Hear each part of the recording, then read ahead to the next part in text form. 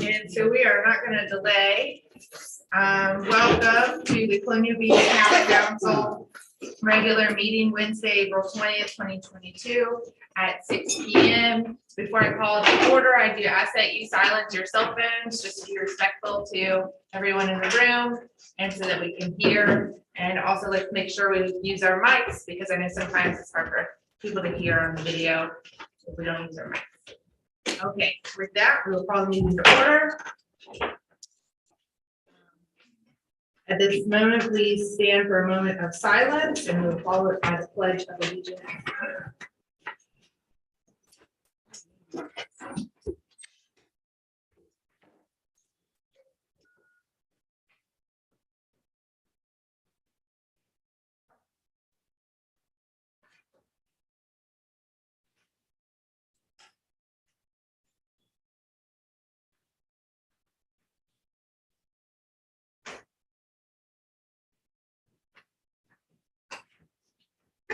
I pledge allegiance to the flag of the United States of America and to the republic for which it stands, one nation, under God, indivisible, with liberty and justice for all.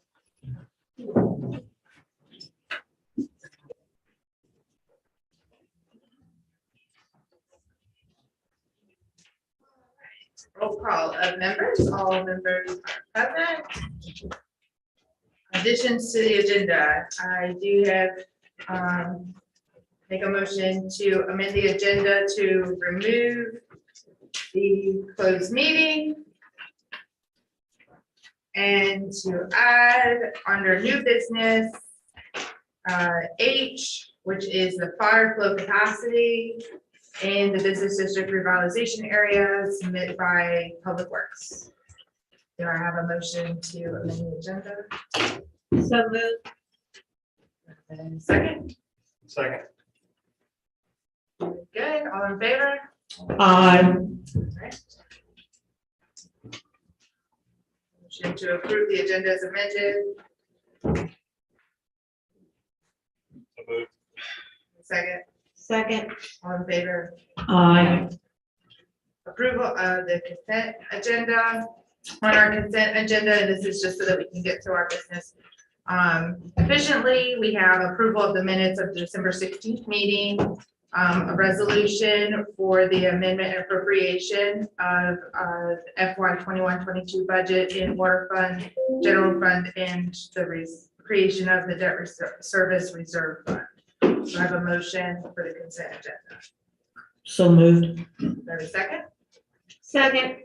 Is there any discussion? Okay. All in favor? Aye. Opposed? Mayor, Yeah. I'd like to abstain since I was not on the council at that time. Oh, for the minute approval? Correct. Council member announcements. I will start this direction. No announcement. Mr. Moncur. I am sure that most of us are familiar with the proposed dissolution of Colonial Beach Volunteer Rescue Squad by the County of Westmoreland. I will suggest to you the remarks that I'm about to make do exclude our supervisor, Tim Tribbett, who has had our back on this issue throughout this entire exercise. I had planned on reading the statement put out by Colonial Beach Volunteer Rescue Squad, but many of you have already read it, and most of you would be familiar with what's contained in it.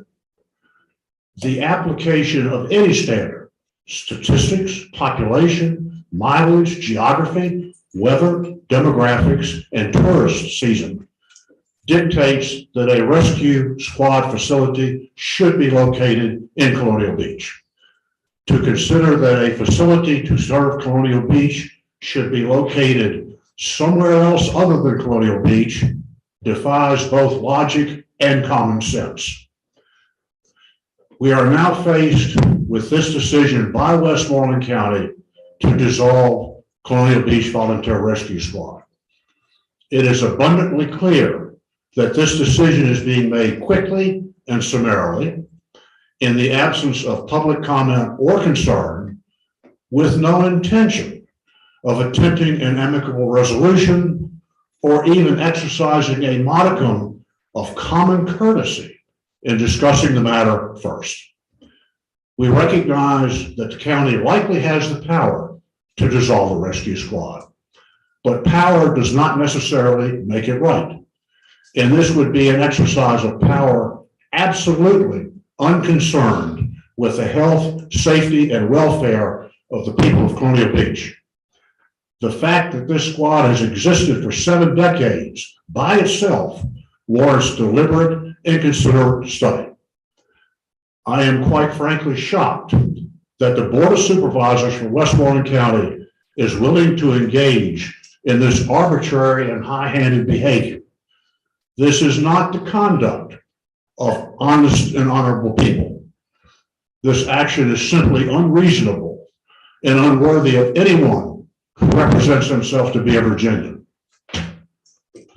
It is most important that any of you who can attend the public hearing in Montrose on Friday at 5 o'clock should. They may not be willing to hear from us, but at least they will see us.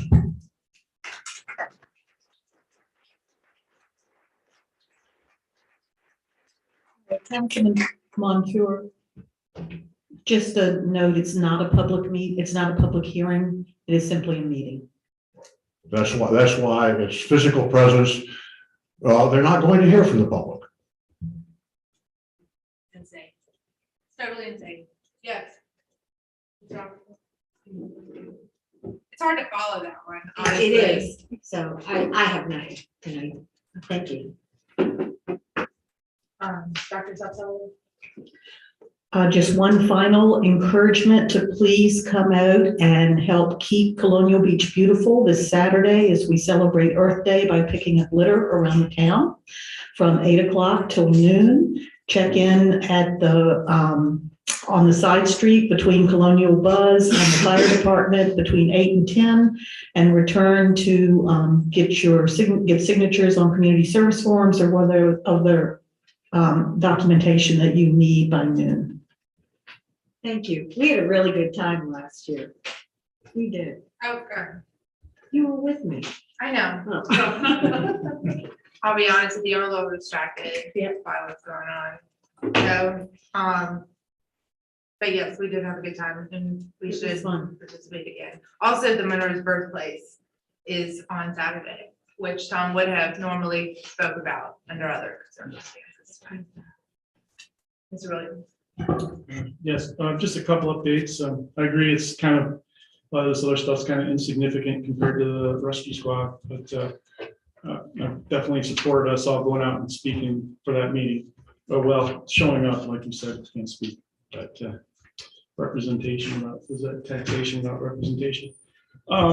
So a couple of things for Public Works, Castlewood Park, Mr. Murphy said they're going to be starting the fencing probably within the next couple of weeks, right, Rob? Yeah, it's looking like first week in May. Okay. And also, I guess the crosswalks, I guess we're probably going to end up painting lines versus stamped concrete, I guess, with the budget. Also, the parking, we were originally shown a drawing with grass parking versus the gravel that's been all laid around there. And apparently, because we disturbed 2,500 square feet, and we're not supposed to have disturbed 2,500 square feet, we can't do anything to rectify the mistake we made. So we won't have grass parking there, apparently. And then also just mentioned the beaches. Everybody here probably knows the beach is a big tourist attraction, and every year, Public Works does a great job of keeping those maintained. And they'll be starting, I think they've already started, and pretty much weekly, you'll see them out there on the beaches, combing and also picking up the trash and everything. So thanks, Public Works, for that. That's it. I just had 2 things for Parks and Rec. They are having an advanced adult tennis pop-up, which is currently happening right now at Torrey Smith. It started at 5:30.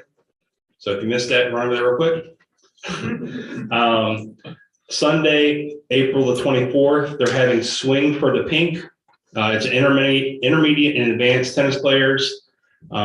You have to sign up ahead of time, so you can contact Mr. Duke at rduke@colonialbeachva.net.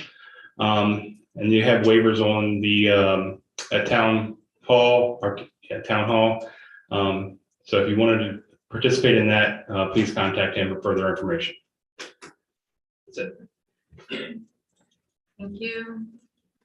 I think Tom did a pretty good job about talking about what is on my mind tonight and probably on a lot of our minds here in this room. And the significance of having a squad within town limits cannot be understated. And I certainly hope that as many people come out on Friday as possible and make a statement about that with your presence. I've seen them, witnessed them, because I go down to the Board of Supervisors meeting, dissolve the Montrose Station, dissolve 2 now volunteer squads, and circumstances around those call volumes were extremely low. Participation, volunteers, were low. That's not quite the case here. And I'm not saying that, there aren't stipulations to meet and response times to meet and all those things, but I mean, we have a squad of 23 qualified people, and that's significant to our daily life here. And I also think that the town has been cooperative and willing and helpful to the squad to bolster their resiliency here, to enhance them in the ways that we can, which is limited, but we are cooperating with them in every way and we support them. So hope to see you all again on Friday. And then we already talked about Monroe Birthplace and Earth Day cleanup. And we had a very nice Easter egg hunt on Town Hill for Easter. And I love our little events like that that make this town so special. The Osprey Festival also I would normally be talking about, because that happened between our last meeting and this one, and it was fantastic. So I just want to thank everybody for their work on that. We rode the trolley in the tour, the Osprey tour, and it's really something. It would really be something for people to come and see, and it was busy and the trolley was full, packed. Actually, there wasn't a seat open. That was nice. All right, we have a lot on our agenda, so we're going to move forward with our town manager update. Good afternoon, Mayor and Council, members of the public. I'll be brief in the comments tonight, starting with our finance department. We are obviously working through our budget process, which we will be presenting our proposed budget later this afternoon. Moving on to grants, we're happy to announce that we were selected to receive $10,000 to support marketing efforts for the annual Potomac River Festival. We also will be receiving grant funding from the Foundation for Signage and Wayfinding. So our beach signage hopefully will be here within the coming months. Mr. LaRiviere has also been working on grants related to the recreational trails program related to the linear park and with Virginia Housing. Next. We are still hiring for some critical positions within our organization, including our HR manager, a police officer, water and sewer field maintenance trainee, and a wastewater treatment facility operator trainee. So for those of you who are looking for jobs, take a look at our website and apply today. Next, very exciting news as it relates to our website. Our new website officially launched on April 11th. A new improved website with improved user experience, functionality as it connects to our social media sites, information related to our beaches and parking, the opportunity to pay online, to view our agendas and minutes, and to subscribe to those agendas. So as soon as they're posted, they'll go directly to you. You can subscribe through text message, email. We also have new business resources on our website and then online forms. So many thanks to everyone on our team, including Ms. Oliver, Nate, our management fellow, as well as Adam Schaefer and Ms. Susan French, who have helped with this website and launching really into a 21st century user experience and a 21st century website for our locality.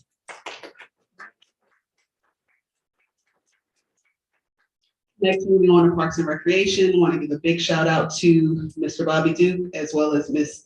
Nisha Thompson, who is on our Parks and Rec Commission, and some of our other Parks and Rec commissioners as well.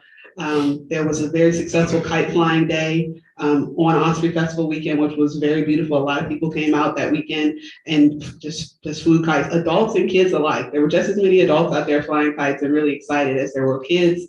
And then a soccer pop-up that happened the week before. And we actually have some more soccer programming happening tonight, thanks to our superintendent, who is also pulling double duty coaching. Like I'm pulling double duty coaching softball. So it's truly a team effort here in town. So very thankful for our Parks and Rec department. Moving on to intergovernmental relations and community affairs. One update to continue to remind people as the weather is broken and to slow down if you are voting in the area of the Potomac Bridge update, which is the Nice Middleton Bridge project. Next, some updates on infrastructure and public works. Our RFP Stormwater Management Plan will be closing shortly, so we'll be looking to award that in the coming weeks, as well as our utility rate study coming to a close, and in the coming months, we'll have feedback as it relates to that study. So thanks to our public works team, as well as our finance team, who are working on all of those, as well as the town manager's office staff, who has helped mightily with all of our procurement efforts. So thanks to the team, and that's all I have for today.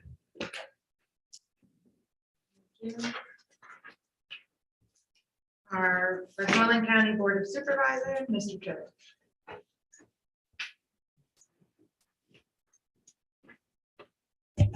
Good afternoon, Town Council, Madam Mayor. This is one of those times that I have mixed emotions about even being here tonight. I hadn't had a chance to check my email all day, and I just got an email from the citizens that I've been following this, and I have seen the hits that you're taking on the Facebook page about it.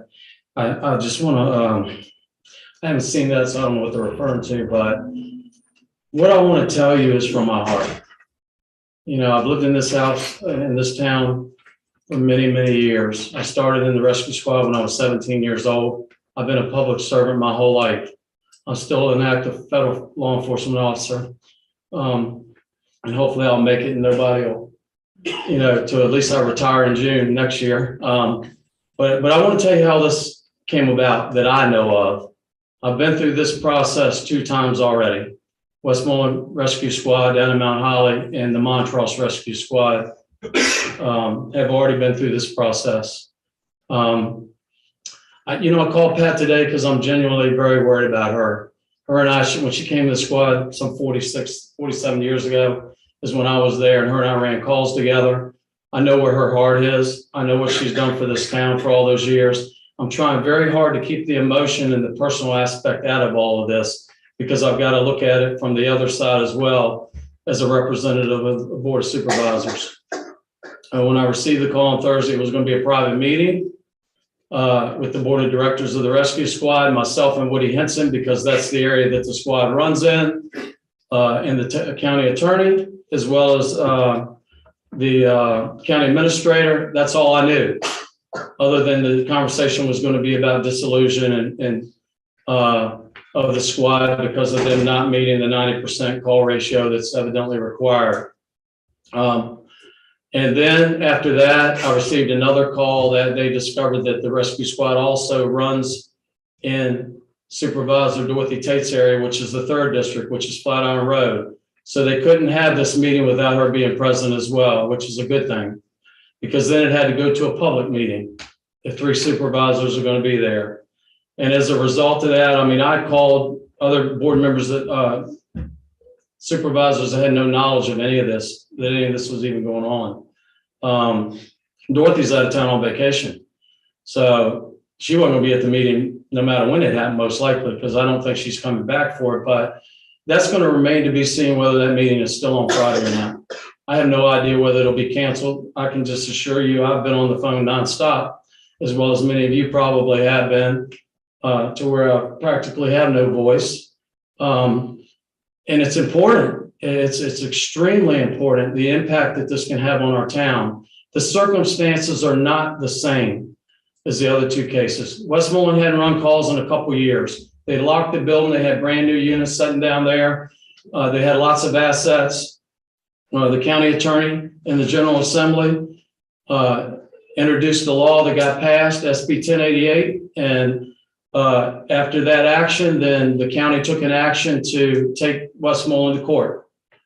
to free those assets up because the county does need them. And they weren't going to run any more calls.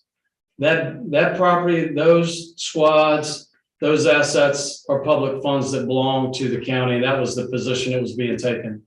So that was resolved through an injunction through the court system.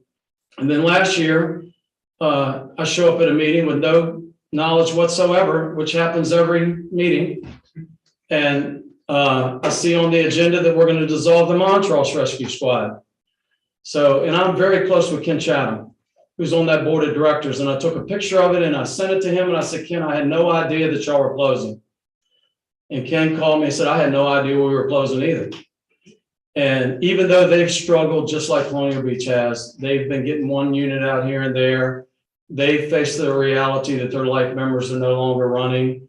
You know, they were in crisis mode and they know that. They couldn't get volunteers. It's extremely difficult to get volunteers, as anybody knows that's in the service knows. I'm a life member of the fire department. I know it very well. But Kim wasn't going to go down without a fight. And he hired an attorney immediately. And so did their board. And they said, you know, we're willing to go, but it's going to be on our terms. And so they went through that process with the county attorney, county administrator, and then they brought a resolution to us, or however they did it. I don't recall exactly. Where I believe it was a public hearing and they were dissolved. And their assets, $500,000 went to the fire department.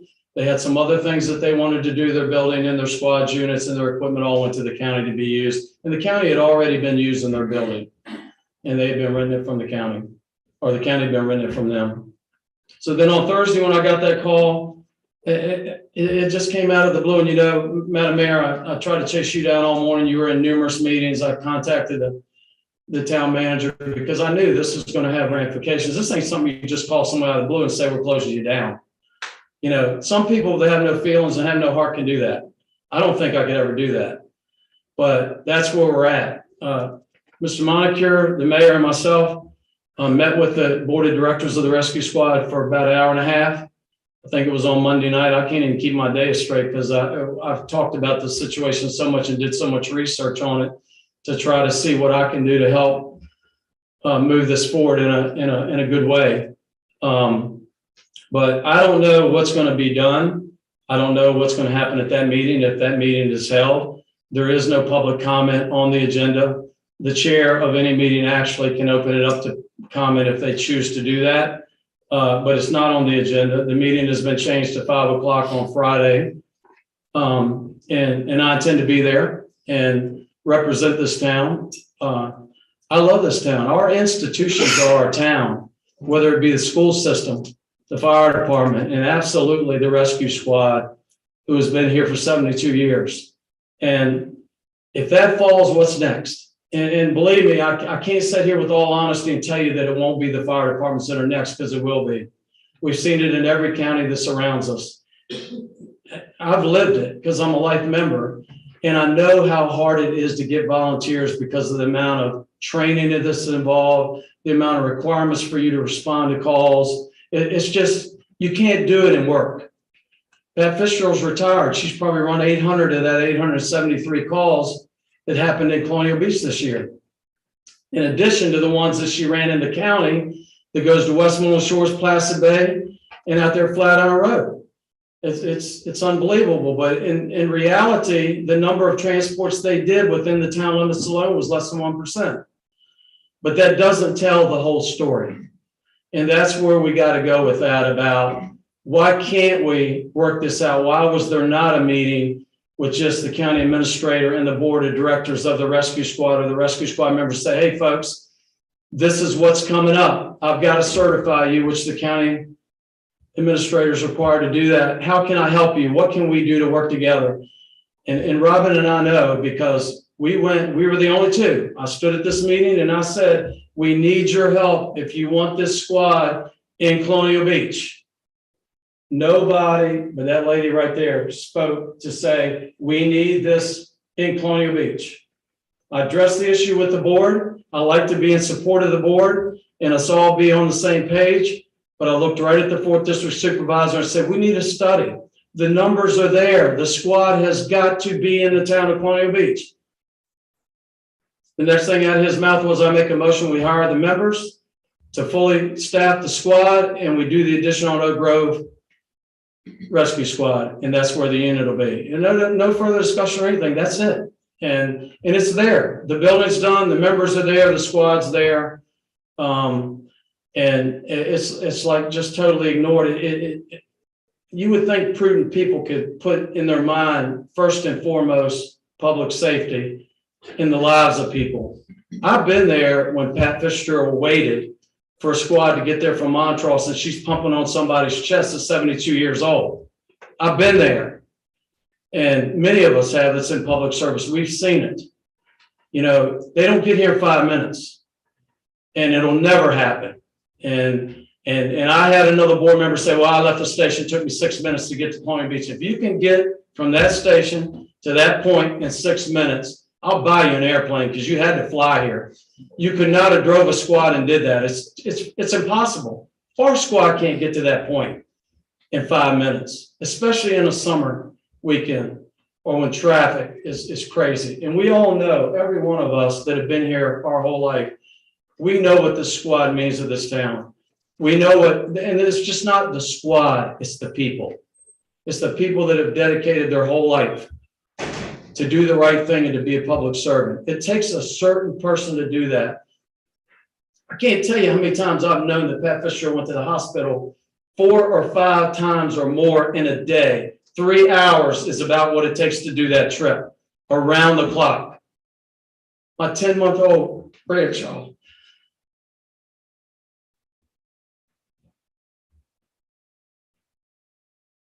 It's crazy. My 10-month-old grandchild had her face ripped off by a dog, half of her face. Pat was there, and she held her hand, and my brother held her in his arms while Pat administered first aid, and I drove that squad to the hospital. There was nobody else that came. The closest squad was Montrose, and we did that. And you have experienced it. Many of you know what I'm talking about. It's very upsetting. And I hope that people aren't going to look at me and say, I know you knew about this, because I didn't. And whether you believe it or not, and I can't convince you of that, I don't care. I can only tell you what's in my heart. You know, I believe in right, and I believe in the truth. And I'm not going to stand here in front of any of you and say anything differently. If I can defend something and I think it's the right thing to do, I'll do it. If I don't think it's the right thing to do, I'm not going to do it. But I know the hearts of the people in this town, and I know where they stand. I know that. I know what the dedication is of this squad and its people at games, at all these functions that occur in this town. We know how big our town grows to in the summer. This is going to be a disaster. And I will tell you, when I brought this to Norman's attention, what he told me, I'll be glad to turn it over to the town. They can create their own squad and have their own squad, but they're going to pay for it. Just like you heard with the dispatch center. We can't afford to pay for a squad, folks, and we pay taxes to the town or to the county of Westmoreland to provide what their requirement is, and that's to provide emergency services. Yeah. That's their job. And we already pay taxes for social services. We pay taxes for the court system. And I'm not going to prolong this any longer, but I just thank you for giving me the opportunity to speak about this, because this is one of the most important things I believe that's facing us as a town that's come to light in quite a while. And I think that we have to face it head on. I don't know the legality of it. I know there's cases. I know the case that was challenged in Prince William. I've researched a lot of this stuff. I've met with the board of directors for the squad. I provided them case law and different things when we met with them that I think is helpful. But in the end, folks, there's going to be a lot of personalities in this thing, but in the end, what can we legally do? I know Father Nick, they could not pick a better person to speak for them. He's poised, he's very intelligent, and I think that if they allow him as the president of the squad now to speak, and if they don't allow that, then they need a lawyer. They need somebody that can take the personal aspect out of this and drive home the necessity and the public safety aspect of it, and to put it back on the county. It's the county's responsibility. It's not the town's. I don't believe for a minute that any of you on this council won't work for them and work with them to make that happen. But you have to have the opportunity to do that, and you haven't been given that opportunity. And that's the sad thing about how all this has gone down. I'm glad to answer any questions that you have, if I can, about anything that I've said, or if you have any doubts about where I stand, I'll make it a little bit more clear.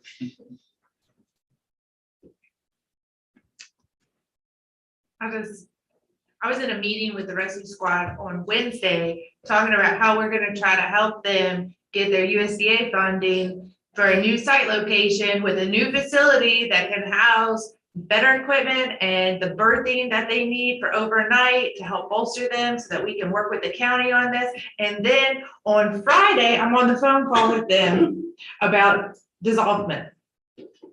I mean, I just, it was insane. It's insane. Doesn't make any sense. And it's happened very quickly. And I can just say one thing is that they were going to schedule that public meeting tonight. Monday, they were going to schedule that public meeting tonight, and they gave that announcement. And they didn't give it to me, and they didn't give it to the rescue squad. They posted it online, didn't tell anybody about it. And it didn't meet FOIA requirements. And I know that we have a lot of people that come to our meetings and, you know, want to make sure everything's happening right here and we're above ground and all that stuff, above board.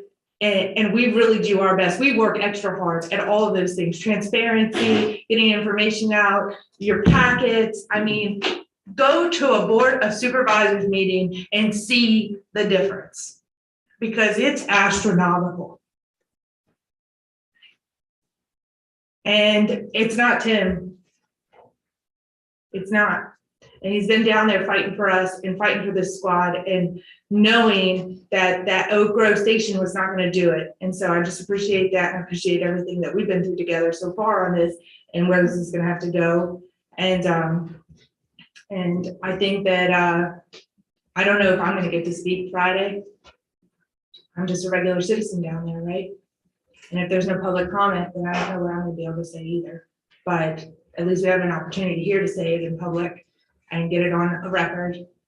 And I think that's important. So I appreciate you explaining everything and being upfront and honest about that. I think that means a lot to the people in this room, the people listening in, and our public. Certainly means a lot to me. So I appreciate that. Well, if it says anything, just what you said, and I hope the public heard what you said. You and I were sitting at that meeting when I found out the meeting was on Friday. I was told it was Wednesday at 7 o'clock. And then somebody there in the meeting pulled it up on the website and said, no, it's Friday. I didn't even know. Nobody had shared that information with me. And that's how, I mean, I said when I got into this struggle, and that's what it is every day of my life when I deal with that county, that I knew that they don't care about us like that we should be cared about because we're their biggest asset in this county. And it's going to be a struggle until some people are no longer there. There's just no doubt about it. And I'm one person, and I've been reminded by the county administrator numerous times that the other four is not going to support my position. And I mean, I've heard it time and time again. So that basically tells me when I talked to Margaret Ransom today, she knows she works with boards all over the place, and well, I won't tell you what she said, but anyway, people know that, and it's been said for many years that board works for the county administrator. And time again, you that have attended the meetings, you probably have no problem, saying there may be a little bit of truth to that. But they didn't bank on me being on that board. And they have had some challenging times, it's just because if they're right, they're right. I don't have a problem with that. But when they're not, I can't defend something that's not right. And I'm not going to do that. And regardless of what it is. So anyway, I look forward to seeing you there. I don't think you're going to see the meeting, but I'm just being very honest with you. But if it is there, the chairman can give you the opportunity. And I will tell you that I called Daryl. Father Nick and I talked, and he asked me if I called Daryl, and I did call Daryl, and Daryl did change the meeting, which was shocking because I don't think he wanted to, but I think he felt like maybe he had no choice. So he did change it, and I'm glad that he did do that. So we'll see what happens, folks. We don't know what we're up against till we know what we're up against. We got to find out what's going to happen first, and what they're going to tell us is the game, and then we can prepare, the playbook and see how we got to move forward. So thank you. I'm sorry that I took up so much time. I know this is an important meeting, like budget and everything. We're not dealing with our budget right now to the General Assembly. makes a decision, because we can't come back with the numbers until that occurs, as well as it may be your problem as well. So we're waiting for that to take place, and I haven't heard anything at all on where our budget is going or raising taxes or any of that. That's just how it is. And I do want to commend our basketball team. Those girls did an awesome job. Keith Dickerson was coach of the year. I don't know if Dr. Mitchell was here, he still is. But the board did recognize them, and as they should have. That's the first time I remember that ever happening. And so that was a good thing, as well as the WNL. I went down there and watched the WNL game at the state finals. I can remember in 2009 being there, and I mean, that place rocked. When Colonial Beach was in it, people from Lancaster, Northumberland, Richmond County, they all came and helped us. We packed that place, and they were all behind us. And we did the same thing for Washington Lee, who's one of our biggest rivals. And it was a great game in the first quarter, or first period. I thought, boy, this is going to be unbelievable to see them just blow them right out. But, we all know how the story ended. So, but it was fun to be there and support them. But anyway, thank you for the time. And I'm sure this isn't the last we're going to hear about it. Oh, you got a question, Ms. Dr. Sullivan? I've talked to Tim and to Father Nick and another board of supervisors meeting this week since all of this came down, and several hundred constituents, either through email or voicemail. And I just want to thank you, Tim, for helping me. I've learned more about the law that underlies the county's ability to do this than I ever thought I would want to know. And I believe that if everybody is willing and understands the need for a rescue squad right here in town, that the response plan can be adapted so that we can conform. It really has nothing to do with responding to calls. It has to do with transporting to hospitals. And to say that we have to do 90% of those transports to hospitals, we've never done that. So why all of a sudden are they using that as the reason to decertify or not certify us? So I just want to commend you for you being on top of it. I know you have, and appreciate your representation at the county level. Thank you. Thank you. All right. Thank you. Thank you.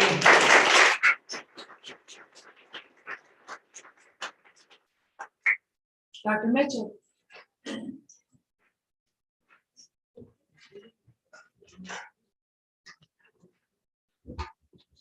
Good evening, Madam Mayor and the rest of the town council members. I want to start by saying that I'm going to be doing double duty. So as soon as I finish it, I'm going to go to soccer, on the hill. But with that being said, I want to thank Mr. Trivette for all of his words, as well as Mr. Moncure. We're going to play our part in the process. India sent me an email this afternoon regarding whether we could provide some transportation with regards to our buses if we need to transport citizens to the county. And the answer is yes. I'm going to make arrangements to at least have 3 buses and 3 drivers if indeed we need to transport citizens to Westmoreland. Also, I want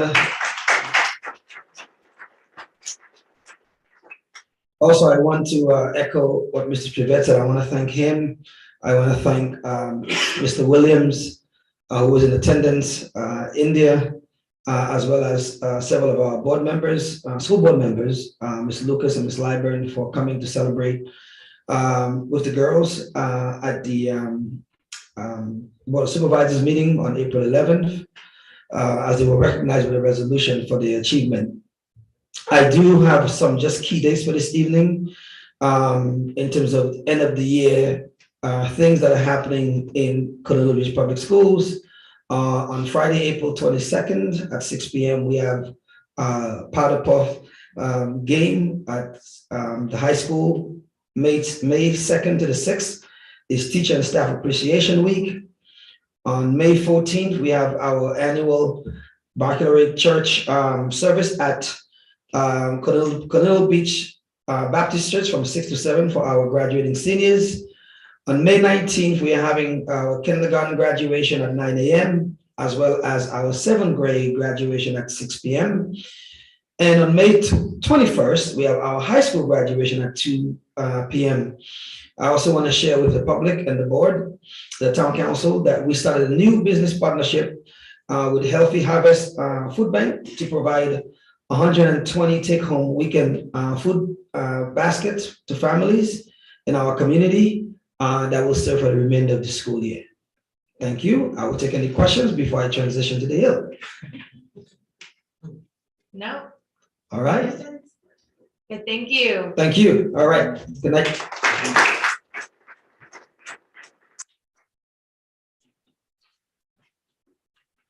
Okay, what everybody's been waiting for, parking study.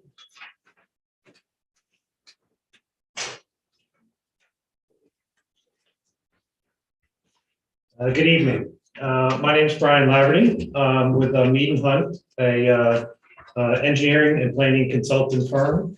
And as many of you may know, and I believe I met some of you folks back in February, we were contracted by the town to do a parking study on downtown in the Castlewood area back in January. And we have recently passed the draft report of that, delivered that to India just 2 days ago on Monday. And so it is fresh off the press. It's a draft, and we anticipate there will certainly be some revisions before it's finalized. Move on to the next slide.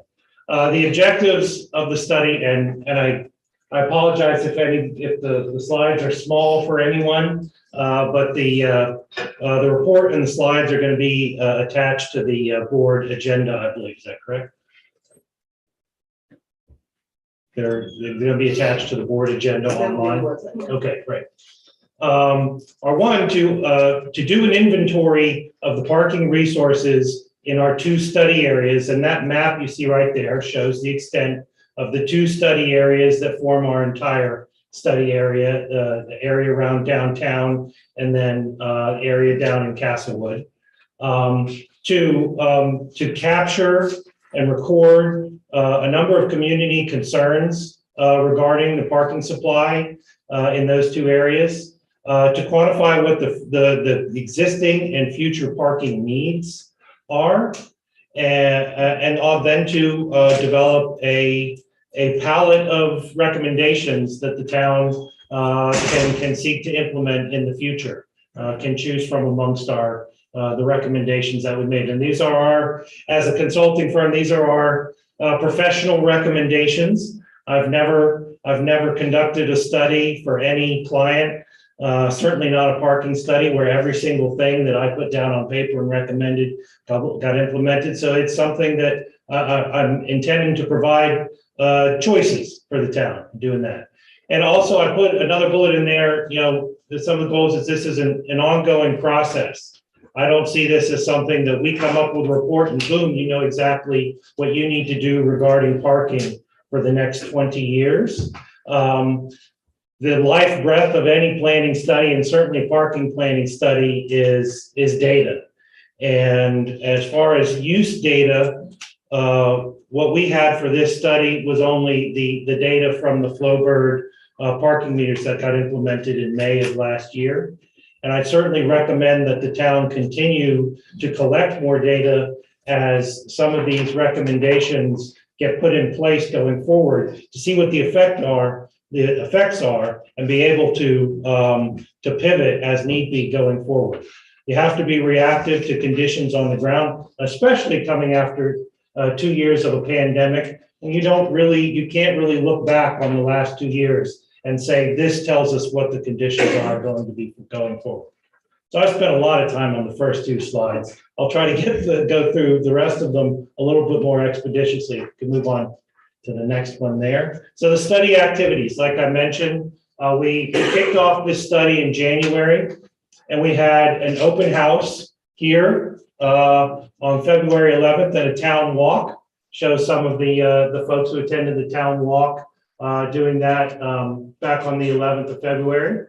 We had a public survey that was active from early February to mid-March, and that got 303 individual people who filled out the study. Of those, 229 identified themselves as town residents. And like I mentioned, we've just delivered our draft report, and we're speaking here tonight. So I do have a couple of slides of results from the study. The thing that stood out to me from this is how high the dining bar on this chart was. Maybe that has something to do with the fact that a little over 2/3 of the people who filled out the study were from town. And maybe if you got more people filling out the study who were from out of town, the beach bar might have been a little bit higher, but it's still a significant portion of the reasons that people are coming to downtown as well. And then another question on the survey was, what are the important factors for you regarding parking in downtown and Castlewood? As you can see, really the consensus is everything's important. All of these bars are skewed more to the right than to the left. The blue indicates higher levels of importance, and the red indicates lower. But I think those first three stand out probably as being the highest results of all. The fact that people want parking to be easy to find and available when they need it, and to be close to where they want to go. And so that tells me that part of the objective of any parking management needs to be sort of what's called performance parking, setting a goal that on every block, except in the most extreme times, maybe during big town events, there's always one or two spaces available on just about every block in town. And so you adjust what you do, you adjust your prices, you adjust all your other actions to try to meet that goal. And then also, this is kind of the flip side, a lot more to the red. When asked, to rate the existing parking in downtown Colonial Beach, there was a lot more unfavorable than favorable, to be quite honest. And that kind of underscores the amount of concern there is in the community about parking. And the strongest of the unfavorable there was the price. I don't have another slide for Castlewood also, but I can tell you it was almost exactly the same results. We had a second question asking the same thing for Castlewood. And then last slide, I believe, on the survey is the modes that people thought should be encouraged to getting folks to town. The trolley stands out, but also really the golf carts is what jumps out to me here. And that's a unique asset that this town has that a lot of similar towns don't have. Golf carts really add to the mobility, both of residents and people who rent from the 100+ rental homes within the town. They're scattered along the beach areas. Next one. And we conducted a good amount of stakeholder outreach. In addition to the open house back in February, we had a meeting with the Chamber of Commerce, and I had a separate meeting with the mayor and the chief of police at a later time, and got a lot of feedback from key stakeholders in the community. And some key themes tended to emerge from that. I could list 50, but I listed the ones that I think sort of stood out the most, that were mentioned the most.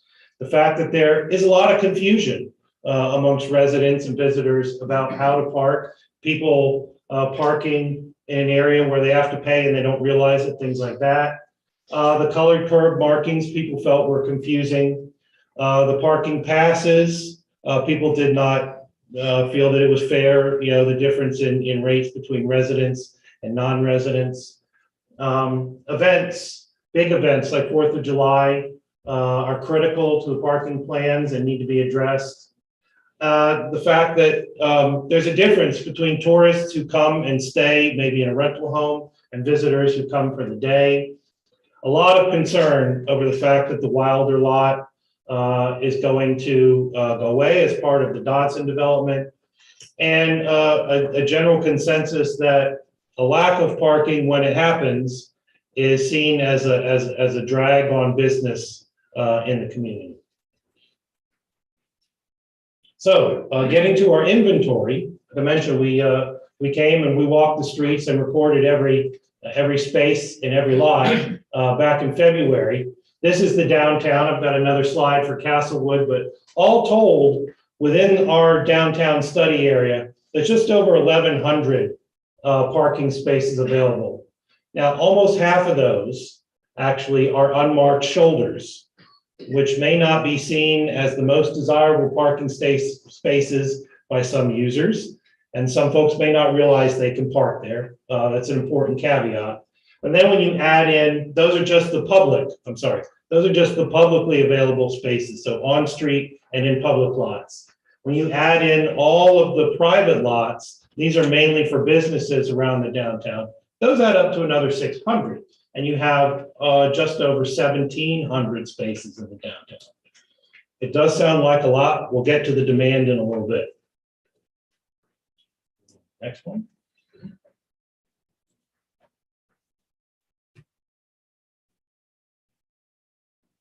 There you go. Okay, so this is Castlewood. It's the same table. All told, there's about 400 spaces down in that area. The large majority of those are public spaces, and the majority of those, again, are unmarked shoulders on the streets, which people may or may not realize that they can park there. And there's about 90 to 100 marked spaces in the lots, and some parallel parking on Castlewood Drive. That is the focus of the study down there. Okay, parking utilization. And like I said, the only utilization data that we were able to work from for this short-term study was that the transaction report that came from the Flowbird meters. And we focused in on 3 different holiday weekends in the summer of 2021, just to make sure that we were focused on the highest demand times.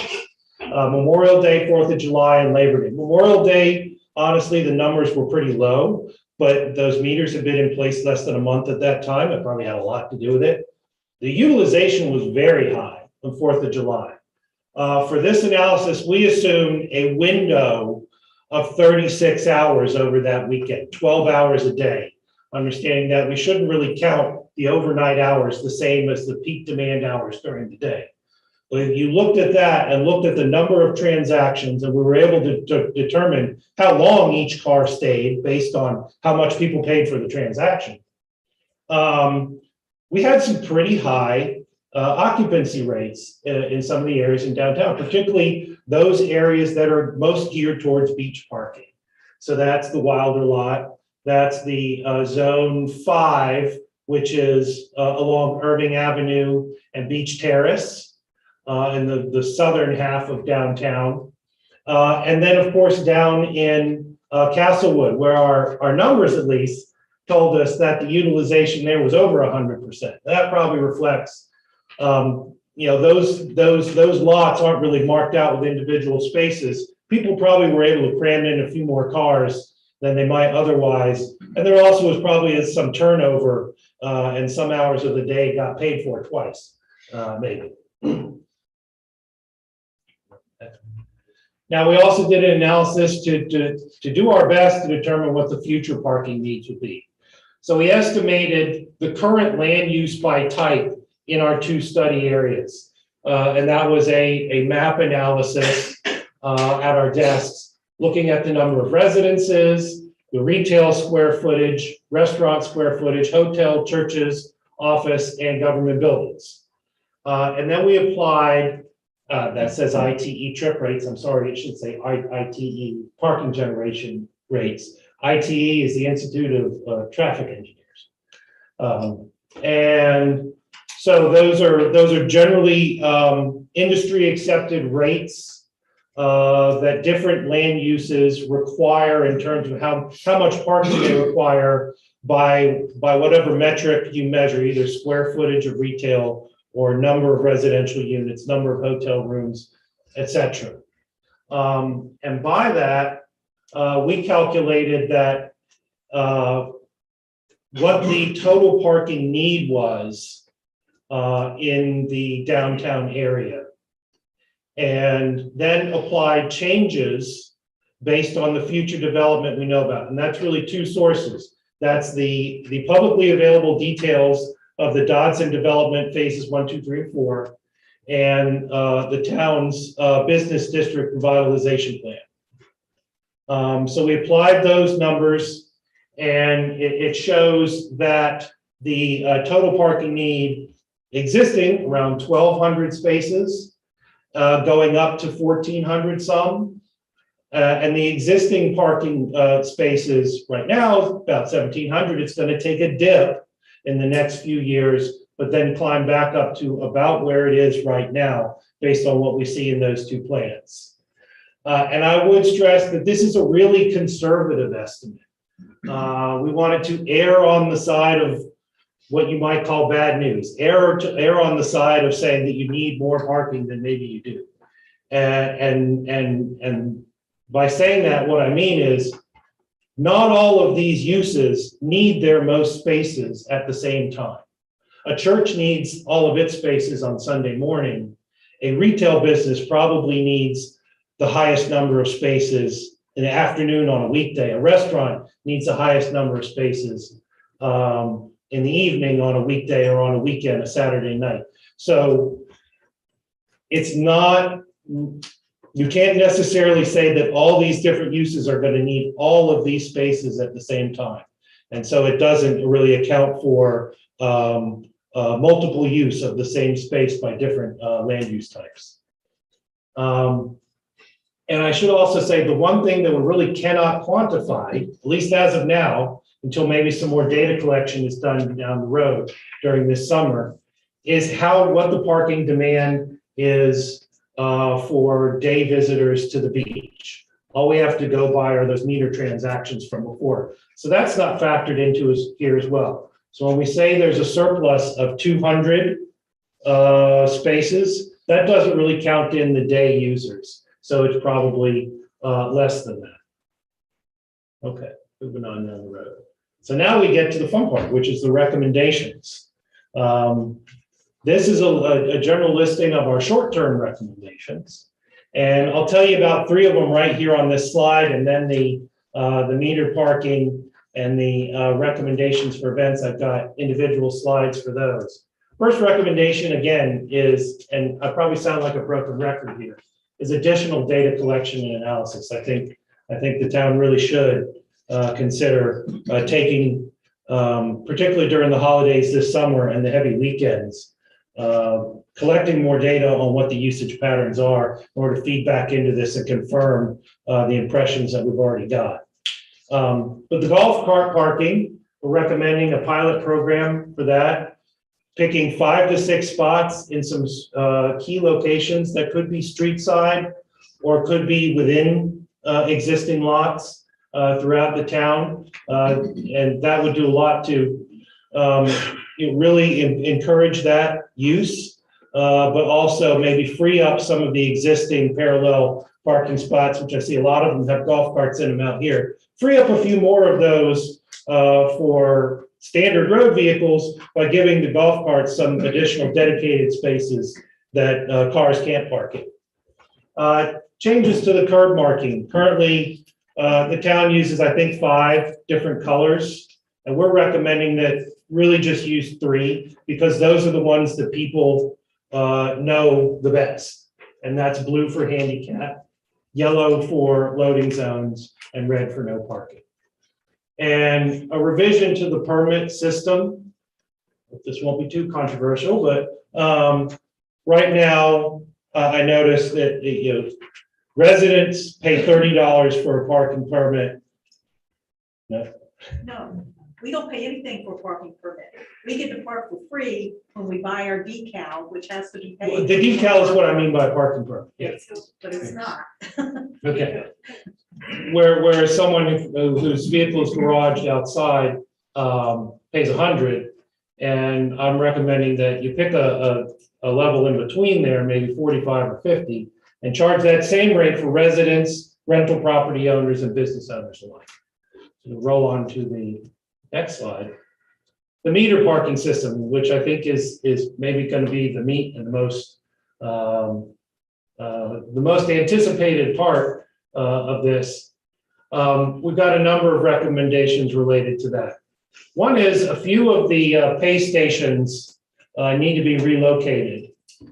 Actually, that was supposed to be an animation. There's two maps there, so I'm sorry that only one is showing.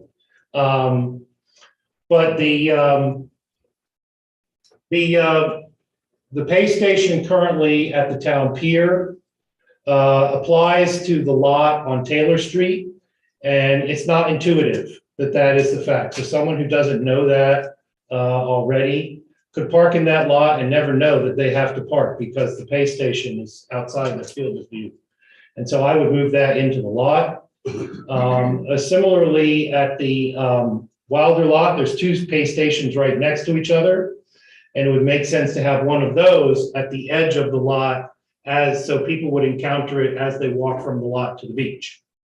And then also across the street here, at the corner of Washington and Hawthorne, is a pay station that is a good 15 feet away from the curb edge that it applies to, and it looks like it applies to the free lot that's behind the museum. So it really should be moved, and I think it should be moved to this side of Washington Street. I'm also recommending a few additional metered blocks, and that's gonna tie into that next one about two zones. You've got a few streets downtown that are not metered, where you have Washington on one side and then all the metered spaces along the beach. You got an area in between of unregulated curb. And I think it would make sense to include that in the metered blocks as well. So that's a couple blocks on Hawthorne, on Irving, and on Taylor. But jumping down to the two zones, right now there's 6 zones, and you have to pay the right meter for the zone you're parking in. I would simplify that to 2 zones and make all the beach parking one zone. So that would be the Wilder and Taylor Street lots along the beach on Irving and Castlewood. And then make everything else zone 2. And that's all of the streets that primarily serve businesses rather than the beach. And I would change the change I would make there is to reduce the rate for the beach parking in order to incentivize folks who are going to come and be there for several hours, half a day, all day, to use that parking rather than parking in town. But then also work with Flowbird to make the first half hour free for those spaces that are on the downtown curbside spaces. Next recommendation is to restrict the hours and not charge for parking overnight. And then also to turn the meters off during the off season, whatever the town defines that to be. And then the last recommendation is improvements to signage. Right now, the only signs out there showing that people have to pay are the Flowbird signs, the blue ones that say pay at pay station. But they don't point in which direction, which parts of the curb have to be paid for. And so I would like to see, and I'm recommending that there be signs at the ends of each zone with arrows pointing in, indicating where the area that is metered to differentiate it from the area that is not. And that's just an example there from another town, indicating what that might look like. That's sort of a standard MUTCD parking sign. The Flowbird signs could certainly stay up because they provide information and instruction about how to use the pay stations. All right, next slide. Then the next recommendation is around event satellite parking. And these are just a handful of locations that were identified as potential points that satellite parking could be located. The rescue squad, ironic to bring that up tonight, I know. And the Colonial Beach Baptist Church are two places we identified as good locations, potentially that the town could sponsor satellite parking that's walkable to downtown and the beach. And then the others here are the Food Lion parking lot, in which an area could be cordoned off, Colonial Beach High School, including the area, the grassy area where parking is done for sporting events, and the New Life Ministries field as locations where a driven shuttle could be set up to ferry visitors on big events like the Bike Fest or 4th of July to downtown. And then the last slide, and I'll take questions. We did look at a couple locations where if the town was able to create a new lot to relieve the pressure in downtown, that could be. One is the rescue squad location on the left. That doesn't have anything to do with the business tonight. My understanding was that that is moving one way or the other in the future. The rescue squad, if hopefully it's retained, it's going to move to somewhere else in town. That was my understanding. And then the other lot that we looked at actually is across the street from here, across Hawthorne, from this location right now. And we laid out what those could look like as new parking lot facilities as well. And with that, I will take some questions, if there are any. I'm just gonna go ahead and clarify, since you touched on it in your thing about the rescue squad and the parking lot. I already heard some like crazy rumor that Johnson is dissolving the rescue squad because of a parking lot. I just want to be very, very clear that that's absolutely not what is happening because with the rescue squad or the situation with the county. And that any kind of rumor around that is absolutely 100% farce. It is not factual and it is not what's happening. And there is no weird scheme around parking and the dissolvement of the rescue. I'm just gonna go ahead and get that right out there as clear as possible. Because sometimes things like that grow legs and I don't know where they go, but they tend to grow. So just want to make sure that's not is that poor timing on that part, but we were working with the rescue squad to get them a new facility in a location that does not flood. And that may also partner with a solution to other needs. It doesn't have anything to do with it. Okay, that's all. I just wanted to address it now while it came up before anything else. Does anybody else have questions about this? I just got this tonight, so I haven't had a chance to. Yeah, I understand that, yeah. One question is how do you factor in the amount of people who park with decals when we're doing a study that's based solely off of parking meters? Well, I wouldn't say the study is based solely off of parking meters, but that was the only utilization data that we have. I mean, ideally, why I think I kept stressing this is ideally a parking study like this for a downtown area. You'd want to include within the window of the time you're doing the study, the busiest, highest demand time, which for downtown Colonial Beach is the big summer weekends. And so the ideal time span for a study like this would include the summer, and we would get out there and we do data collection and we go out in the field and we'd photograph license plates and we get a really detailed nitty-gritty map of what the usage patterns were in all parking types. But folks with decals, folks paying at meters, et cetera, golf carts, everything. The time frame of this study, and that's based on the town's finances, I know, was January to April. So that doesn't include that time.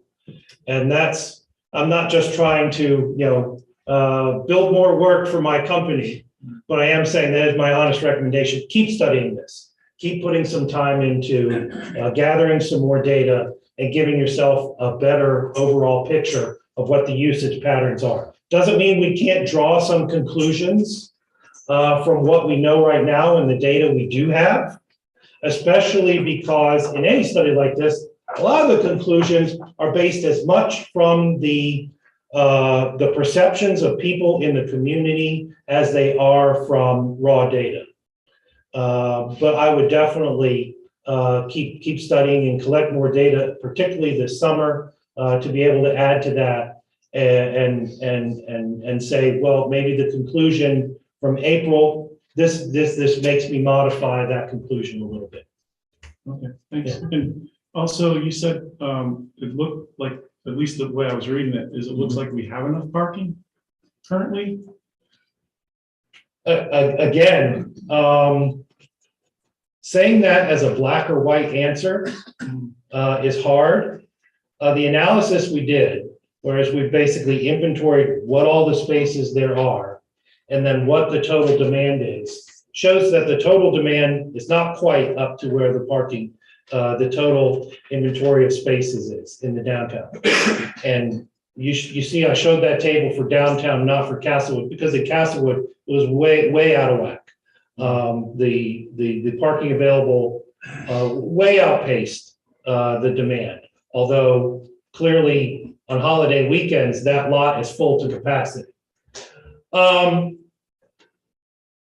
What that doesn't tell you, which, you know, collecting more data down the line probably would, is where people are parking the most, what individual blocks tend to get full and stay full all the time, which lots get full at 9 o'clock in the morning and stay full all day, whereas maybe a block away, another parking lot stays empty all day. And I found this in a number of the parking studies that I've been involved with in other communities, and I'm sure I would see it here with the data that I'm talking about.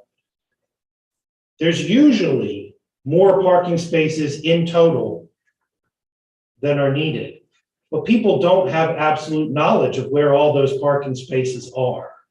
So they know that the street they go down and where they want to park, it doesn't always have a space for. I was talking to a resident today, and one of their concerns, and I'm not sure if you factored this into your study, was they've noticed over the last couple of years that a lot of people are parking on the side streets. Like, I think there are a few blocks over, and they said that they couldn't even have guests come to their house during the summer because 5 places in front of their house were taken up. Right. And they said that people were leaving trash everywhere and all that. Was that type of parking factored into the usage, or is that something that would have to be a further down the road study as well? Well, it's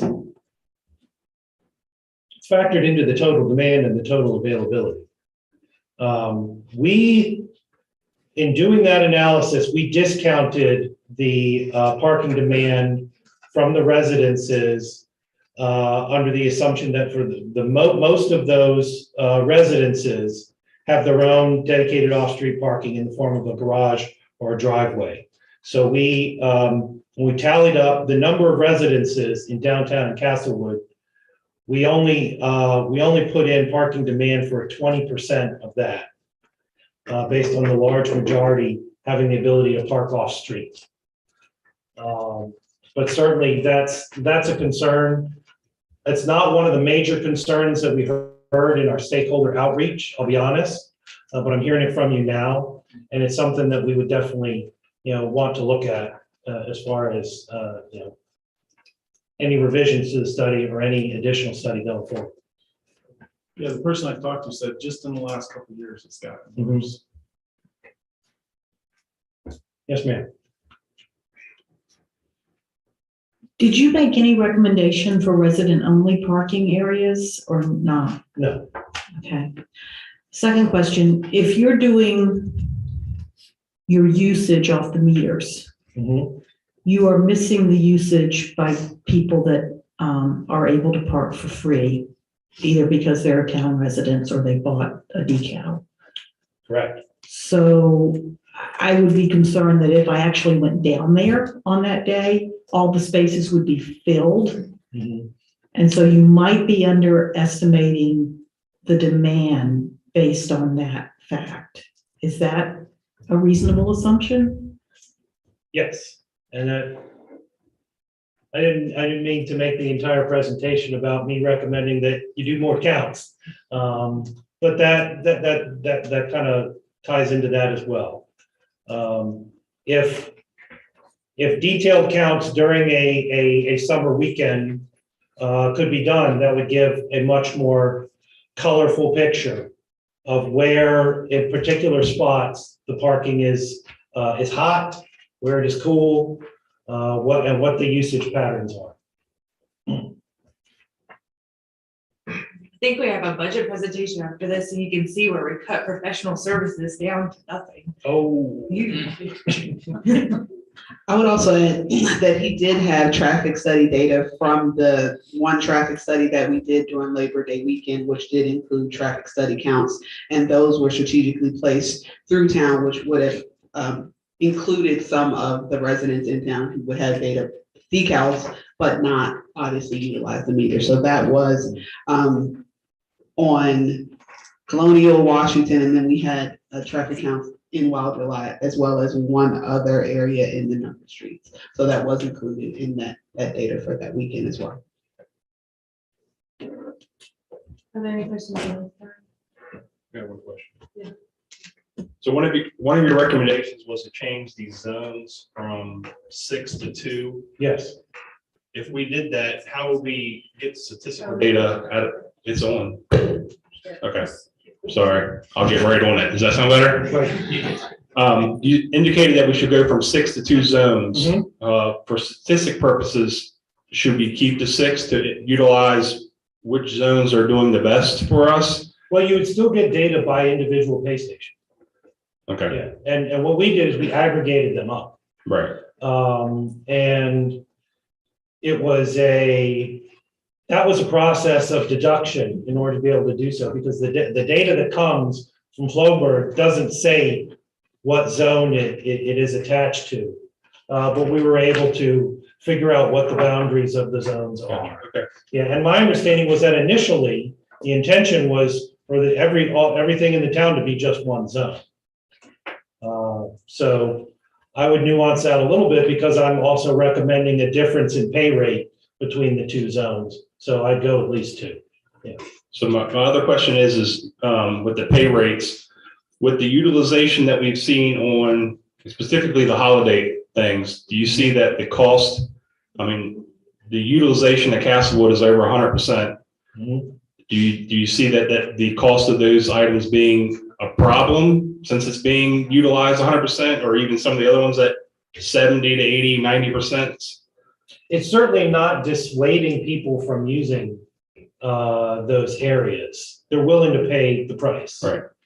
My recommendation around having the 2 different rates is just assumption. So the people who are going to be parking for a shorter period of time be given an incentive to park in town on Washington Street, on Hawthorne, or Colonial Ave, the other streets that would have meters on the streets, because they're going to be making shorter stops, half an hour, to go into a store, or a couple hours to go to a restaurant, and incentivize the folks who are going to the beach and are going to be parking for 4, 6, 8 hours, what have you, to park in those facilities that are more geared towards beach visitors. So, and then keep those cars off of the parallel parking along Washington Street and Colonial, so that there's almost always spaces there for people. So you have a higher rate of turnover, people staying there a shorter period of time. And the first half hour free was intended to encourage that as well. You know, keep some of this area available for shorter parking durations, whereas the people who are going to park for longer be incentivized to go to the parking areas right along the beach. Yeah. Did you recommend that in that short-term parking area, there be 2-hour limits, or that the price of parking longer than 2 hours is a disadvantage? No, I'm not recommending limits to the number of hours, how long you can park there. but just recommending the difference in price, which I think would have a natural effect of pushing people who are going to park longer towards the lower price, and people who are going to park shorter periods of time to the areas where they can get the first half hour free. Okay. One more question. Did you interview or talk to the local business owners just to get a feel for the frustration level and the deterrent of paid parking, or them having, not to understand the parking? Right, well, we didn't have one-on-one interviews with individual business owners, but we had that meeting with the Chamber of Commerce, one of their committees. And then also, when we had the open house in February, a number of the people who got up to speak, and there were about 30 people who spoke at that meeting, and several of which also went on the town walk with us, identified themselves as business owners. So I felt like we got a good level of input from the business community in town. I was at the public meeting and it was attended by people that have voiced concerns to a lot of us. It seemed like a good cross-section of people coming from different angles, as far as, whether they are a resident or a rental property owner or business owner downtown. I felt like we got a good cross-section of the different opinions.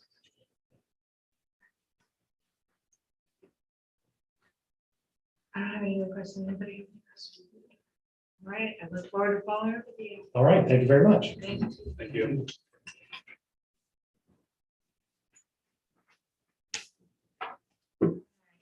Next is our citizen input. I want to make sure I don't confuse the public hearing with this one. Yes, 4 people signed up. Mr. DeMonte? You do have 3 minutes and we hold you to it. But we Well, thank you very much. What I wanted to talk about was something that hasn't come up yet. It's later on in the meeting, is about the food court, the food trucks or whatever we're trying to bring in. And, I've seen it this summer. My question is, I see these food trucks hooked up to utilities, but I don't see any meters. We have a food truck down there in Castlewood that is plugged into our electrical system, our sewage and water system, and I don't see any meters. So who's paying for these people that consume utilities? Or is the town billing them a flat rate every month, or are the citizens supplementing their business? Same thing, and it's a concern now because we're talking about expanding it down here on the beach. That's my questions. Who's footing the bill for the utilities for these vendors that come in? If it's an incentive that the town is offering to get them to come in, okay, I can understand that. But we have a permanent food truck down there that, again, is using electricity and water and sewage down there. And are they paying the town for that? I mean, I'm asking you, y'all are the ones that deal with this. I'm sorry, we don't respond during public comment because a lot of times it's staff that needs to get back to you. So if that's not addressed under the food court update on the agenda, I'll be sure to get back to you on that question. I mean, because if you're going to put electrical stations down there for that hooked up, there's no reason a meter can't be put there at the same time while all this construction or whatever is going on. I think all of that's going to get discussed in the. Okay, well, that's what I said. I'm a little bit ahead of the agenda, but thank you. Okay. Thank you. All right, Steve and Tina Keith.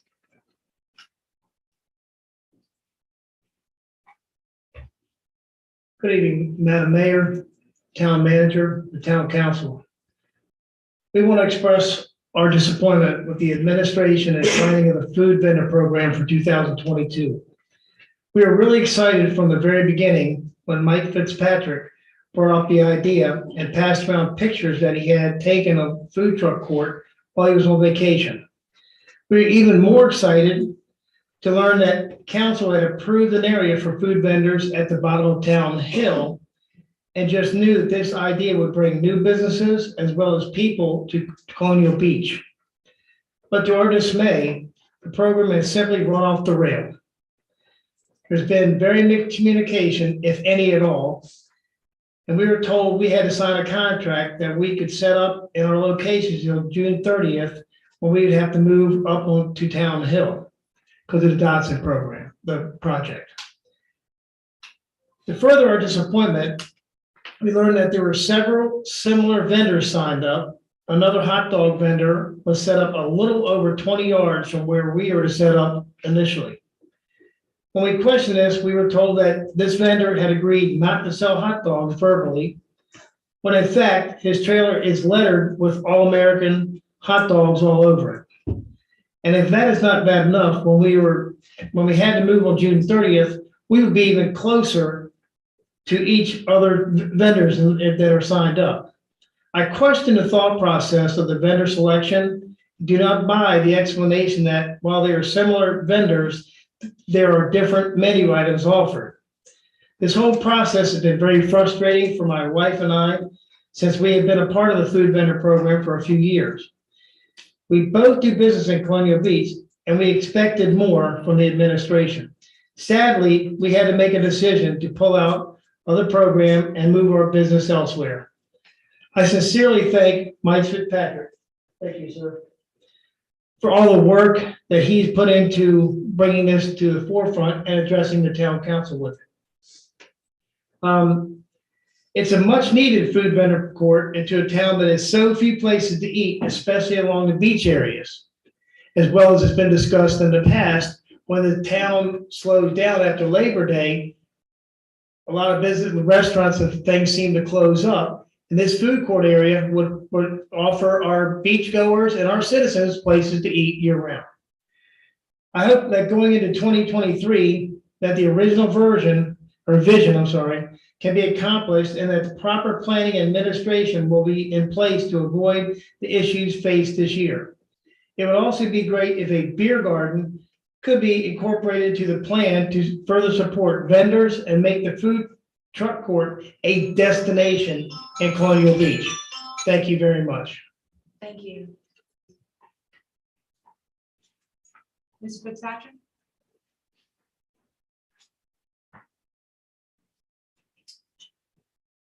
Good evening, council and mayor and staff. Thank you for the opportunity to speak. Most of what I'm going to say is related to the chamber.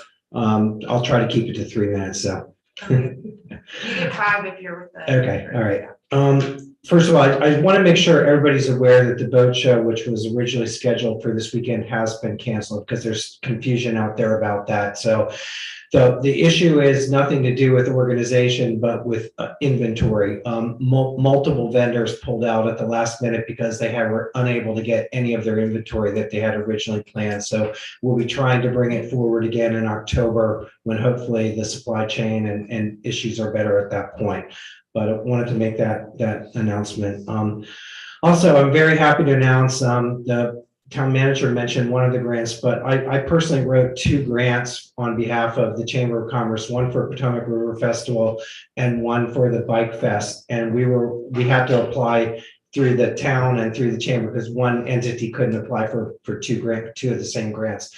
But we got $10,000 for Potomac River Festival and $20,000 for the Bike Fest, which is huge in terms of the chamber's ability to promote these events, with the whole idea and concept of being able to increase attendance at these, bring more awareness of Colonial Beach, and bring them back to pre-COVID types of numbers. So we're very excited about how that money will be put to good use here going forward.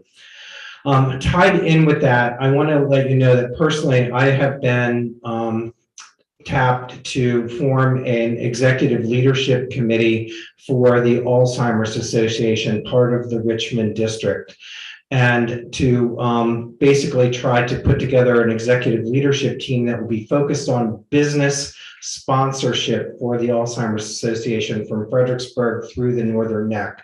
I've started forming this committee, this executive leadership committee, and the chamber is going to be a platinum sponsor this year for Colonial Beach for the Alzheimer's Association for the walk in October. Tied in with that, that's Bike Fest weekend. We're going to incorporate the Bike Fest into some of the activities associated with the Alzheimer's walk and promotion of that. And so what you're going to see is in October, I think, a very big, or leading up to October, a very big push here to create awareness of Alzheimer's. And we're hoping and asking that the town will support and get behind that initiative. I think we're going to have a number of organizations in town as well as businesses that will step up into sponsorship levels like the chamber has done. So it'll be much, much bigger than it's been in the past, especially incorporating the Bike Fest into it. I wanted to also, this is more from the Economic Development Committee, but I know you're going to be talking about the budget, and I'm a bit of a broken record, but I want to say that it's been a pleasure working with Kelly Evko already in her limited capacity. I think she's giving way more than her 8 hours that we're paying her to do it, but I've already met with her multiple times and attended several meetings with her. She's doing a great job, and I really encourage you to find the money in the budget for this coming year to support a full-time position. I think it'll more than pay for itself, and it will come back to the town many times over if we do that. I also wanted to mention that the chamber increased our sponsorship for the scholarship program for the school from awarding 2 scholarships to 5 this year. The awards dinner for that is tomorrow night at the high school, and I'm very happy that the chamber kind of stepped up our participation and sponsorship of that. And then finally, I just wanted to say, to maybe tag on to what Mr. Keene said there. I'm a little bit obviously disappointed in how things have ended up turning out for the food truck, but I understand it's the first year. We have to get off the ground. But as he concluded with there, I hope that we use this as a learning experience for 2023 and really try to get it to what the vision is that we had and planned for that to start with. So thank you very much. Thank you. Mr. Millwick?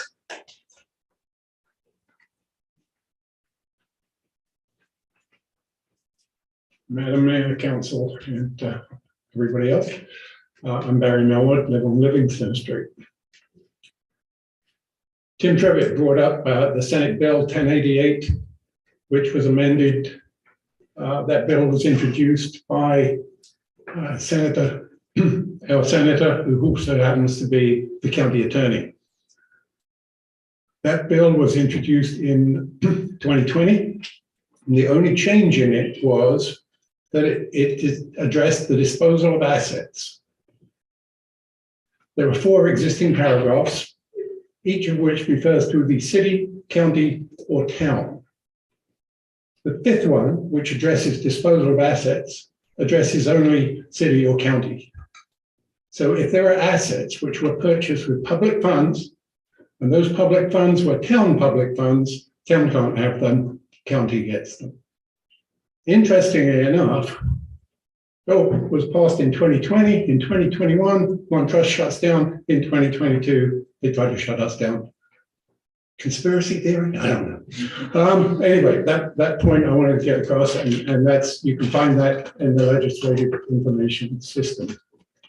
But I think it's a very relevant point. He's a very bright attorney.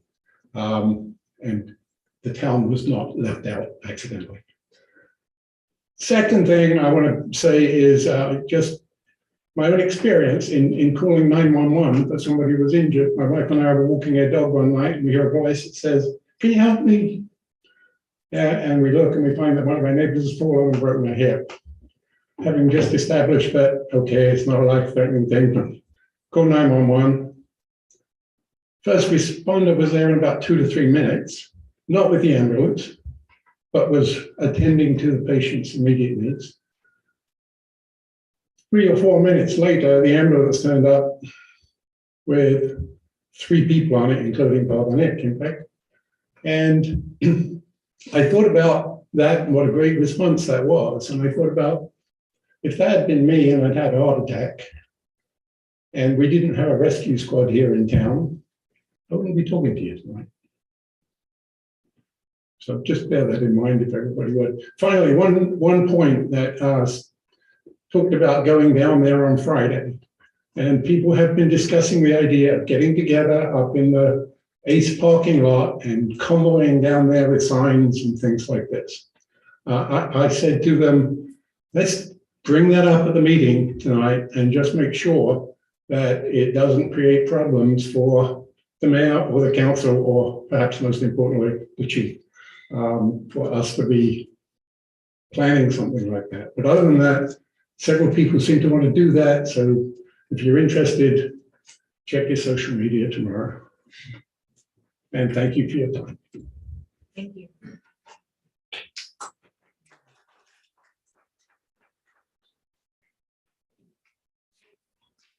I didn't have anybody else signed up. Was there anybody else in the room that wanted to speak? Yes. I think it's Mr. Markle. Is that right? Yes.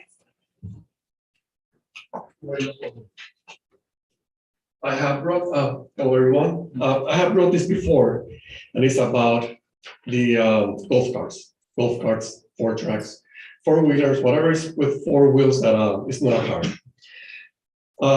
For the past month, I've been doing a lot of work at home, yard work, interior work, and I've been looking outside, and you have no idea how many times I've seen kids that are no more than 12, 13 years old driving their golf carts. Or 4 tracks, whatever you want to call them. I have seen kids alone, 13, 14, 15 maybe, driving alone.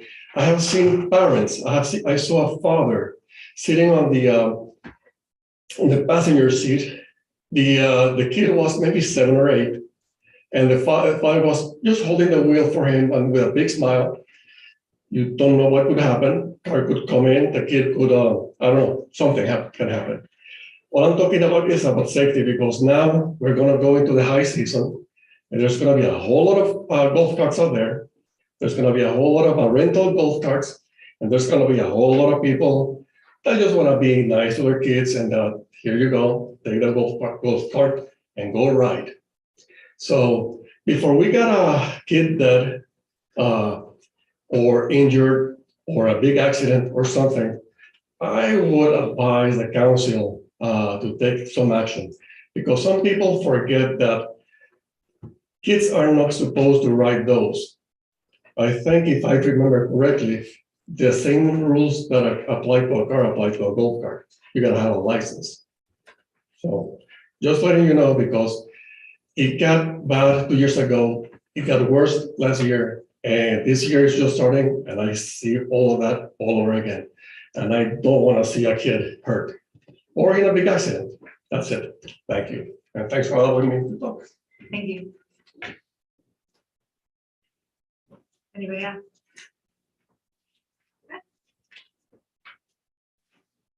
And I think you had coffee with a cop earlier today. So maybe add that in to some public announcements about the kids for the golf carts. All right. Stop, moving forward to our public hearing. Mr. Shaw? Yes. Good evening. Mayor Schick,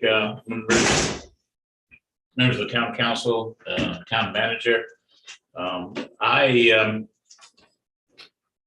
don't know the process of what will be your preference, but what has been thus far since I've been here is that the applicant has been made a presentation, and then subsequent to that, I would comment. But if you would like me to go ahead. No, we'll follow that process. You're the designated person on the agenda. So Oh, let's just well. introduce you. Well, thank you for letting me have that first shot. All right, we'll invite up Dotson DDG Acquisitions. You want to clear for everybody what the acronym stands for so that you're not some other entity. DDG Acquisition stands for Dotson Development Group Acquisitions. India. You can change it. we able people to share this? participating online. They are doing it. Yeah, I'm here. Can you guys hear me?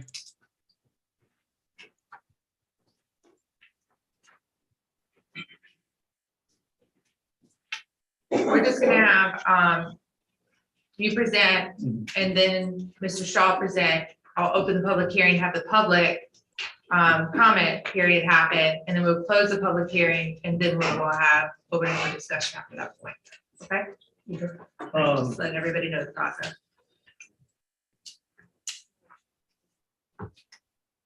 So I'm Adam Tiller with Dotson Development Group. I'm joined by Brian Ditzler, Preston Lloyd. Brian's our engineer at Timmons Group, and Preston is with Williams Mullen. We also have James Still and Duke Dodson on Zoom. We've got a presentation prepared that we're going to show you all our latest and our site plan for phase 3 along Taylor Avenue and Beach Terrace. So Duke, are you online? Are you able to present here? Yes. Can you guys hear me? I am here. Can you hear me?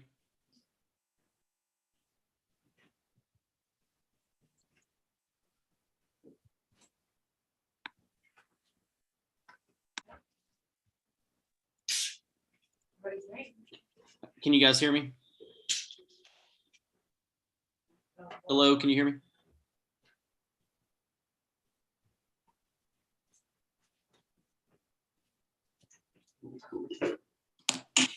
There we go. We're here. We're good. Can you guys hear me? Yes, we can hear you now. Okay, great. I'm also going to share screen if you can see my screen, let me know. We see the screen. Okay, great. All right, well, I'll get started, then I'll turn it over to the folks that are there. I wanted to present our phase 3 development for a conditional use permit from the last, for the planning commission meeting, from the pictures we posted online. We did make some design changes, not to the structure itself, but to finishes, and I'll let James, our architect, go into that. So we tried to solicit as much public feedback as possible, but phase 3 is going to be a mixed use development, restaurants on the ground level and residential for sale condos on the second level. We will have 8 2-bedroom condos and 1 3-bedroom condo. Being that the Osprey is now the town bird, and I know how much folks in Colonial Beach love our Osprey, and because of the nest that was on the site there, we felt only fair to name the complex after that Osprey. So we're calling the condos the Osprey Flats, and you'll see the logo in a second. The ground level will be between 8,000 and 9,000 square feet. We're going to have 2 restaurants that are ready to sign a lease as soon as the conditional use permit goes through, and we can announce who those restaurants are. But at the end of the day, one side is going to be a pizza barcade concept. I know when we started this process almost 2 years ago now, folks reminded me that folks wanted things for the kids to do on the beach, that there used to be arcades along the boardwalk. And so the pizza place will also be a barcade. So it's a bar with an arcade mix. The left side will be a seafood restaurant featuring low country cuisine from a chef that went to culinary school down in Charleston, South Carolina. And there are 3 business partners doing these 2 restaurants, 1 from Northern Virginia, 2 from Richmond. And happy to share all that as soon as the leases are signed. For what it's worth, we'll have 35 to 45 full-time jobs during the season, during the on season. And we expect to open these by summer of next year. So this is an aerial, and for folks that aren't clear on the parcel, we're talking about basically from High Tides over to Hawthorne Street and from the boardwalk over to Taylor Street. From previous iterations, we've reduced the height from 3 stories down to 2 because of concerns about blocking views. And we reduced the overall number of units from 36 down to 9 for several reasons. One of them, construction costs due to concrete, but also to improve the parking ratio. The original iteration had 41 parking spaces servicing 36 condos and retail. And now we have, you'll see 39 on-site spots plus some street parking that get us over the 40 number. But that's a much better, healthier parking ratio for the residential and for the retail. I'm going to turn it over now to our civil engineer, Brian Ditzler, who can talk about the site plan and the parking. Thanks, Duke. Again, thank you, everyone. My name is Brian Ditzler, and I'm the civil engineer with Timmons for Dodson on this project. Just want to very quickly go through the site plan that was submitted with the CUP application. As Duke mentioned, the site is located at the intersection of Taylor Street and Hawthorne Street, and our building is going to be presented directly on Beach Terrace, which is the boardwalk. That's to be consistent with other uses as we head north and to maintain that wonderful terrace feel that this district would like to maintain. We, as you can see, have surface parking behind the building. At this point, we will provide 39 parking spaces on site. To adhere to the development agreement that Dodson entered into, we do need 40 spaces total. So we will rely on-street parking between Taylor Street and Hawthorne Street to satisfy the total 40. Stormwater management will be provided on this site in accordance with state and local regulations. We will collect and pipe all runoff from our paved surfaces to municipal systems in Hawthorne Street and discharge to the river. We'll also be connecting into municipal water and sewer systems, and we're working closely with Public Works as they have a number of upgrades in this area, and we want to make sure that our projects mesh. As I mentioned, we've got a number of discussions with on-street parking, and we heard a wonderful presentation on the study that's going on. So Duke, if you could go to the next slide for me. We ran through a couple of quick and dirty concepts that we can look at additional parking on Taylor Street as well. As you can see in red, what we looked at was essentially tying into Taylor Street and converting Taylor Street to one-way traffic from north to south. I'll start by saying the first two scenarios you'll see are less than ideal for both our development and for Dodson.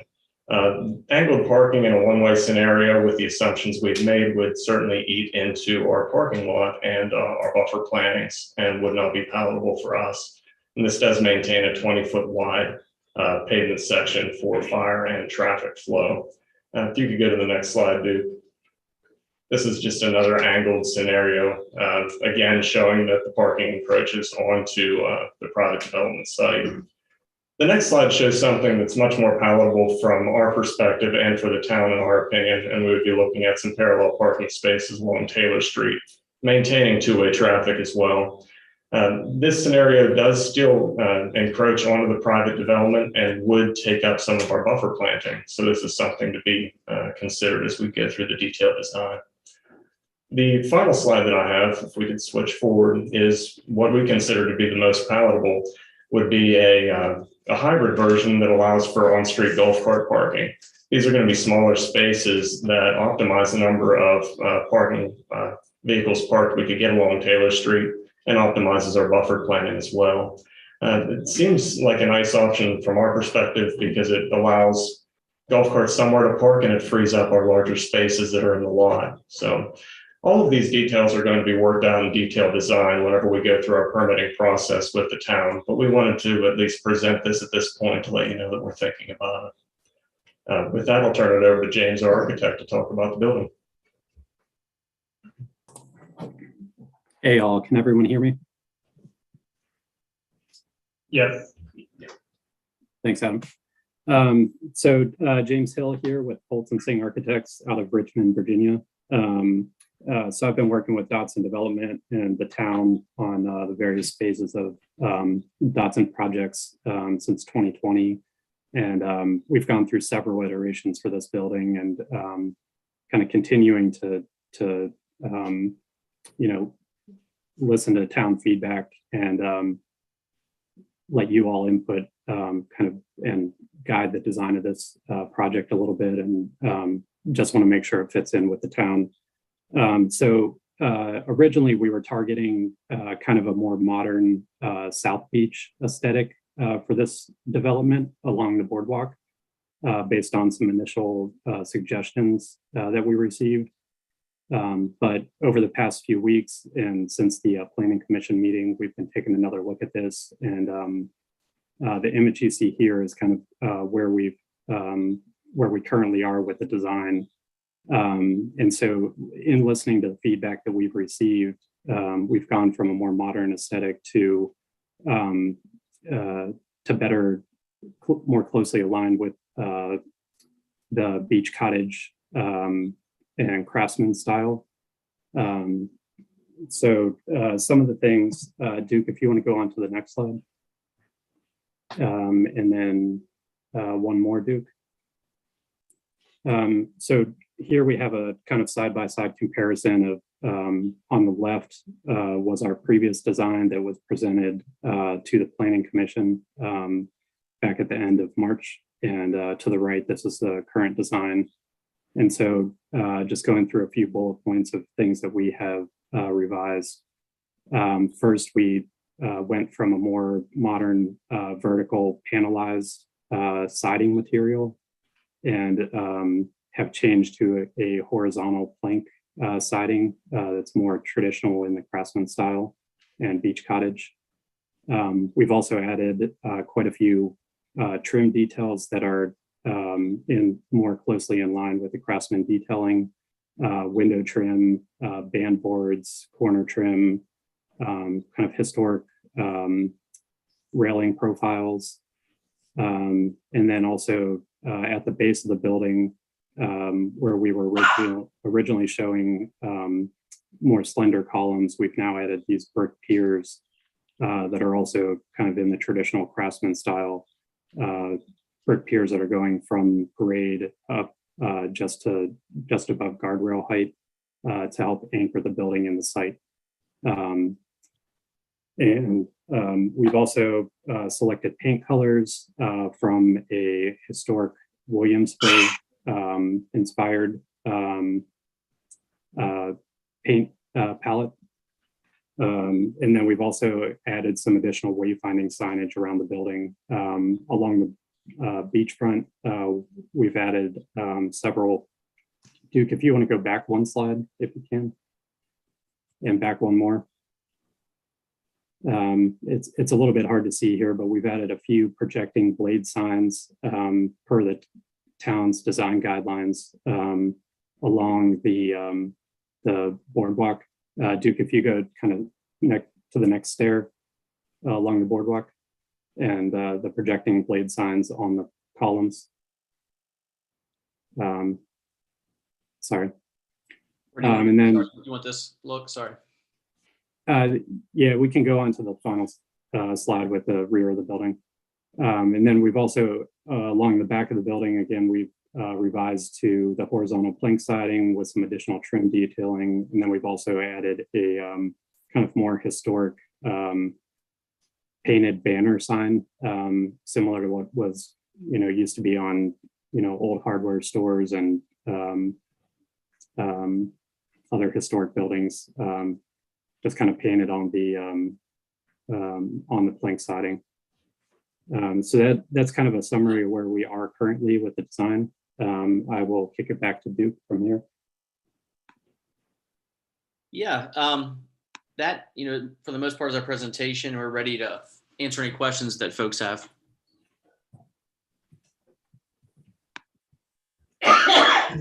Okay, I think we'll get, if nobody has questions right now, we're gonna get John to present from the staff, and we're gonna open the public hearing, and we'll get to the discussion part at that point. Sounds good. Thank you, Mayor. The general development plan, site plan that has been submitted by the applicant, I've reviewed it and I've sent it out to some of the component pieces of this also need to be reviewed by others. So having said that, the Planning Commission went through pretty extensive questioning, and there were responses at their public hearing. I think the town council may be aware of what the conversation was at that time, hopefully, with the Planning Commission members and the questions that they posed and responses from the applicant. But I will go through this a little bit just to talk about inform us with the town's ordinances as it relates to the zoning ordinance, and also in performance with the development agreement that the developer and the town have entered into, and give you a sense about what has been provided to our office that would indicate or demonstrate that what has been presented thus far constitutes something that I would deem as being in conformance with both the town ordinances, the various articles in the town's zoning ordinance, and also what is memorialized in the development agreement. Having said that, I'll just kind of quickly go through this. Article 13, which is the parking ordinance section within the zoning ordinance. The developer, of course, by providing or demonstrating that 39 off-street parking and 12 on-street parallel parking spaces. Now, the 12 parking spaces that I'm identifying contemplates golf carts. There have been other iterations that have been provided that show on-street parking that would be parallel parking. But the number of that, if you have this document, it indicates 7 that would comply with the requirements of Article 13 about width and length for parallel parking of passenger vehicles along Taylor Street, and that's identified as 7. So even if you take into account the 7 that would be for passenger vehicles as opposed to 12 for golf carts, that number still is in conformance with the development agreement and that which is required pursuant to the provisions of the Article 13 parking table for both residential and commercial uses. So just to make you aware of that. And something else that I'd like to touch upon just a little bit. The development agreement makes reference to a number of parking spaces that are required to be provided, and the number is 40 as a minimum, and that would be inclusive of off-street and on-street parking. This is only for phase 3A component of phase 3. There's also a 3B. So my point being, this has been satisfied. What's been provided thus far just for the 3A component, which is this development of a mixed commercial and residential use. There's also a 3B component that's still part of course, phase 3. That would be the proposed vacation cottage complex where parking would be provided there. My takeaway point being the requirement on the development agreement has been demonstrated by the developer that compliance has already been achieved just on the 3A component piece, irrespective of the other, the second component of this would be 3B that I alluded to. Other component pieces of this that haven't been touched upon, just kind of a cursory fashion. I'm not going to go into any great length of discussion about that. But the requirement of the town's ordinances as it relates to both zoning and other articles for floodplain compliance with floodplain ordinance, the Chesapeake Bay Preservation Act overlay district requirement, erosion and sediment control, stormwater management, and public utilities as it relates to providing that which it would be necessary to provide potable water, storm drainage, and of course sewage disposal, and as well as that as it relates to capacity and fire flow capacity, which I think Mr. Murphy is going to make reference to later on. Ultimately, it's incumbent upon the applicant and developer to comply with all the requirements of that the town specifies as it relates to utilities. And thus far, what has been provided in the conversation I've had with Mr. Disler, I would say that to my understanding and conversation that the developer has addressed these issues or will address these issues in the future as it relates to the final site plan approval that is forthcoming at a future point in time. So having said that, and sort of the executive summary type of presentation rather than to go into any sort of lengthy detail, I'm just going to now turn to the recommendations. Having considered the responses from the applicant, the planning commission at their public hearing, members voted 6-0 with Mr. Lee being absent to recommend approval of CUP -2022 to the town council with the proposed conditions as follows. Now, some of these conditions, of course, you've heard before. They're repeated, but I think it's important just to read in the public record what these conditions are. Number one, this conditional use permit and all conditions listed below is for the mixed residential commercial use of buildings located on properties identified as tax parcels 382-2, 81-7 through 382-2-8111. This conditional use permit shall run with the land, but may be revoked by the town of Colonial Beach or its designated agent for failure by the applicant or its assigns. So if not the applicant at a future point in time, if there are signs associated with this, since it runs with the land, then it could be somebody else who would take over the management of this particular development or building. The signs are responsible for complying with these conditions as well. With any listed conditions or any provision of local, state, or federal regulations as applicable. And I just wanted to say and reiterate to this, to try to emphasize the point that ultimately the developer would have to, is incumbent upon, not only incumbent upon, but required to adhere to all applicable local, state, or federal regulations, irrespective of the fact that the conditions that are identified here may not capture everything. But still, that provision to make that adhere to those requirements of the local, state, and federal regulations.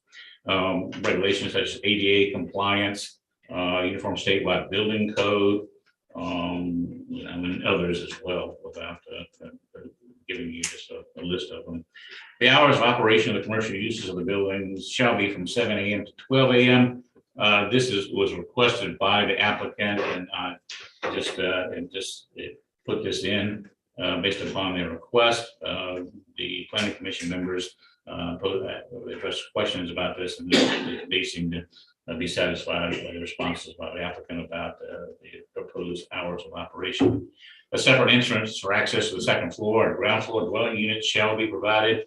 There are 8 second floor units, and there is 1 ground floor dwelling unit. I think you just heard a few minutes ago that the ground floor dwelling unit is a 3-bedroom, I think, or larger unit. External illumination on the parcel shall be shielded to direct light and glare onto their premises. Said lighting and glare shall be deflected, shaded, and will focus away from all adjoining properties. And also, I just want to make reference to this effect that there is still something that needs to be provided to our office for review and approval. Is referred to as a photometric plan. A photometric plan is a site lighting plan.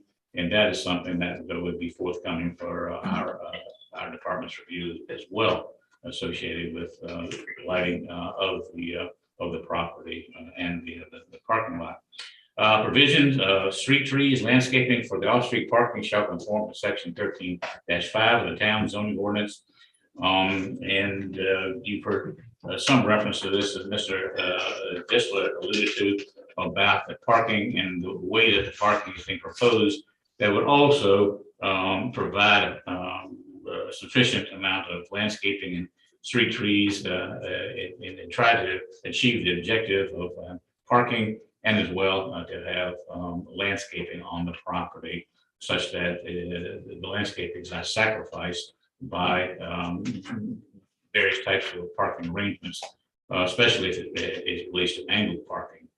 And development shall be in accordance with the objectives of the town of Colonial Beach's general and historic resort commercial area design guidelines regarding site layout, architecture, and other elements as identified in this document. So it's not only the building, there are other component pieces that are identified in the town's design guidelines as it relates to provision of bicycle racks, site furnishings, other signage, landscaping, lighting, and other elements. So all of that is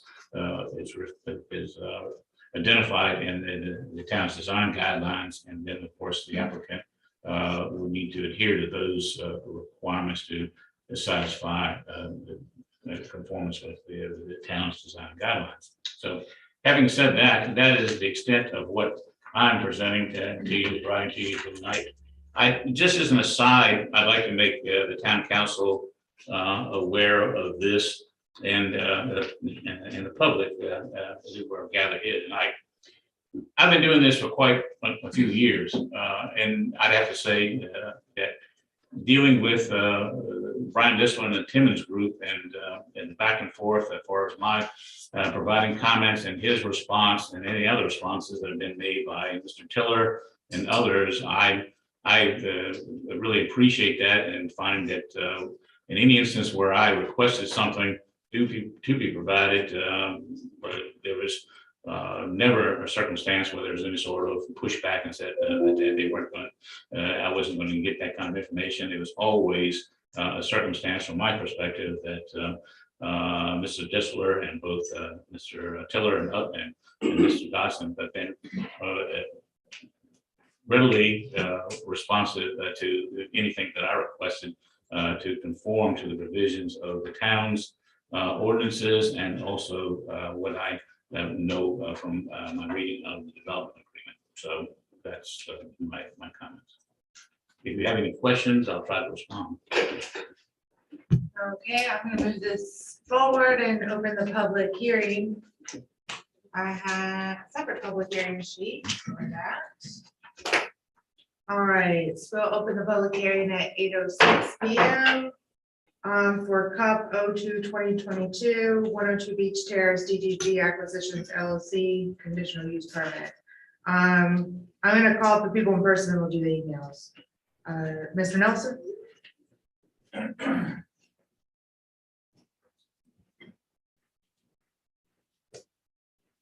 Good evening, Madam Mayor, Council, and staff. I'm Eric Nelson. I live at 1321 Lawson Avenue. I'm also the real estate agent for Dodson Development Group and their residential properties. So I do have a vested interest in their success, but I think the town also should have a vested interest in their success. I have gotten to know the Dodson Development Group folks very well over the last several years. And just like we just heard, they're really stand-up quality people that are trying their very level best to do what they can to do a project for this town that's really going to enhance the quality and the economic development of this town. And I will also add that they have done a very good job. Duke Dodson himself has done a very good job of reaching out, responding to comments that have been on social media. He's always available for conversations with people who want to know more about what's going on with the project. And they are adapting their plans to meet the needs and to meet the suggestions of the town residents and town council. You saw that even tonight in the design that they have changed. They have changed it from something that was more modern looking into something that's more in character with the townhouses that are in the town. So there's no question that they care very much about this town. They care very much about the success of the town. They listen to town residents. And I just urge you to follow the facts. Follow the facts of exactly what Dodson has been doing, what the development group has been doing. Don't get led astray by social media posts or people who want to espouse conspiracy theories about what it is that they're doing or not doing. Just follow the facts. That's all you have to do. They're doing a really wonderful thing for this town, and they're developing something that we all can be proud of. In short, the Dodson Development Project is good for the town, and phase 3 will add much needed vitality to our boardwalk. So I strongly urge you to support the conditional use permit application. Thank you. Thank you. Mr. Fitzpatrick? Yep, yes. Sorry, I'm getting dry. I need to drink some water. Sorry, I thought somebody else was ahead of me. I'm going to sound very much like Mr. Nelson. I have had the pleasure of working with Mr. Dodson through the Economic Development Committee, but tonight I'm speaking as a private citizen, not on behalf of the chamber. And I just want to say that it is a real pleasure working with him. They are a stand-up operation. They have bent over backwards, I think, to work with the town, to modify things, to take into consideration all the feedback that they've been getting on social media and from the planning commission and from various sources. And I think everything they have done for phase 1, closing on phase 2, and moving forward with phase 3 is more than we could have ever hoped for in this town. And I hope that we continue to support them and to get this over the finish line. I unconditionally recommend supporting this conditional use permit, and I look forward to seeing the revitalization of our boardwalk and downtown area and all the things that the Dotson Group is doing for this town. Thank you. Excuse me, we're in the middle of a public hearing. Can you wait? Lori Gore. Good evening, Madam Mayor and members of Town Council, staff and chief. I'm Lori Gore, 405 Lawson Avenue. My family's had a home here in Colonial Beach since 1996, and I've been visiting here. I relocated here with my husband in January of this year. I'm very excited about the restaurants that are coming. I think it's going to bring attention and followers from these restaurants to our town. It's going to bring more tourism. If these restaurants are full, it's going to be overflow into our other restaurants, or people that are going to want to come back and visit our town, plus the meals tax and the job creation. So I just wanted to speak. I do, part of the Dotson development bought me from Florida in January to come here. My office will be in the bank building, but part of my excitement was because of the future of the town, which I've watched grow since '96 with these restaurants coming. So thank you very much. I speak in support of the Dotson. Thank you. Thank you. That's all I had signed up. We're gonna do the emails next. There's 2 submissions by email.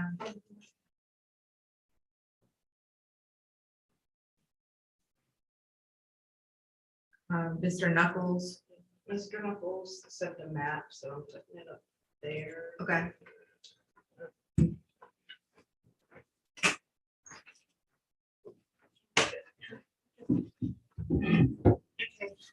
Mr. Knuckles wrote in, Town Council, as you are likely aware, the town is being asked by FEMA to update a set of revisions to its floodplain maps, which are slated to be in effect as of May 17th, pending review by the State of Virginia Department of Conservation and Recreation, and then the Town Council.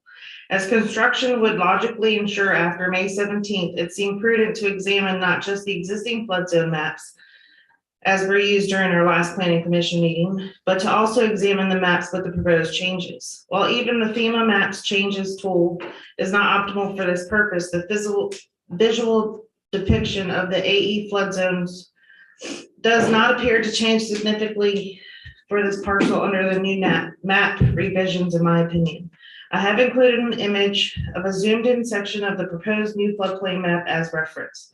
On a different topic, you may have heard that a good deal of deliberations revolved around potential parking impacts from proposed residents, employees, and visitors to the proposed businesses. It is worth noting that I limited my analysis to the current parking uses, as did not delve into any potential changes that lie within the jurisdiction of the Town Council.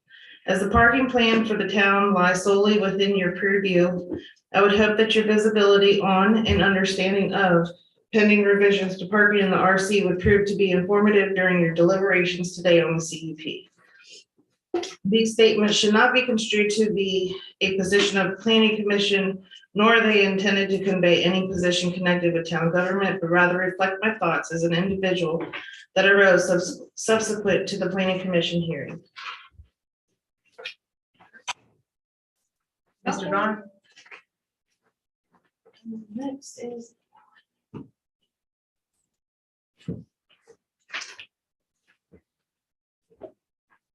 Mr. Vaughn wrote in, as I cannot attend tonight's meeting, I ask that the following be read. The town's continued actions in matters involving the sale of town property are improper and unlawful. Given the limited amount of time that I have addressed my concerns, which I am not naive enough to believe will have any impact on the ultimate decision, I will attempt to do so in summary fashion. 1. Virginia Code Section 15.2-1800B states in clear and unambiguous language that any locality may sell at public or private sale exchange, lease, or lesser mortgage, pledge, subordinate interest in, or otherwise dispose of its real property, provided that no such real property, whether improved or unimproved, shall be disposed of until the governing body has held a public hearing concerning such disposal. In October 2020, the town held a public hearing at which the council voted to approve the sale of the subject property in accordance with the specific terms of a contract which set forth the sale price and conditions on closing, with further specifics contained in a development agreement which required that property to be improved by a structure comprised of not less than 10,000 square feet of retail uses located on the ground floor of the building and between 24 and 42 multifamily dwelling units on floors above. In a closed session and with no public notice of any kind, the town has purportedly entered into 3 different contracts. A, an agreement that terminated the October 20 contract and entry into a new contract dated April 21st, 2021, reducing the purchase price by a total of $149,500 and supposedly reducing the required retail space to 8,000 square feet with the closing date of October 31st, 2021. B, a First Amendment to Development Agreement dated March 2nd, 2022, purportedly reducing the retail component of 7,500 square feet and cutting the residential portion to between 8 and 20 units, a 2/3 reduction. C, a second combined amended and restated agreement for purchase of real estate, which expressly states in paragraph 1 that all prior agreements with respect to the property are terminated and shall be of no further force and impact. Once the initial agreement was terminated by the April 2021 agreement, the town was required to conduct a public hearing before entering into any new or additional contracts, including the First Amendment and the Second Amended purported agreements. The town has an irreconcilable conflict of interest. You're voting on a CUP in which the town has a direct financial interest. Members of the council have never disclosed whether they have a personal interest, direct or indirect, in the development. This would include a family member who is an investor or who will financially benefit from the transaction. The reduction in retail space from 10,000 to 7,500 square feet is not in the public interest, especially given that the applicant's submission shows it is proposing only 3,044 in retail space. The additional 3,320 labeled as retail is nothing more than a covered patio with no actual retail use. Moreover, if all were considered retail, the total is only 6,364 square feet, 3,636 less than a. All right, that's 3 minutes.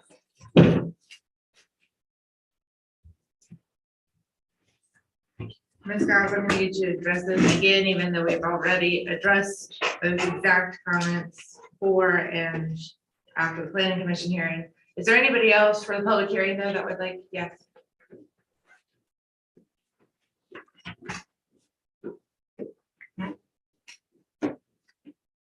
Hi, good afternoon, Lisa Montalvo, Dr. Lisa Montalvo, make sure doctor is there. 1519 Irving Avenue. The reason I am here today is to ask for the council to actually defer any vote on this. And the main reason is Dodson has not delivered anything. They keep on building, but not delivering anything. I do believe that business decisions are business decisions. It doesn't matter how nice these people are, but this is a business decision. That land cost the town some money. The return on investment of this sale was predicated on the amount of taxes that will be received for the number of units. Therefore, there should be a new return on investment calculated on this property and see what are the benefits for the town. So far, I don't see that the town is recovering initial investment, nor is recovering the taxes that are going to be were promised and are not going to be received. Therefore, I request don't vote tonight, put this on hold, let Dodson deliver the townhomes, so there is something that they actually deliver.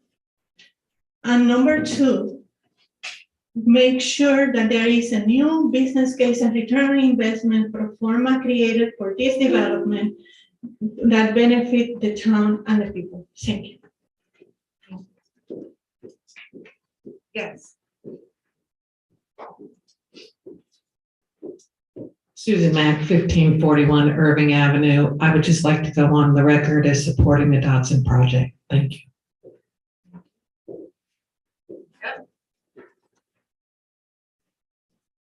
Sorry, I should have signed up earlier. Brian Mack, everybody knows me as Tree, 1541 Irving Avenue. Although I am a member of the Planning Commission, I am not here in that capacity. I believe Dodson has made incredible efforts to try to make this not only beneficial for the town, but also as a business, profitable for themselves. They've looked at the emerging markets and come to the realization that some adjustments needed to be made. Clearly, town council has worked with them in order to make those kinds of adjustments, and having a building that is affordable to build and businesses willing to come in and units that are also affordable to purchase gets them filled faster than ones that are not affordable to build and then therefore are not filled. So I would encourage you to move forward with this CUP. They have gone through great strides and provided many options to include the parking options, which we all know come through great consternation in this town. So I think they're doing great things, and I would encourage you to support this action. Thank you. Yes, Mr. Ramtaka.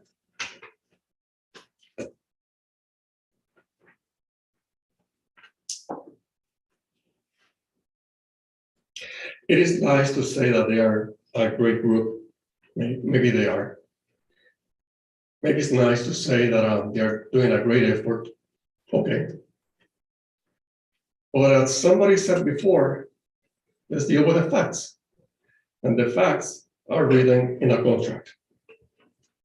You're an architect. I'm an engineer. I've been an engineer for 34 years. I have handled contracts from thousands to tens of thousands to hundreds of thousands to millions and tens of millions. And there's such a thing called a contract. If they have not delivered per contract, no matter if they have done a great effort, if they are a great company, I don't care. There's a contract. So I actually echo what my wife said. What happens if Dodson goes belly up? Then we in Colonial Beach are gonna be stuck with what? I don't know. Let them finish what they are doing before letting them start the next phase. Let them deliver something and then let them move on. If they're a great company, they'll finish. But let them finish something concrete that you can see that will deliver what you were expecting when you signed that contract. It's a contract. That's the fact. Facts. Contract. It's a contract. That's what I'm saying. Is there anybody else? I'm gonna close the public hearing. There's a little bit of a glare. I think it's 8:23. All right, next is for council action. Do we want to do a motion second and start a discussion, or do we have questions we want to start with first before we do? Oh, yes, I'm sorry. After Vaughn, I just wanted you to readdress, I know you did it at the last meeting, but there's different people at this meeting and this is the cup, so I just want you to readdress the same issues that we had heard before. Yeah, I'm gonna pull up mine.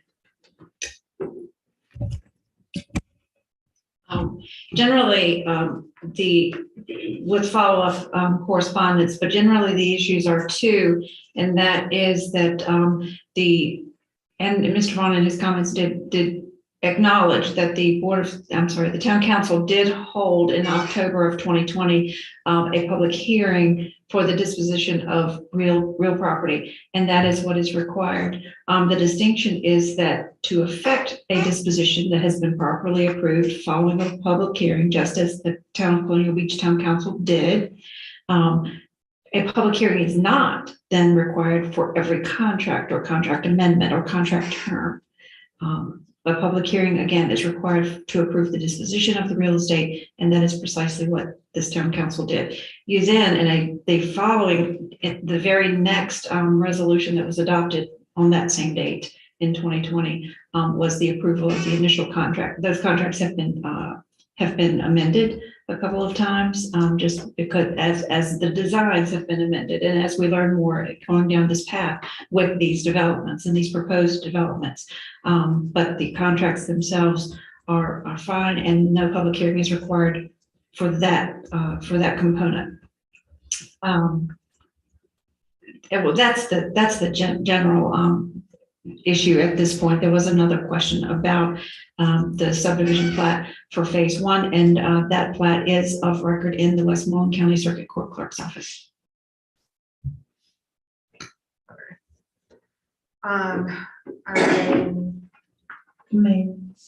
Yeah. I just want to make sure that our attorney reiterates that when the contracts were amended and a resolution was done after we came out of closed session to approve those, it wasn't done and not announced. Oh, no action has ever been taken since I've been working with the town of Colonial Beach in closed meeting. That is not allowed by Virginia code. And I have not ever witnessed any action taken in closed meeting in Colonial Beach, or for that matter, any other clients with whom we work. Is there any other clarifications on that one? I think I covered it. Okay.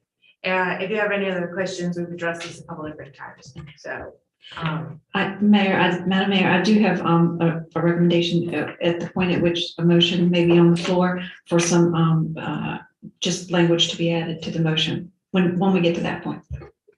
okay. All right. Let's see if people have some questions first. I'll invite Dotson back up at this point. Mr. Shaw, stay on your toes. Oh, all right. I don't mean physically stand up. I'm just saying. Either way, I'm good. We've been sitting here a while. I'm starting to get a little bit like I gotta stretch out. So, all right.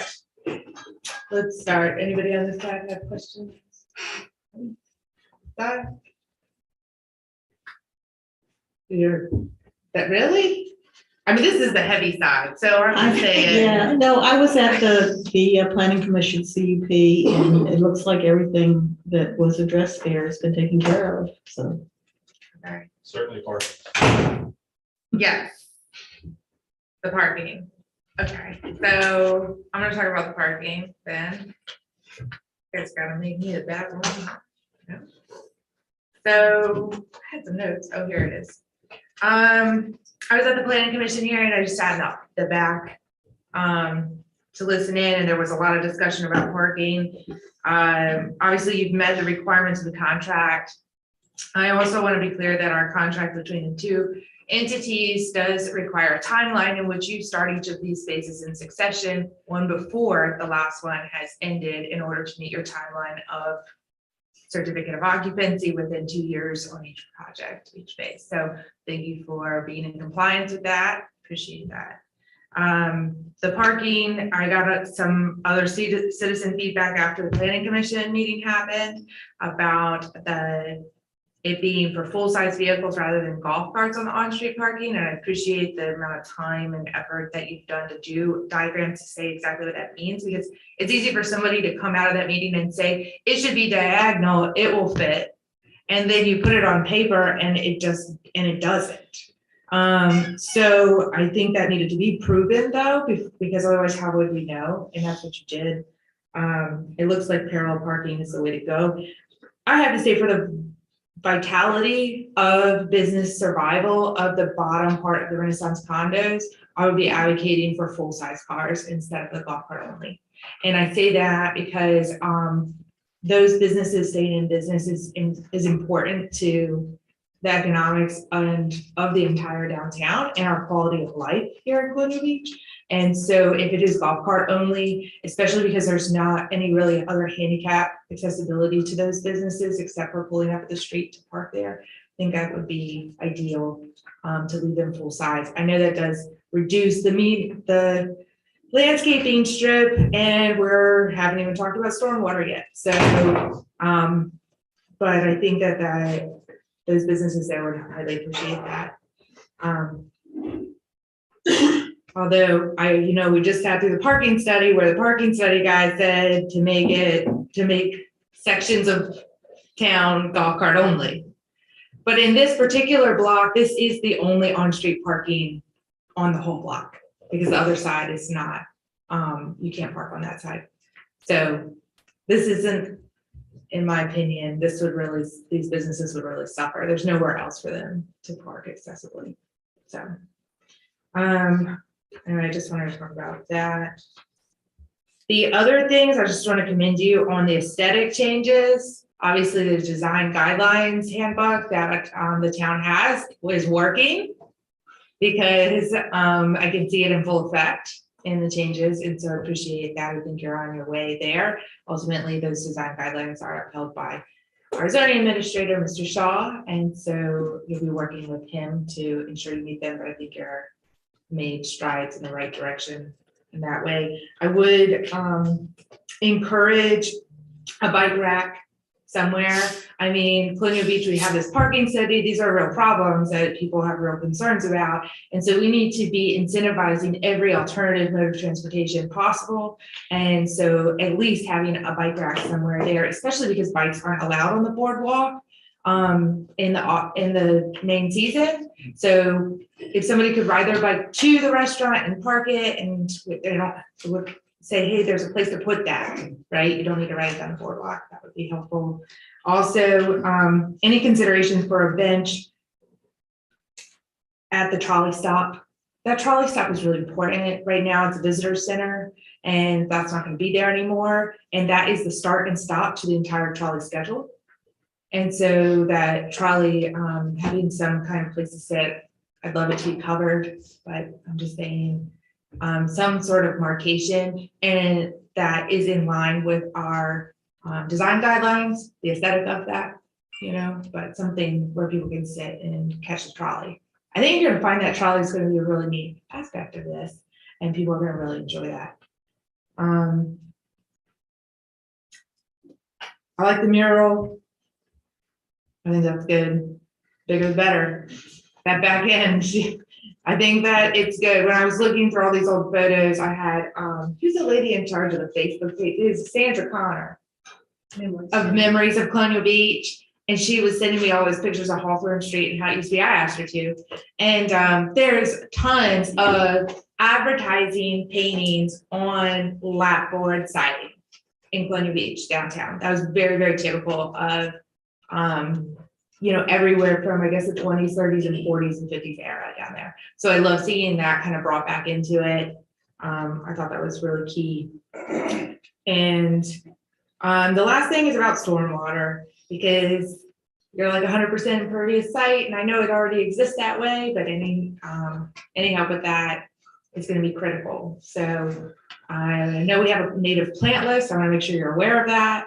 And I know you can't put trees, according to the design guidelines, you can't put trees in front of the condos, the Renaissance condos that are behind you anyway, because that's in those design guidelines.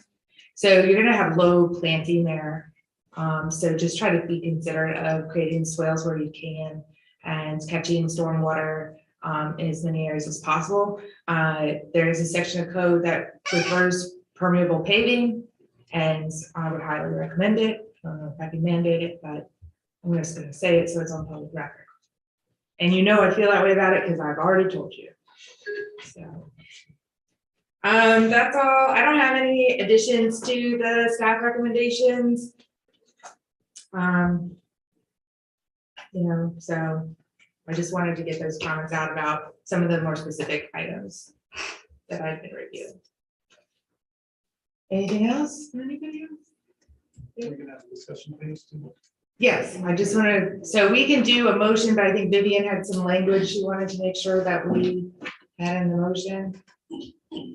Yes, and if there's a motion on the if there's a motion forthcoming to approve the conditional use permit, I will recommend that that motion include the motion to approve, finding that the approval of the conditional use permit would be in the interest of the health, safety, and general welfare of the citizens in the town of Colonial Beach, and a finding that the conditional use permit would not affect adversely the health or safety of persons. I know this one's in the affirmative and one's in the negative, but it's two separate code sections. So I'm just suggesting that both of these code sections be addressed in the record. This one, and let me finish that. Go back. The affirmative finding that the conditional use permit would be in the general health, safety, and general welfare of the town and its citizens, but also your 16-5, your section 16-5 of your zoning ordinance, a finding that the conditional use permit would not affect adversely the health or safety of persons residing or working in the neighborhood of the proposed use, be detrimental to the public welfare or injurious to property or improvements in the neighborhood, or be in conflict with the purposes of the comprehensive plan of the town of Colonial Beach. Okay, I would like to make a motion to approve the CUP as presented with the staff recommendations attached and according to state code, as Vivian just mentioned. The findings, yes. And you're gonna write all the rest of that out. Yes, You we'll make expect sure me to memorize that and regurgitate it back to you. It's not gonna happen. We will make sure that it's in the record. That it's in the best interest of the health, safety, and welfare of the town of Colonial Beach and its citizens, and that is not in any way detrimental to the health, safety, or welfare of the surrounding neighborhood, neighbors, or area of downtown Colonial Beach. Consistent with section 16-5 of the zoning ordinance. So I missed one piece. No, I'm just for reference, just so that we don't leave anything out. It's perfect. Thank you. Second. Okay, it's on the table. Sometimes we have to have a little bit of fun. It's been a long meeting, guys. Okay, everybody. Okay. Discussion. It's open for discussion, Mr. Williams. There you go. You have the floor. All right, thank you. Just a few comments. I mean, I know the feelings of most of the people here, but I just wanted to kind of relay some of the things I've heard from the public.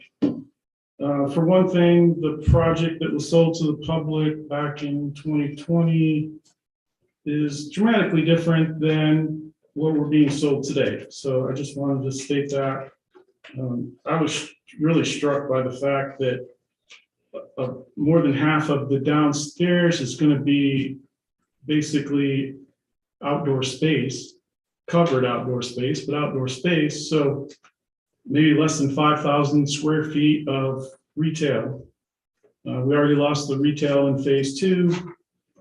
So I just wanted to bring that up. The tax revenue, considering that we're going from what was originally proposed, about 32 or more residents down to 9, is a bit concerning to me because that's a dramatic difference in tax revenue.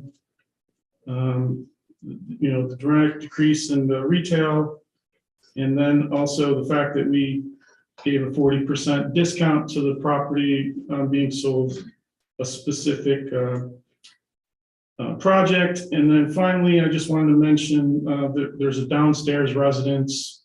I'm not even sure. I guess it's legitimate. It can be approved in a CUP, but I mean, that'll be the only downstairs resident on that boardwalk.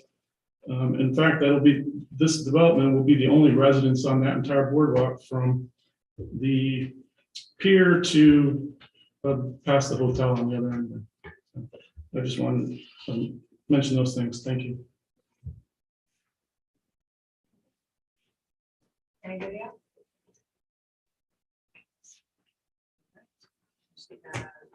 I'll make a comment.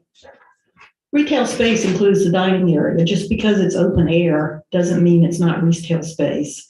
And what better presentation than to have that open air dining on the boardwalk? It looks great. I also think that 32 units might have been a detriment to the health, safety, and welfare of this community. It's probably a saving grace that it's 9. However, we did get some units back because in phase 2, we got some residential upstairs above the commercial. So I know people were mad about having more residential, but then now they're mad about having less residential. So I'm not sure which way that should go. It's a mix. It's residential and commercial. And I think the downstairs unit is a handicap accessible unit. Is that correct? Yes, that's correct. I forgot he was on there too. That was scary. All right, is there any other? I keep checking in with you guys. I'm just saying. Okay, all right, cool.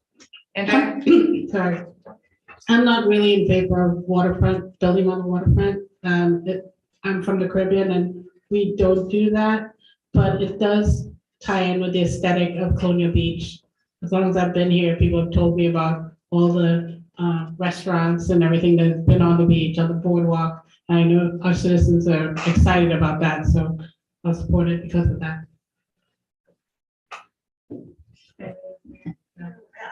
I just remember what was here and how, oh, sorry. I just remember what was here and how much fun it was to be on that boardwalk, even if you were just walking up and down or bopping into a business, and the kids really liked it. It was very, very family friendly.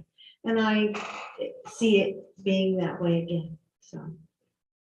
what a dream that would be. I didn't grow up at that time. I'm excited to see it for my kids and maybe help be a part of make that happen for my children. All right, we're ready to vote. Take a roll call vote. Okay, start this way. Dr. Sullivan. Aye. Mr. Williams. Nay. Yeah, sorry, Mr. Allison. Aye. Ms. Clement. Aye. Mr. Von Kuer. Aye. Ms. Aye. And I vote aye. That's it. Next. Can you do it? Yes, we're gonna take a 5-minute bathroom break because we still have a whole bunch of this.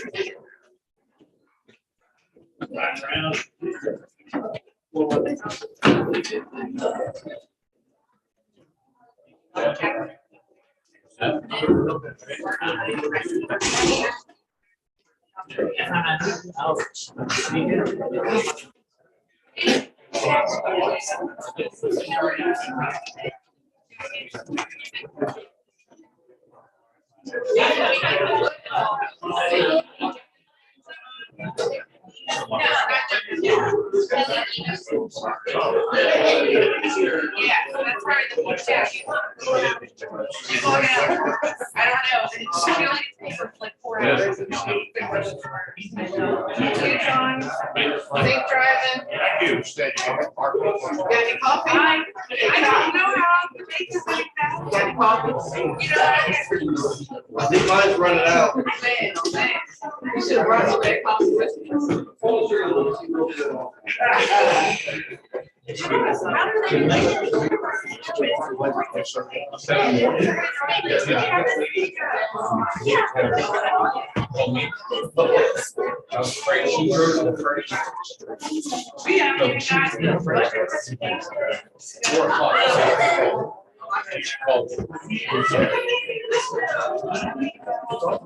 gonna start having more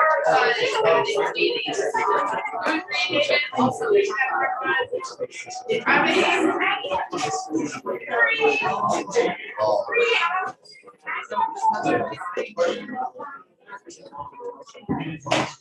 yeah, that's the budget. Which one? I'm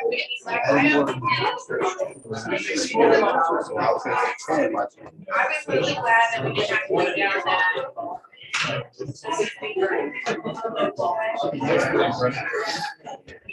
Very happy.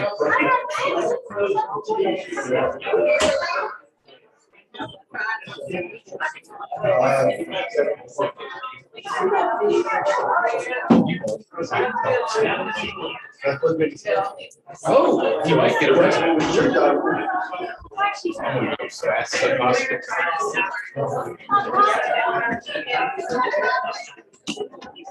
I recognize you. Oh, that's fun. I know. I heard your voice. I didn't.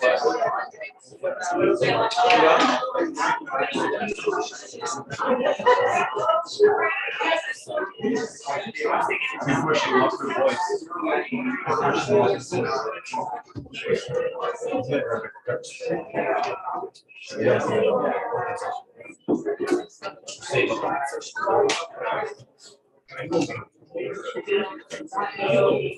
Politics.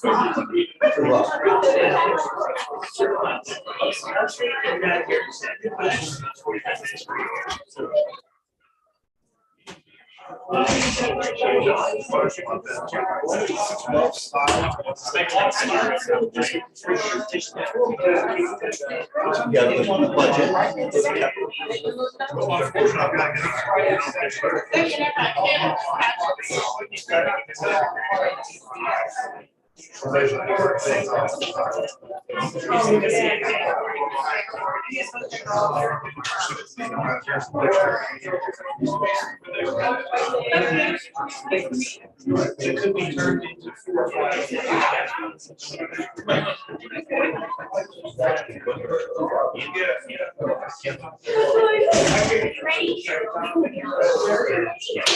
Ready to go to sleep?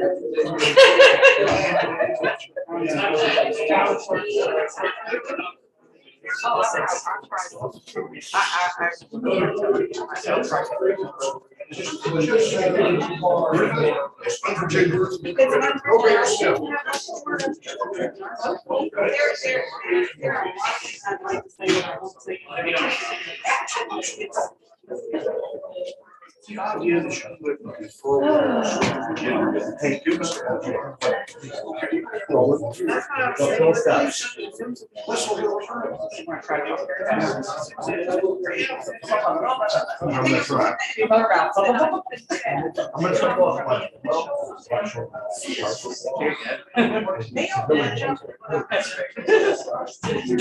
So.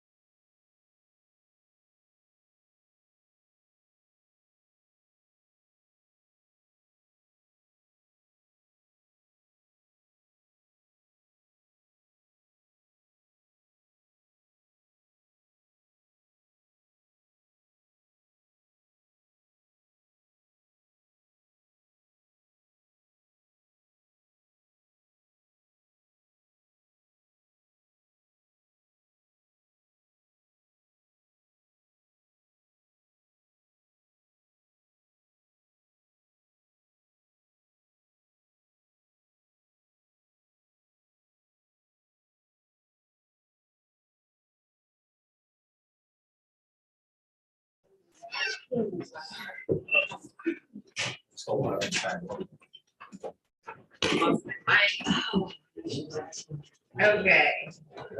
We're gonna,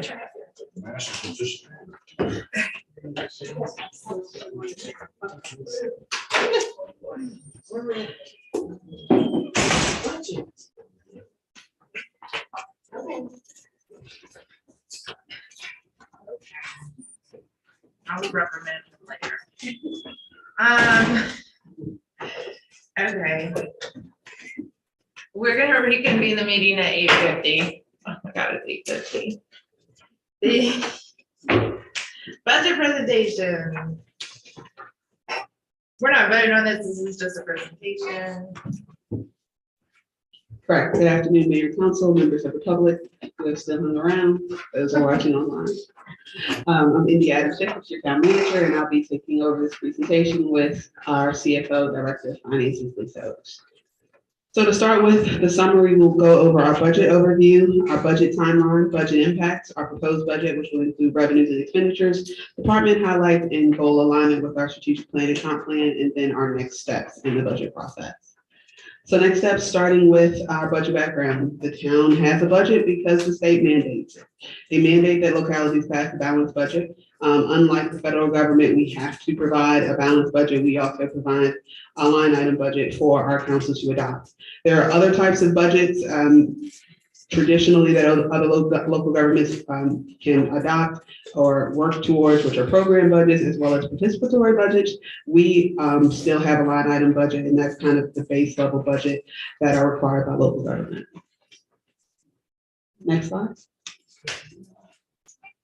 Some background. What is our current real estate tax rate? Currently, this is a question that's come up. Currently, our real estate tax rate is 80 cents per $100 of assessed.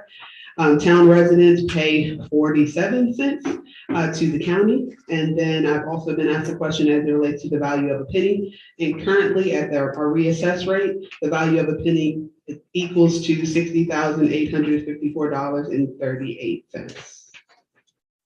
I'll now kick it over to Lisa for the next few slides. What is in our current budget? Excuse me. Our current budget fiscal 22 amended is $8,749,970.26. Of that budget, the general government funds are $6,594,240.26, and the contributions to the school for fiscal 22 is $2,155,730. The total school budget for fiscal 22 is $8,319,648, and that includes the contribution from the town. Next slide.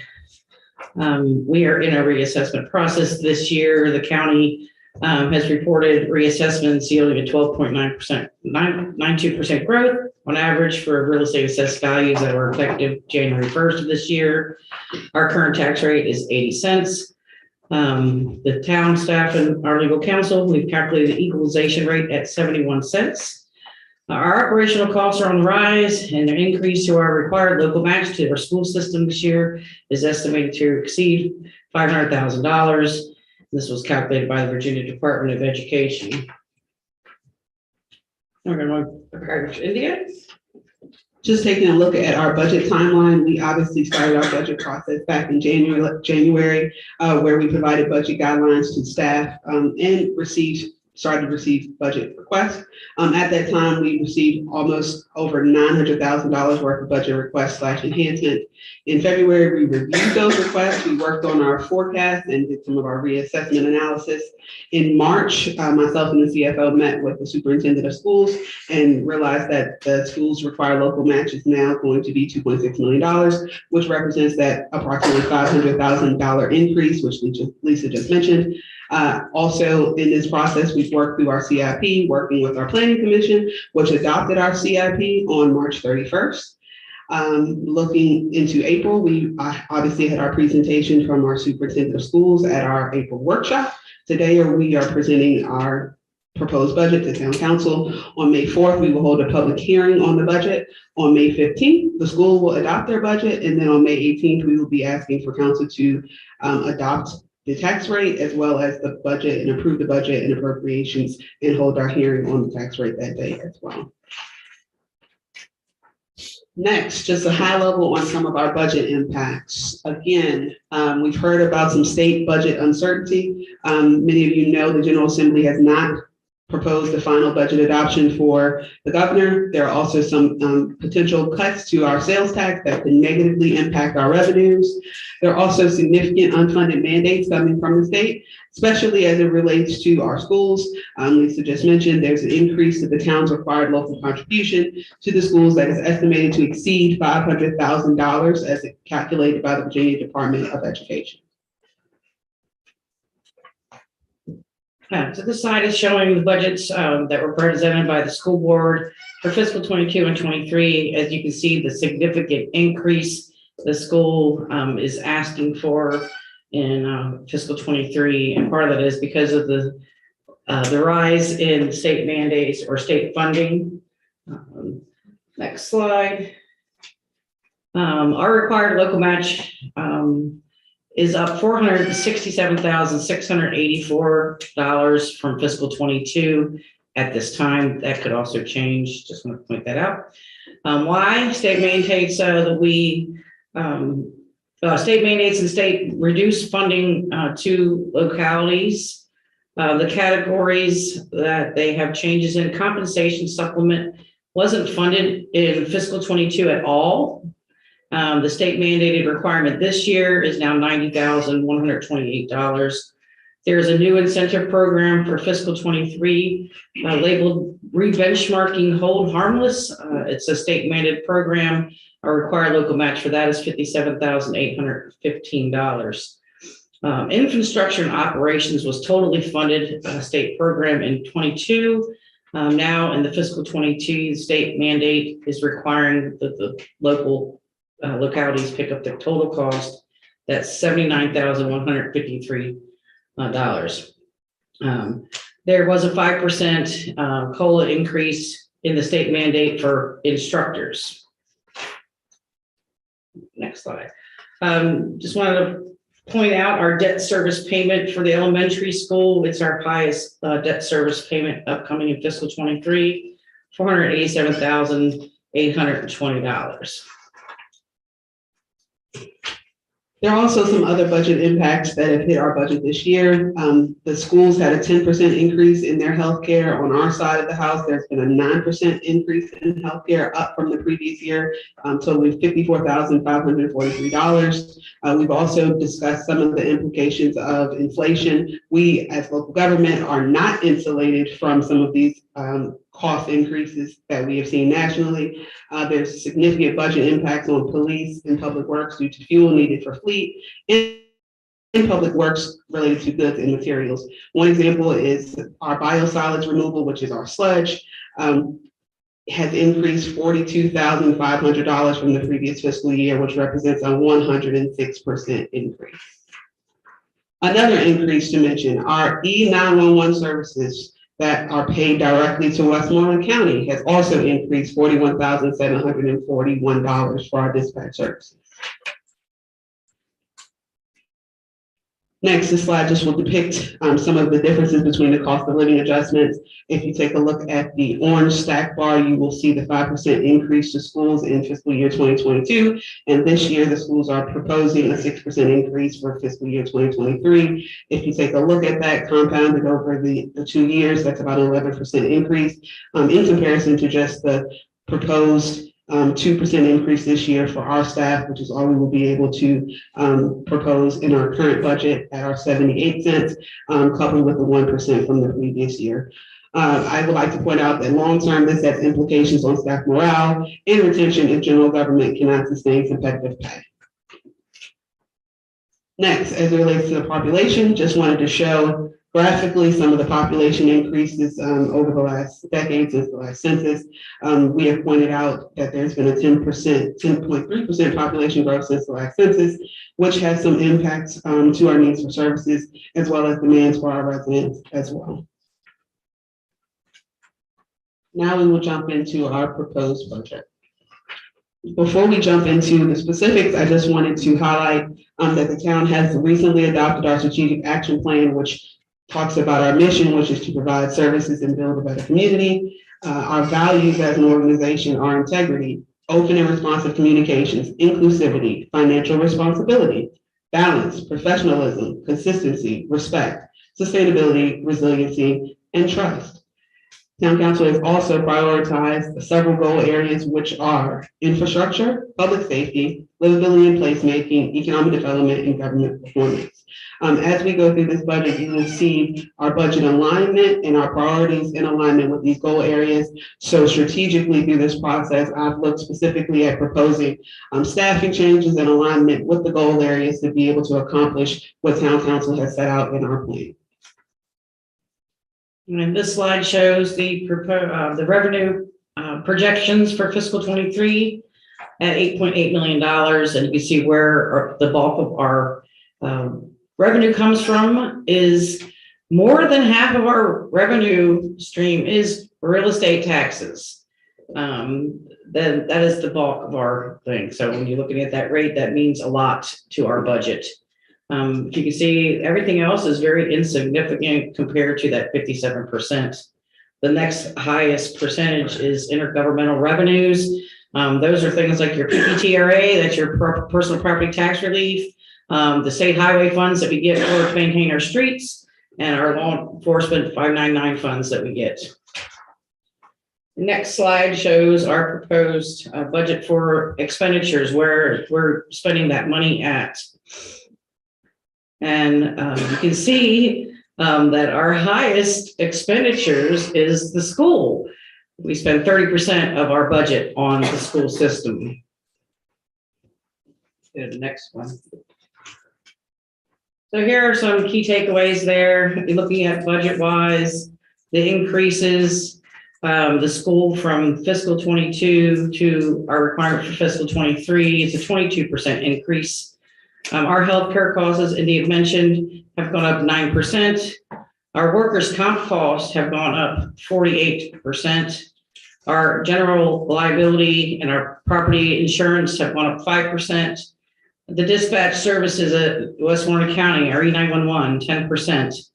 Biosolids removal went up 106% in this next year. Fireworks for our 2 fireworks shows have gone up 14%. And our janitorial supplies that we use to keep the trash cans with trash bags in them and clean the bathrooms and supply toilet paper and paper towels and porta johns, 120% increase.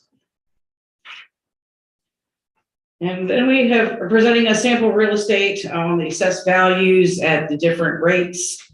So this is based on $100,000 value. As you can see, the monthly impact of the different amounts at 80 would be $9, at 78 at $7, so roughly a $2 difference. Average, if you said the average home was about $250,000, you're looking at $258 an annual increase at the proposed 78 cents.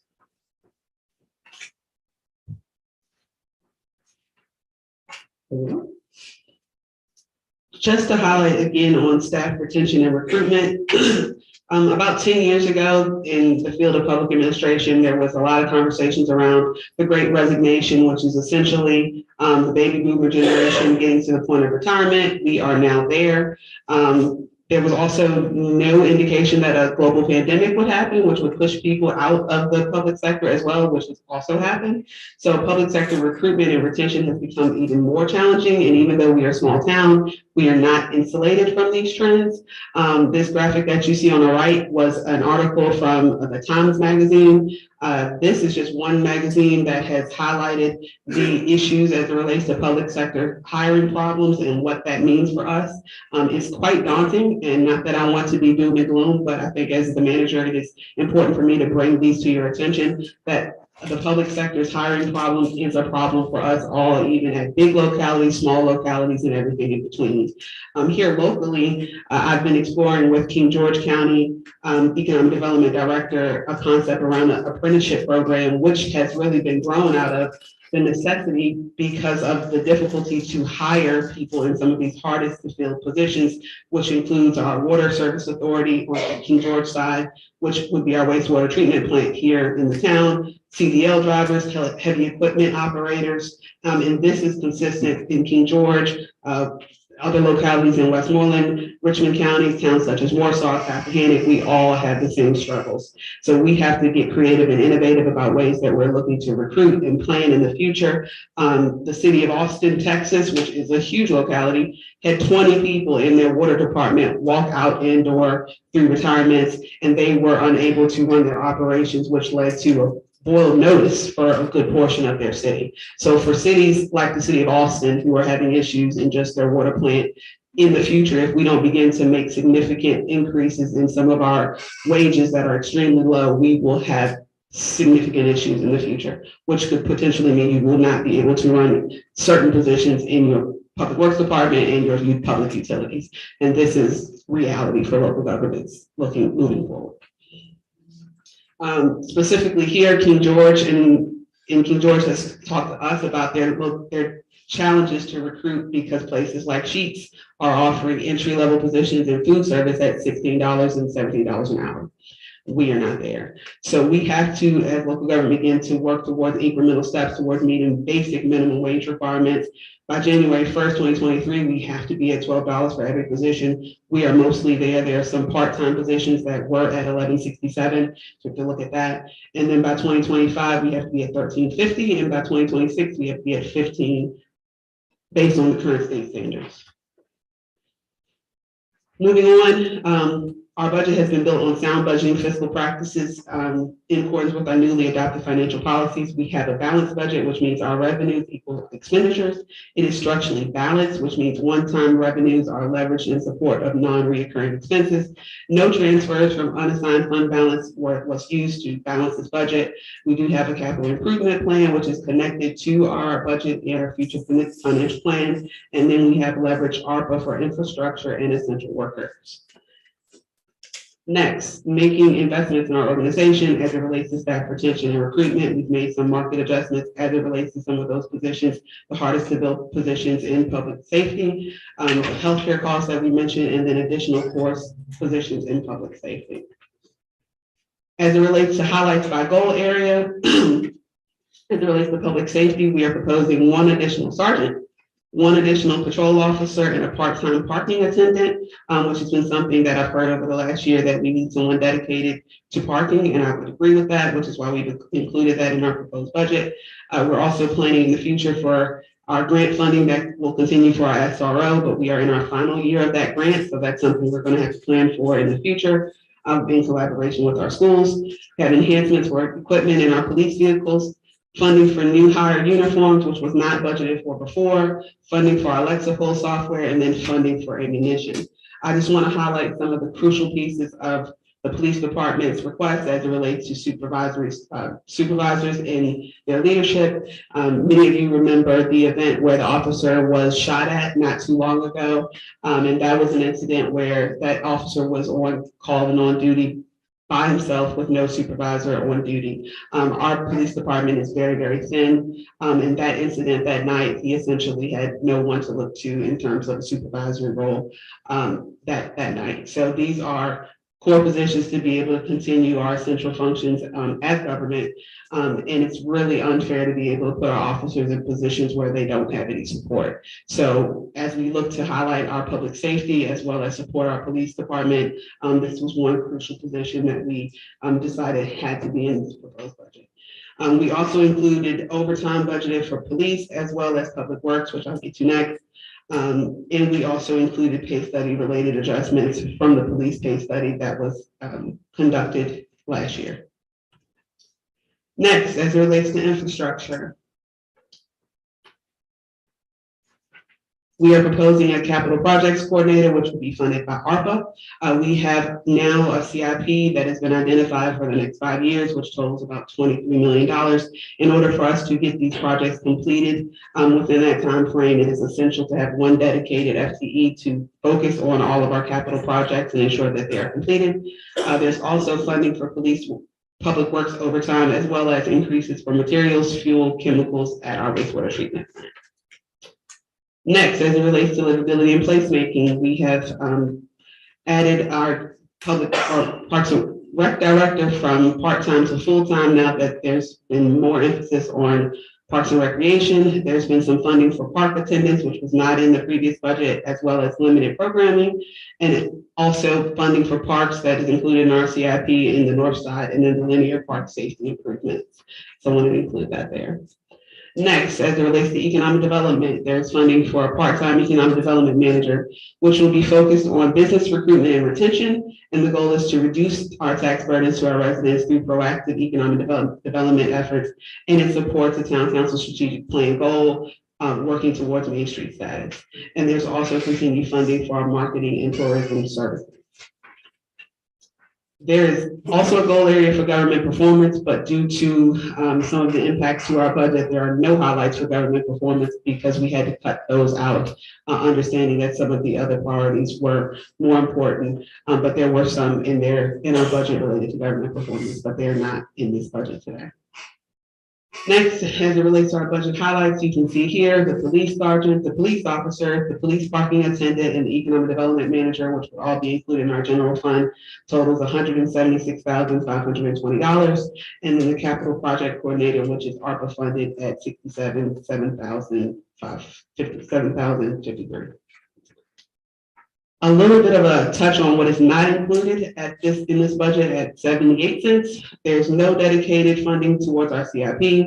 There's one officer that was not able to be funded. There's no funding for a Beach Ambassador program, which was a COVID program that was created with COVID funds in the previous fiscal year.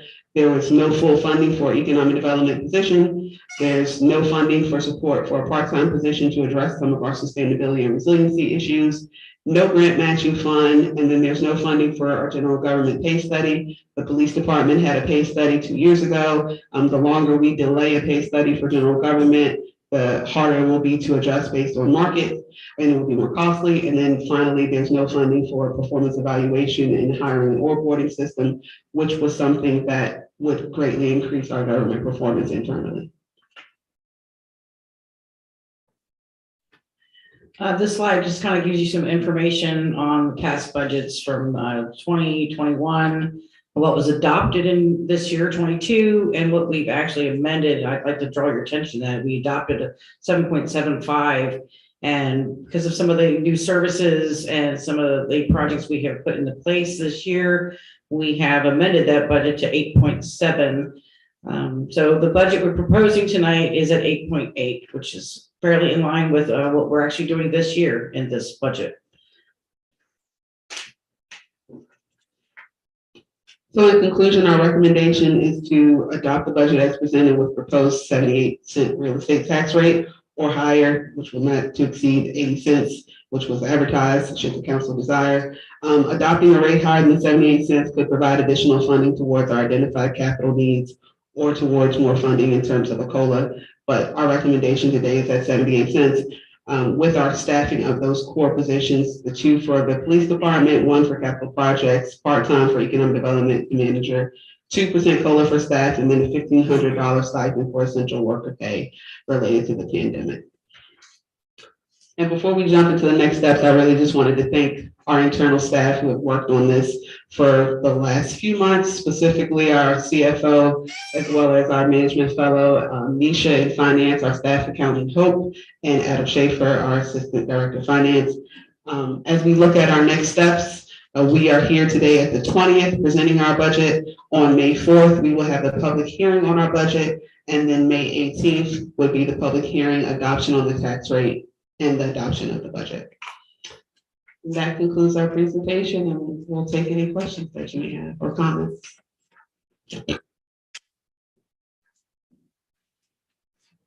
Any questions? No. We've been through it. Yeah, I don't have any questions, but I just wanted to state publicly that each of us have met with the town management and gone through this budget with a fine-tooth comb. And my analysis is, my opinion is that staff has done an excellent job. I still have concerns that the cost of living increase for staff is only 2%. That bothers me a little bit. I appreciate your recommendation that includes that. But we've got to keep our staff, staff is, well, this will make staff a 3% increase. You know, our school teachers have gotten 11% school increase over the same time. Now, we have no control over how the school spends their budget. We have some control over how much we give them within the legislative guidelines. But I think our staff needs to be prioritized as we move forward if we're going to keep and hire and keep the best people possible.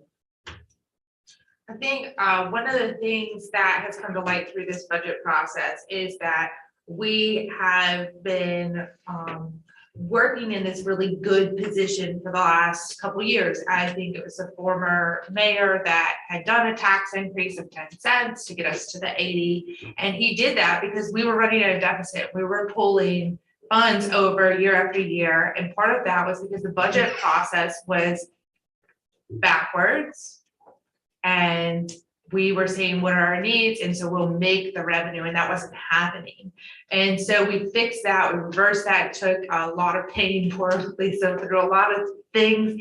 It's the correct way to do the budget process now, which is fantastic. And it's led to us being in the black year over a year. And I think that when I expected this year to come around, that we would be able to reduce this more than this budget proposal is. And I think there's going to be a lot of questions from citizens about why that isn't. And I had questions about that same aspect of it. It's you know, because it doesn't seem sensible, right? We've been doing good, and then all of a sudden, now what's happened? And the state mandates, I mean, I got an email from a resident that said, and it was forwarded from a state or a federal legislator, I think, from legislation, and that was saying, don't let inflation, let your local government tell you that they have to raise taxes. Like, what is that? Because that doesn't make any sense. Also, I will say that it is the state that is mandating almost $600,000 in increased expenditures at the local level. That state mandates, those are things that they decide in Richmond and then don't pay for. And then it trickles down to us and they say, well, you better be responsible for it, and you better pay for it, and you better do all of our programming in the way we want you to. And you know what? We're not gonna take the burden of raising the state tax rate. No, we're gonna say you have to figure that out at the local level. And then what are we supposed to do? And so to be honest with you, it ticked me off a little bit, because that's just an unrealistic approach for somebody at that level that's bringing these mandates down to the local level and saying, we better pay for this, and then not funding it, and then telling us not to raise taxes when you have by law to have a balanced budget. I mean, the math doesn't make sense. So that's part of explaining this process to the public, because that was hard for me to understand as well. And when you have an increase of 22% over the one expenditure line item that is already the heaviest burden on your entire expenditure, then you weren't expecting that. There's no way we were preparing for a 22% increase in the biggest sector of expenditures that we have. That's just not something you would expect. And it's a mandate from the state. So in that respect, I think is very important that we get that understanding out into the community. There are people that see the budget presentation, and I'm sorry that so many people left, to be honest with you, although I know it's so hard to stay here this long, and I understand, you know, like they say, get your point out in 10 minutes or less, because nobody's listening anymore.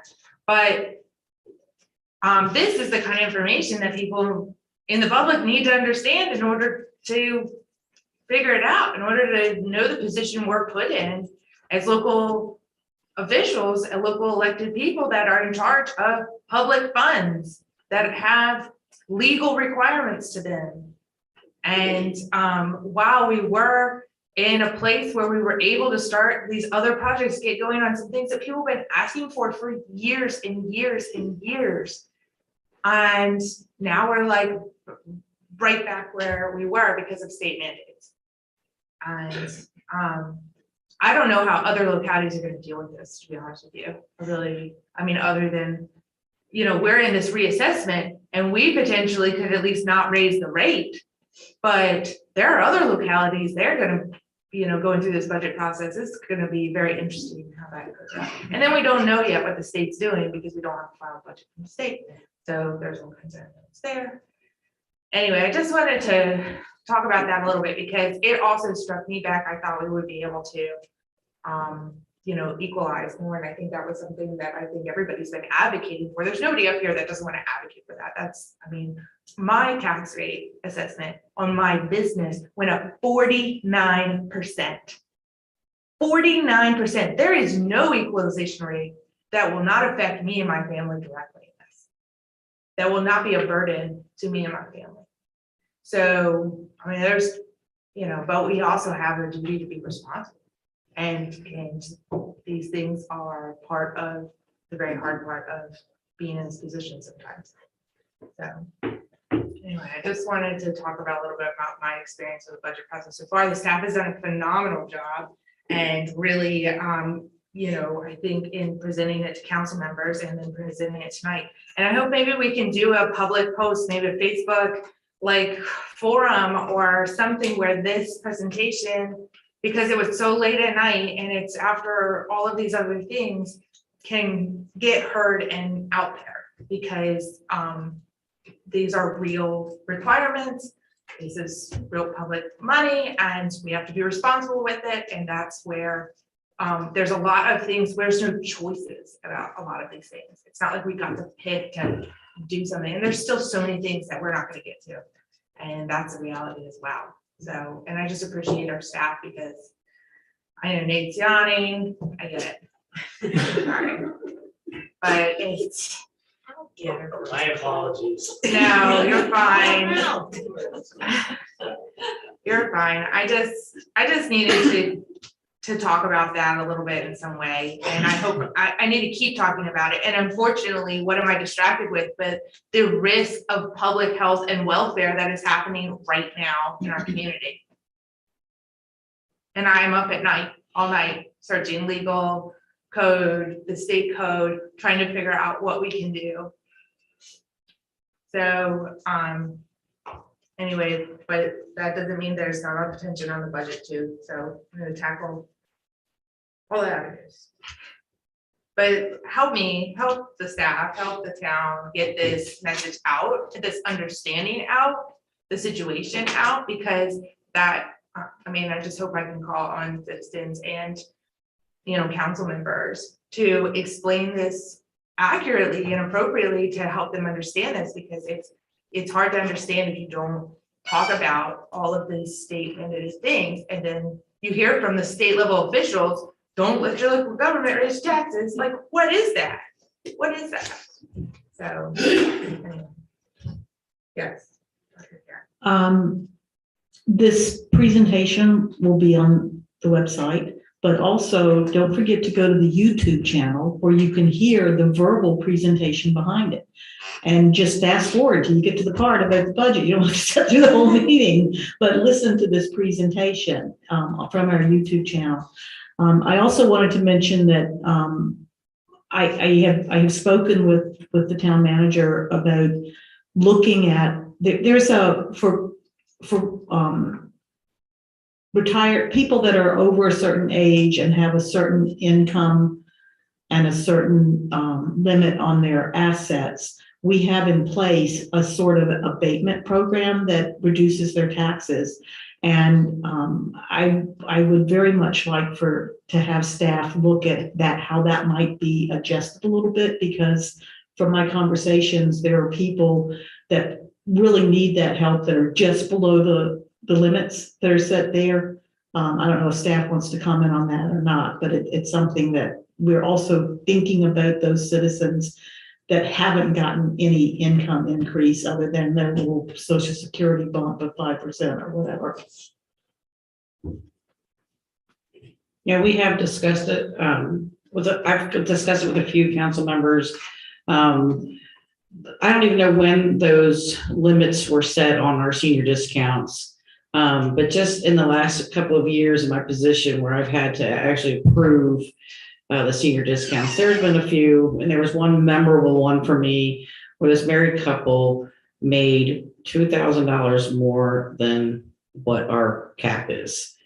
Yet I knew that they really could use those discounts, but I could not give it to them because our ordinance says you can't make more than this.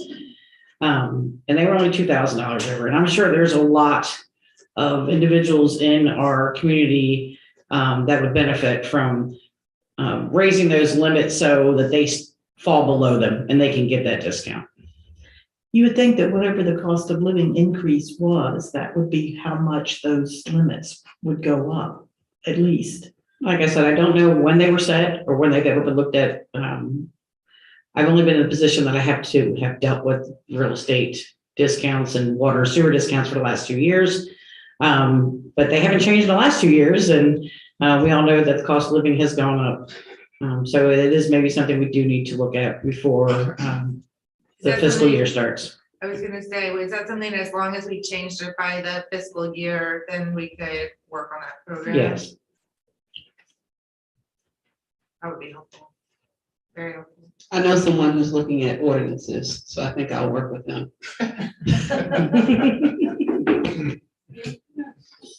Yeah. Mr.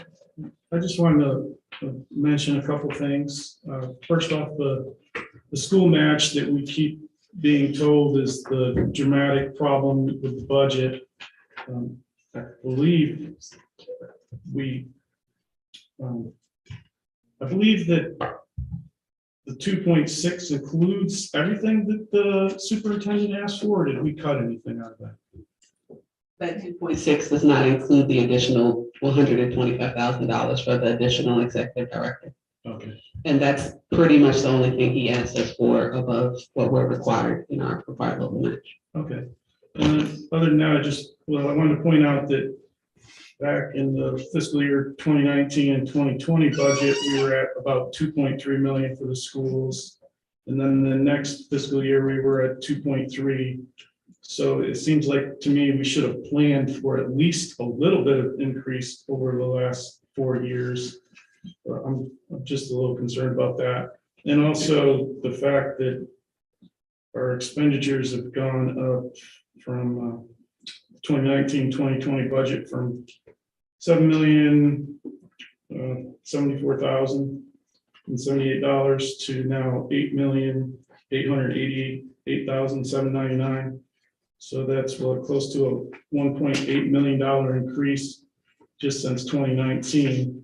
So I'm a little concerned that we're spending. We got a caviar taste on a beer bottle budget here, so I just wanted to, ensure that this isn't going to keep happening, because back in 2018 we needed all this extra money, and now here we are 4 years later, and we need a lot more money, and I just don't know if this is sustainable or not. I'm just really concerned that this is just going to keep happening over and over until we find other ways to fund our debts, our financial obligations. I mean, for one example, we don't regulate Airbnbs. We don't know how much money we're losing from those. And, there's other ideas. I think we just need to start thinking out of the box. This town cannot keep sucking the property owners dry. I mean, it's getting to the point where when I moved here in 2018, saw all these houses for sale. The realtor said, the reason why these houses are for sale is because the taxes just went up in 2018. All these people are leaving because of increased taxes. And here we go again. How many more people are we going to start losing because of the taxes? Just a few comments, but thank you. Okay, I'd like to address some of that. Inflation has, it's on. Oh, you want to closer? Okay. Inflation is out of whack. And I usually don't, use terms like that, and none of us caused that. We all know that when we go to the grocery stores. I know, there were 6 of us at the house at one point. There's 2 now.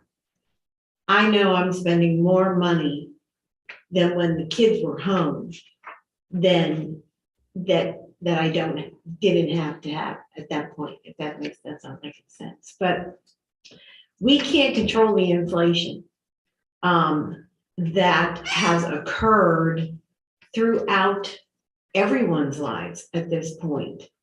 The school, because that's what we're talking about, but so much of that to retain the teachers, their health care, the buildings that they're in. One building is over 30 years old. The other one is much newer, but there's a debt service on it. So, and we know the supplies that we have to get for our departments have gone up drastically. And no one expected all of that to happen. So I think this isn't going to be something permanent. I think that this too will pass like it passed in 1980. And that was probably the last time it was the worst, but I think we're dealing with it the best that we can. I don't think anybody is doing anything that they have to do it simply at this point in time. And that's just my opinion. And I do share Mr. Williams' concern about diversifying our Concern. I mean, it really does. It is, it's a huge concern.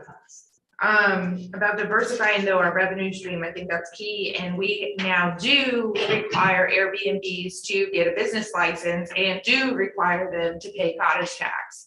And so they indeed will now be captured. They should have been paying cottage tax before, but now they absolutely have to have a business license and they have to be paying cottage tax monthly. And that's not going to make a dent in the overall big picture of this. You're talking about $600,000+ when a penny is $60,000.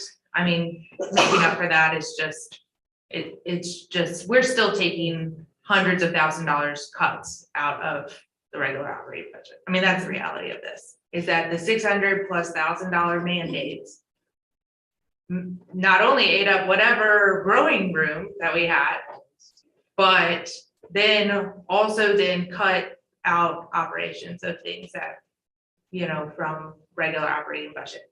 And so that's what I learned through this process this year, and just what a burden those mandates are.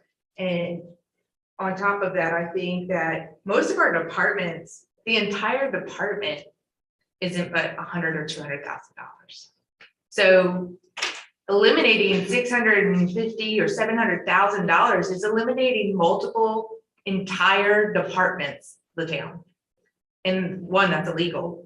And number 2 is that what kind of service would we be providing at that point? I mean, I don't know, that would just dissolve, right? So, which I'm not suggesting to do. So, but anyway, it's been an enlightening process. And I do think that we should be diversifying our income, which is one of the things that is why we're talking about parking. Parking revenue is twice as much as our people tax. And as much as people don't or complain about parking revenue, the truth is that if you want to come up with $300,000, $400,000 more in real estate rate, that's what the parking is. So that would be another 6 or 7 cents.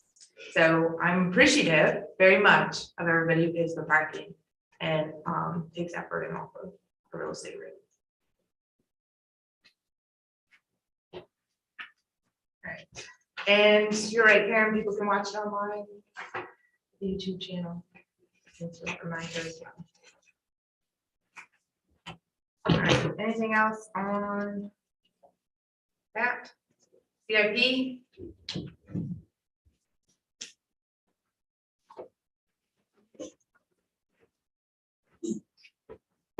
All right, going back to our CIP, we obviously presented this back in February and at the joint planning commission meeting, so I have 15 minutes left on my computer battery that is going to die. So I will jump straight to the point on our CIP, getting to our steering committee. Obviously, we met back in October. The town staff that worked on this, myself, the director of public works, our management fellow, planning commission vice chair, who is now the chair, Mr. Nathan Howell and Ms. Vicky Luna. We worked from October to November to December and January for preparation for the draft CIP to the planning commission in February. They ultimately adopted the CIP on March 31st with one addition, which included a sidewalk study plan, which will be included in your final CIP document on the 18th. Getting to the specific projects, you take a look at this slide, just a tad. All the projects that we presented before are still there, which includes everything from including public works on our 8th Street extension build out, our Dwight Avenue extension, our stormwater management plan, purchase of a future dump truck, Bobcat operations truck, a street sweeper truck, and our Parks and Rec, which is just a highlight, our town pier refurbishment, which is close to being completed in this fiscal year, streetscape for Colonial Avenue, our bike path to Monroe Birthplace, which is in there but is unfunded, our North Side park improvements, our Castlewood park improvements, our park playground equipment, our town website that was in there for this year that is completed is one project. We also have coming up next fiscal year, our Cooper Library and Town Center carpet replacement. We also have our equipment for the police department, 2 new vehicles, as well as a potential public safety side-by-side.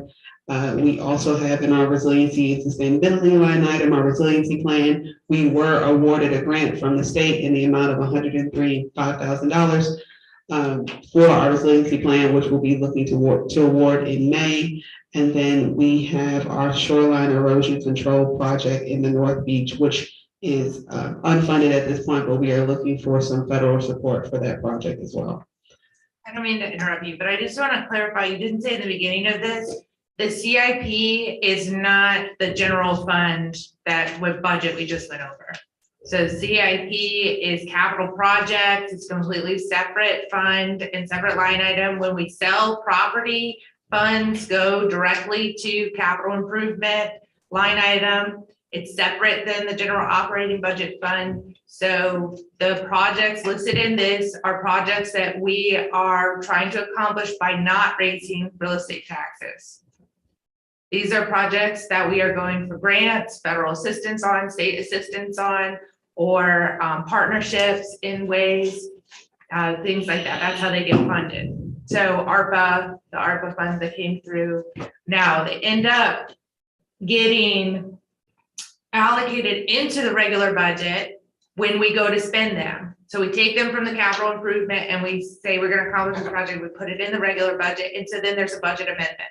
And so sometimes when we looks like spending has gone up, that's not because the general operations of the town have increased. That is because capital projects were getting accomplished from that separate fund. And we were transferring money in to the regular budget in order to accomplish the capital project. And 9 times out of 10, those are completely grant funded or state funded or financed through state agencies or things like that.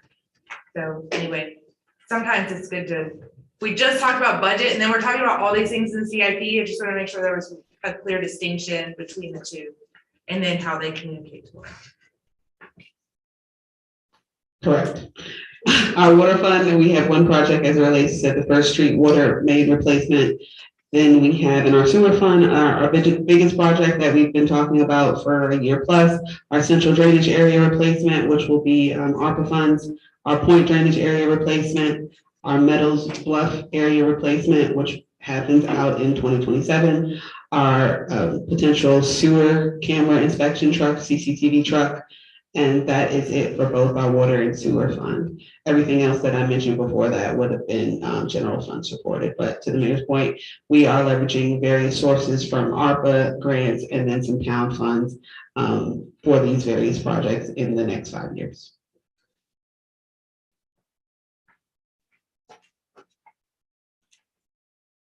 We'll skip to the next slide. And then just a highlight of some of the projects that we completed or started to complete in 2021. Obviously, the Robin Grove Living Shoreline project. The police were able to obtain 2 vehicles that they needed. Our public works received our trash truck. And then our town website was budgeted for launch in April, and that is now being complete. And then this is just some language as it relates to the state authority, which highlights that the CIP must be prepared to carry out policies through the comp plan. And this obviously is aligned with our comp plan. And we worked in collaboration with our planning commission to get town council an adopted CIP from the planning commission in collaboration with town staff for council's adoption in May. And that concludes my presentation. We don't have a public hearing on this yet. No. You don't have to.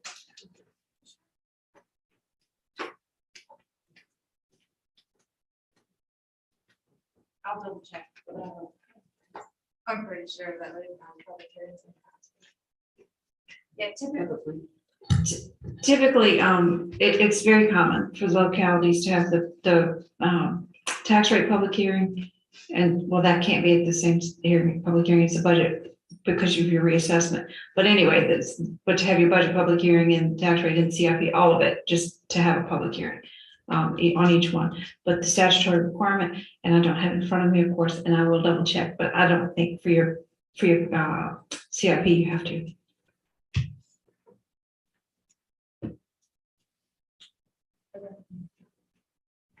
I could be wrong. I'll double check. Yeah, I'm not comfortable voting to approve this until we're sure that we can do a public hearing for it. So we can wait until May anyway. Yeah, it was for it was not. Oh, it was? It's not for Well, no you said action at tonight. you No said action at the end of tonight. the presentation that okay, got it. It was adopted at the planning commission, so I apologize if I All did right. not clarify that. All right, I may be just losing it at this point. I don't have any coffee. Okay, yes. Will there be a readable version of this? I can't even read that. Yeah. Online somewhere for the public to see as well? Yes. And also, one more question. I think you may have already answered this earlier, but the way the capital improvement plan works is even when it's time, even though we put all the stuff in the plan, council still has to vote to expend the funds.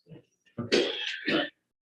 Correct. And we presented this, I think this is the 3rd or 4th time Davenport presented the full CIP in the booklet that you received. So that information is there. We'll present that and post that to the website as well. Right, thank you.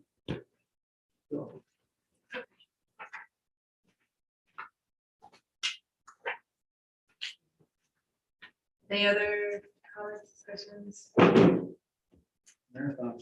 know. I'm like, are we gonna get there?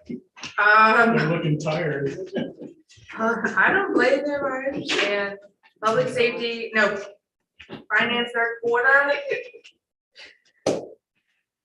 Okay, I'm gonna try to run through this as quick as I can. I just want to say right off the bat, we are pretty much right on track with our spending and our revenue, so there's no worries there. So this is our 3rd quarter report. I'm gonna start off with the general fund. Here you see a chart showing our inflows and outflows for the month. Just highlighting some things in here. January's inflows included a transfer of $100,000 from our CIP to do the pier repairs. And our outflows in February included spending $479,000 to replace the trash truck. Here's our revenue breakdown. Next slide, please. You can see how it's been broken out from different funding sources. 673,000 for the quarter. Our expenditure breakdown for the quarter. This is by departments and others.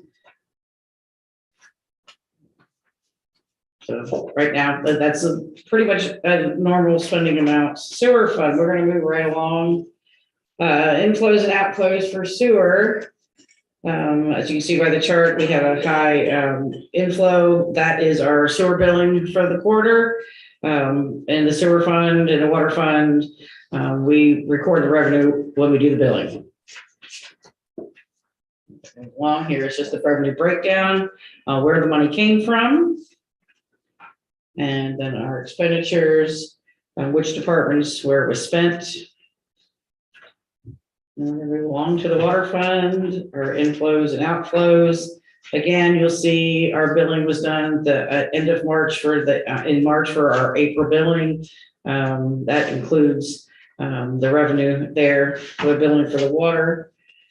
And we're gonna go on. There is our breakdown of where the revenue came from.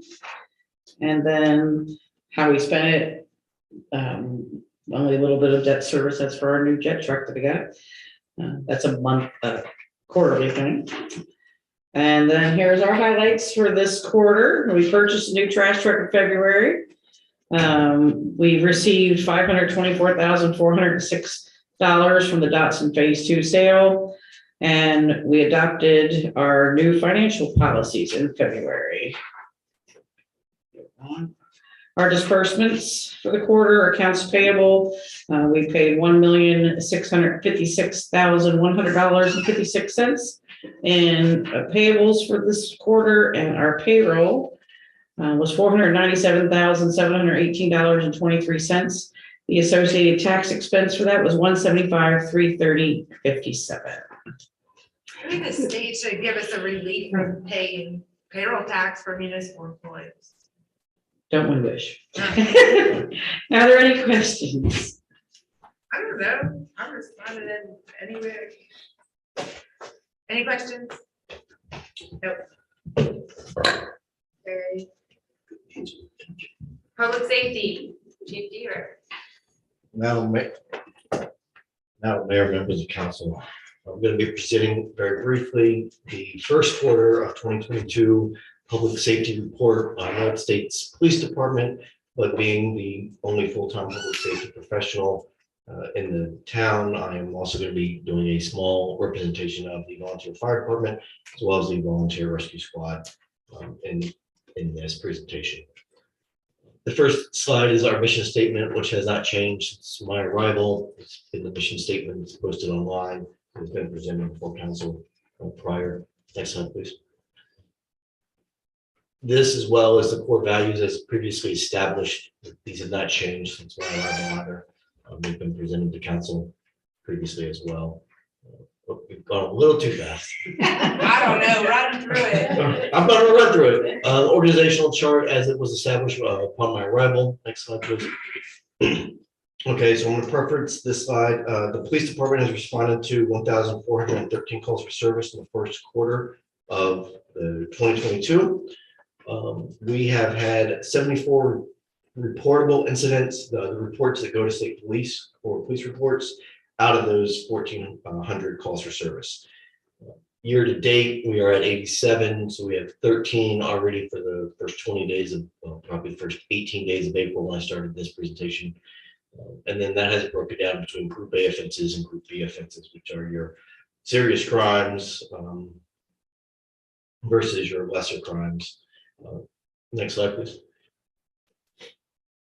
And that may be a little hard to read, but our number one crime, these are the top 20 offenses for the first quarter, the number one of which is destruction of property, vandalism type crimes. And then it tears down from there. We have a few weapon law violations where we've seized weapons from individuals in town. And then we have larcenies, simple assaults, 3 driving under the influence for the first quarter. And then it tears down from there. And single digits. Oh, go back one slide. Right there. And these are the FBI numbers of what those crimes are. The far right is the most reported crime, and that's trespassing. So that's been the most reported crime reported in the first quarter. I'm sorry, that's for arrest, not for crimes. And we've had a total of 18 arrests for the first quarter. So 3 of those were the DUI, and then trespassing equates to 6 more of those. There's 9 of the 18 out of those 2 offenses. Okay, during the first quarter, we've conducted 271 traffic stops with 124 of the summonses being issued, or issuing citations for about 46% of the traffic stops that we got done in the first quarter of the year. So a little bit less than half. This is for the volunteer fire company. They've responded to just over a total 100 calls in the first quarter, broken down there between fire, motor vehicle accidents, EMS calls, and then public service calls. Out of those roughly 100 or so calls for service is about 270 personnel hours, and that's averaging about 4 hours per call. And that information is from Chief Roby and Fire. Volunteer Rescue Squad. This information was presented prior to this week, but they have been attending a lot of trainings, doing EMT certifications and recertifications for rescue squad members. They've been doing a review of their trucks and equipment for their upcoming inspections, which I think may have precipitated some of the discussions that the town is going through this week. There has been a total of 129 medical calls for service in town limits for the first quarter. That is not broken down between fire, volunteer, EMS, or paid county EMS. That's just totality of what I've been able to obtain from communication records of what was dispatched as medical calls. And that's the first quarter breakdown of public safety. Are there any questions about any of that? Is there more to your report, or is that it? I have a question about something I heard. Okay, go ahead. I heard, and this was from a citizen, I haven't read it online or I haven't even looked at your report, but there was an arson incident on a commercial property that was undergoing renovation. Can you tell us anything about that? There is an incident that was reported as a breaking and entering of a space. It was being investigated. There, during the course of the investigation, there was a smell of gasoline in an area that, according to the employer of the property, there probably should not have been gasoline there. So it's not an arson per se, but it's still under investigation. There was no property that was identified as being stolen, although a block was cut off of the structure for entry to be gained. So there are a few different elements of various crimes. It's still under investigation. And I cannot give you the final outcome of that because I don't have it currently. I know that they're still trying to track down every lead possible, and we'll write it up the best way that we can after the investigation is concluded. Question. Is there a place online where the residents can go to get the crime stats, the quarterly crime stats? Currently, there is not. That is a feature that we have asked for in the new website development that pushed out this week. So there will be a similar report, if not the same report. May try to make the slides a little bit easier to read, to be out on public, referencing your last statement of the presentation you had prior. So I just want to make sure it's easily accessible and readable to everybody, but it has not been put out on the new website. But that is a feature that is accessible. So I'm hoping by the next quarter that we'll have that feature live and running. I think I remember when one of your detectives had previously presented the crime stats, it seems like there were percentage changes, and more of a chart, I guess. Will that type of detail be in the quarterly report as well? Yes. Okay. Thank you. Anything else? Okay, police equipment needs. Then we're going to food. No food comes with it. Where's the food truck when you need it? They're all closed. The next presentation is a 60-day needs assessment of the police department. So my first 60 days here, I reviewed a needs assessment that was begun by Interim Chief Miller as part of his tenure with the town. And I reevaluated some of his needs, and I've identified some other needs. So the following information is what's being presented. So Interim Chief Miller identified medical equipment and training for the police department, CPR training, septic bleed training, septic bleed equipment, a golf cart, more bike patrols, motor safety equipment, AEDs. I've also identified all of those same needs. I've elevated from a golf cart to a side-by-side for better utilization year-round as during inclement weather that a golf cart would not be able to assist with. I've also identified the need for ballistic vests, pulmonary breath test, which are the roadside test of DUI enforcement, as well as a radar trailer. With the radar trailer, we can put that in areas of concern so the citizens can truly see what the speeds are in that area to see if there's a concern. It also has software so we can do our own smaller scale traffic studies without having to pay a third-party vendor to come in and do those traffic studies. So there's several areas. I broke this down into officer safety, citizen safety, and then operational equipment to make operations more productive and more beneficial to the town as a whole. So ballistic vest, this was precipitated by the shooting at the officer. I wanted to look at our needs and where we were on that, and it was determined that we have not been maintaining some of the equipment that we need to be. So I'm requesting funding to get all the ballistic vests for all of our officers to be at the most current levels and standards for best practices and for officer safety. For citizen needs, AEDs were identified to assist with medical calls and cardiac arrest.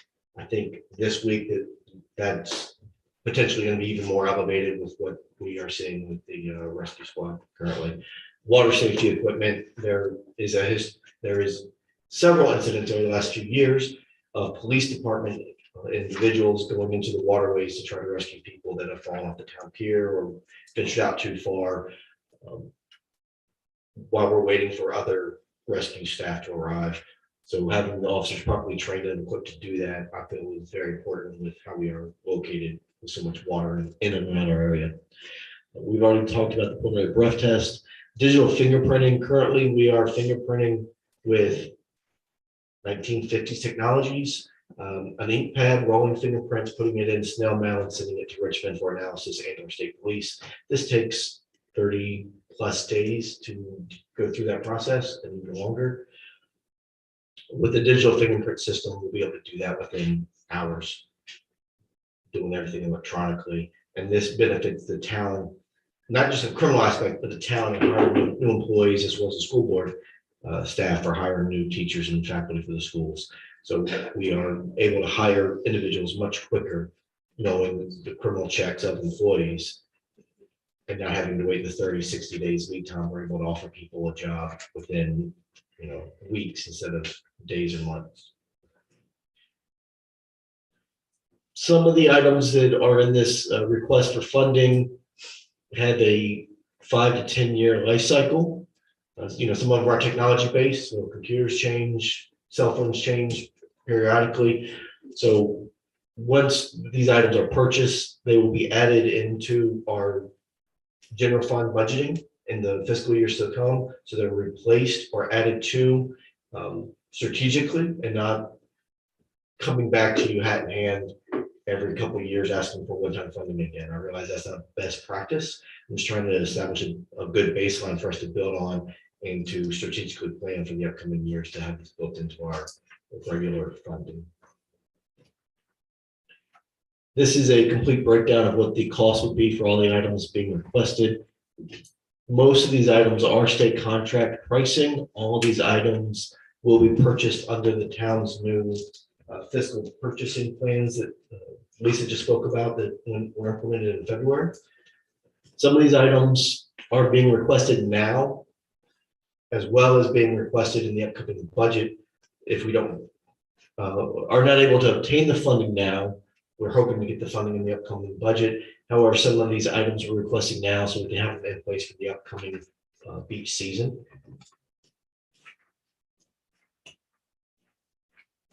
And my recommendation to council is to approve this funding for this equipment so we can start the process for some of these items. Just like with building costs, some of these equipment items are months or potentially a year turnaround time to get, but we can't place these orders until we have the funds to process the request through finance. And I'll be happy to take any questions or comments from council. Yep, that's right. Talking a lot tonight. Couple of questions I've received from various residents. The AEDs, will the officers be trained to use them? Yes, sir. All the officers were trained in the last 30 days. So every employee, every sworn employee in the police department has been trained in CPR, first aid, and AEDs. For the water rescue equipment, I've already been in communication with the police chief and VMRC. And they will send their instructors to us in this region, so we're not having to pay for lodging to get them trained in the water rescue equipment. Okay, thank you. And another question a resident had, and I think we've actually spoken about this before, is the cost of the uniforms. I tried to explain to the resident, but you could probably do a better job than me, that it's not just like one suit, it's like various items. Correct. Can you explain to the residents what that would entail? Yeah, so prior to my arrival, I'm not sure exactly how procurement of uniforms and equipment was being done. It appears that it was being done very minimally. So individuals have mismatched uniforms. If I have 2 officers or 3 officers working on a day, none of them are uniform. They're not wearing the same colored uniform, same brand of uniform, same type of equipment on their waistline. Some officers we've hired from other jurisdictions, like myself. Everything you see me wearing, I've brought with me, so the town hasn't purchased any of it, to include my ballistic vest. Or that my ballistic vest will be expiring soon, and I don't enjoy working without having the protection of ballistic armor on. So I know how I personally feel, and I have a hard time asking my staff to come here with equipment that is aged out or very close to being aged out that needs to be replaced. Those are items that unfortunately do cost around the $1,000 mark, but they do last for 5 years under a warranty from the manufacturer.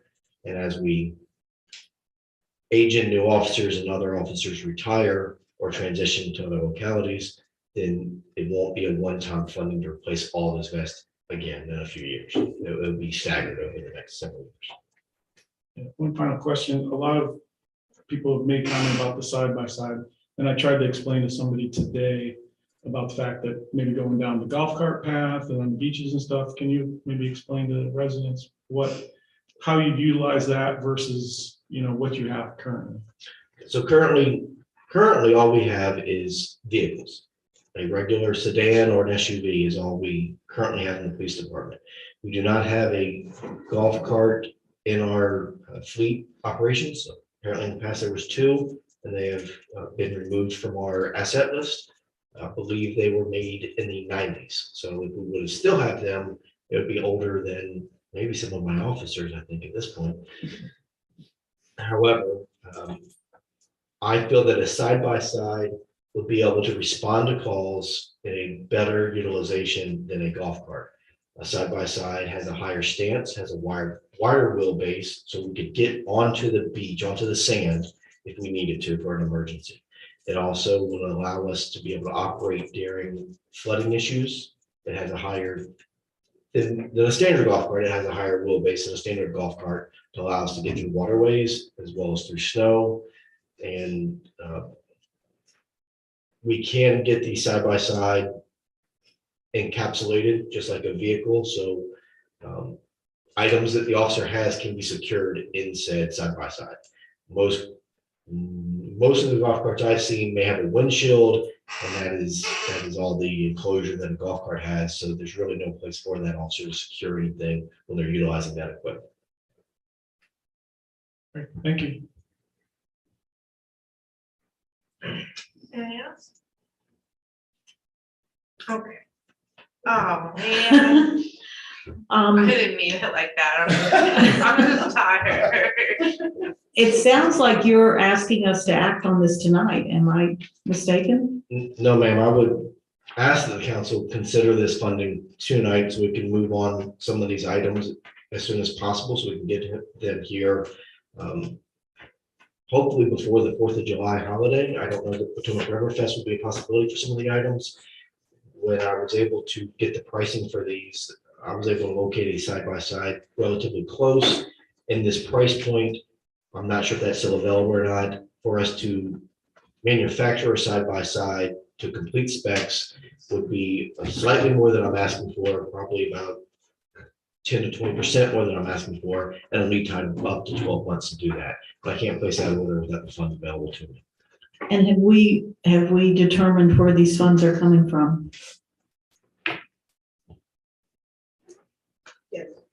Yes, we're recommending this funding for the 96,750. Of that total will come from the reserve account in Fund 100 and the general fund, and then the side-by-side, which is approximately $20,000 funded from Fund 230 and the capital fund as their essential needs of the department.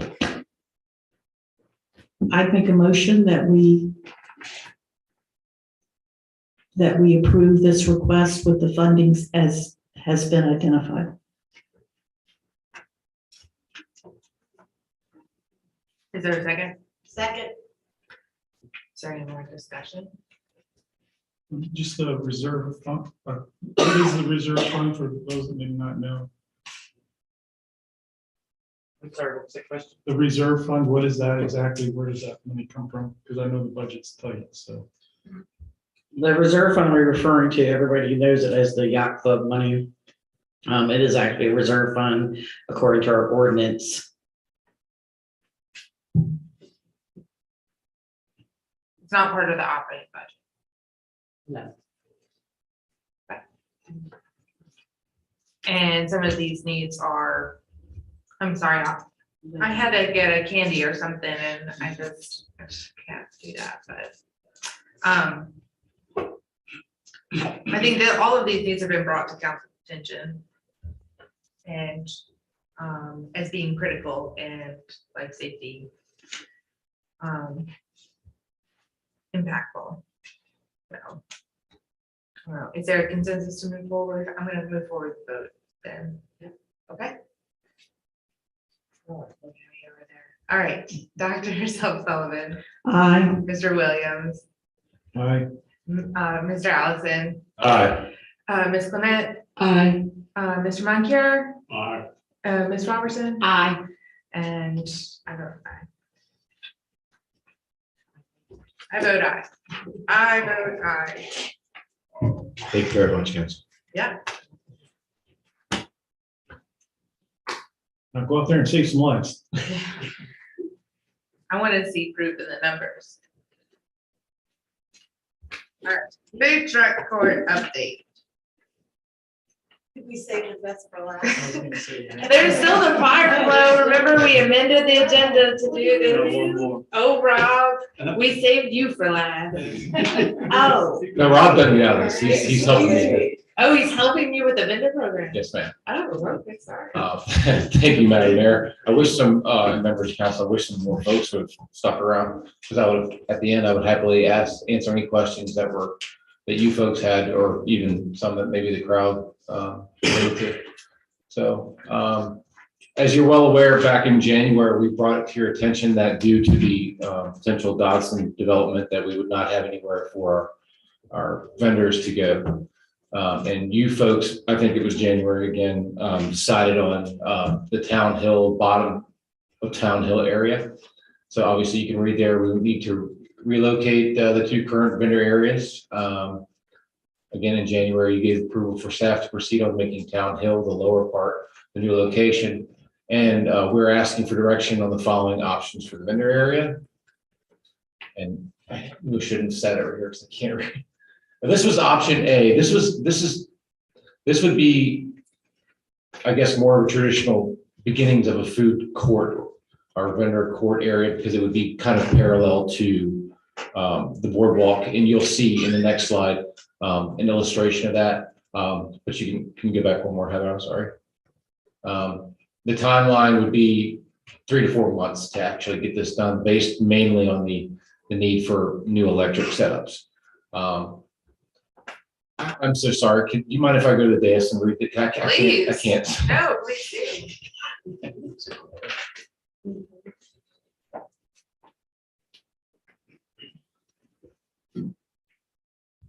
in the for what it's worth category, those pastels make it almost unreadable. Yeah, I'm having a hard time from here too.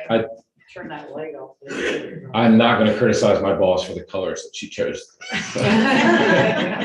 So back to the timeline, 3 to 4 months, and from what I've talked to with staff at Public Works, mainly due to scheduling with Dominion. And the hard cost of that would be around $35,000. Soft cost would be $11,000. I used a quote from a tour that we did with a gentleman who designs spaces like this and other recreational areas, or we could use the current 7 picnic tables we have at the boardwalk area, our boardwalk vendor area currently. And we've included staff time because we thought, for transparency's sake, that you folks should have all the details on what that would mean to our staff. So you're looking at a total cost between $46,000 and $57,000. The pros, obviously, it would provide vendors space directly on the boardwalk. And then the cons, obviously, it would impede most of our special events that are held in that area. There's no entrance to the boardwalk from Town Hill. And then obviously in this next slide particularly, you'll see the significant grading needed to get that ready. So if you can take a look at this per option A area, you've got 5 vendor spots and they're running horizontally, correct, Rob? They're running perpendicular. Perpendicular, I beg your pardon. And if you can see the lines, it's in 5 and 4, and part of 3 would just basically be in like a mud bog when it rains. And obviously our current vendor program has 8 spots, and this we'd only be able to fit 5 spots in that particular location. So that would be a pretty big undertaking, and it probably would not be ready for when we would need those folks to move. So next slide, please. And this is just a rendition of what something might look like. And we're using food trucks there, which are considerably bigger than some of the vendors that we have because a lot of them are just carts or trailers. So next slide, please. Option B, and what we call the Town Hill Boardwalk and Hill Extended, 8 spots that would take care of our current vendors with a 2-week timeline. Hard cost, $14,000. It's going to require some upgrade from existing electrical panels. There's one located on the fence line that kind of butts up against the riverboat property. And then we're going to increase and do some upgrades to the electric on the stage. Soft cost, there would be none if we utilize the current picnic tables located between Willie's and High Tides. Staff time, 40 hours, 3 employees. You see the numbers there. The cons are that it's uneven. There will be a slope. The slope on Town Hill is pretty significant down there. But the pros are there are more spaces. Currently, there's some infrastructure that could probably take care of most of that with just a small amount of upgrades. And it does not impede large events because if you've ever been to the triathlon, for example, that bottom of Town Hill in particular is their staging area where they have their bikes. They have their tents, they have their water, that's where they change clothes to swim and then get on their bikes and then start running. And then next slide, please. You can see the best way to probably do it without the grading would be to have those first 8 spots on the upper part of Town Hill, because obviously you're running electric. Part of the electric will be run from the stage. But the great thing about this is if we want to make the investment in the future, we have an additional 8 spots located there, which would be 9 through 16. The blue is obviously where we would want to put the current vendor program once that all comes to fruition at some point this summer. So next slide, please. Staff recommends option B.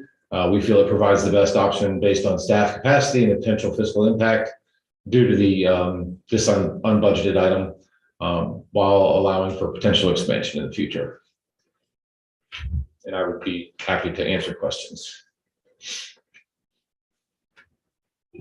You didn't mention the other food truck that's going up by Town Hill. Is that a done deal? What's going on with that?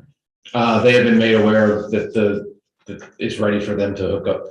So Honchos will be moving They've been away, they've. From there's- Castlewood correct. to behind the stage on the Correct. front part of Town Hill. Yes, and we've talked to members of staff, Public Works, and we would have to meet Mr. Cho down there to tell him where to park, because we do need some room down there to get the electric ready for the improvements need to be made there. Yes, ma'am. They have not moved, from what I understand, though. They weren't there this afternoon. The electricity in that area, most, and you're trying to accommodate whether it be 50 amps per unit or whether it be 30 amps. We currently have 2 panels in that vicinity. They're both 200 amp services, and they are able to handle up to 200 amps of continuous run. We could put 4 on one end. We believe we could put the 4 on the other, even the straight stage of, except we may have to reduce those to a 20 or 30. And yeah, the good news we is want to provide electricity to all of these sites. and the good news is some of our vendors don't require any electric at all. Correct. But I think having the infrastructure obviously makes it easier for future improvements. And yeah, then we could plan, and then you could plan, down at the bottom of the hill and to do the appropriate grading that would be to keep from having a mud hole down at the bottom, which I believe probably all of you have stood in at some point or the other.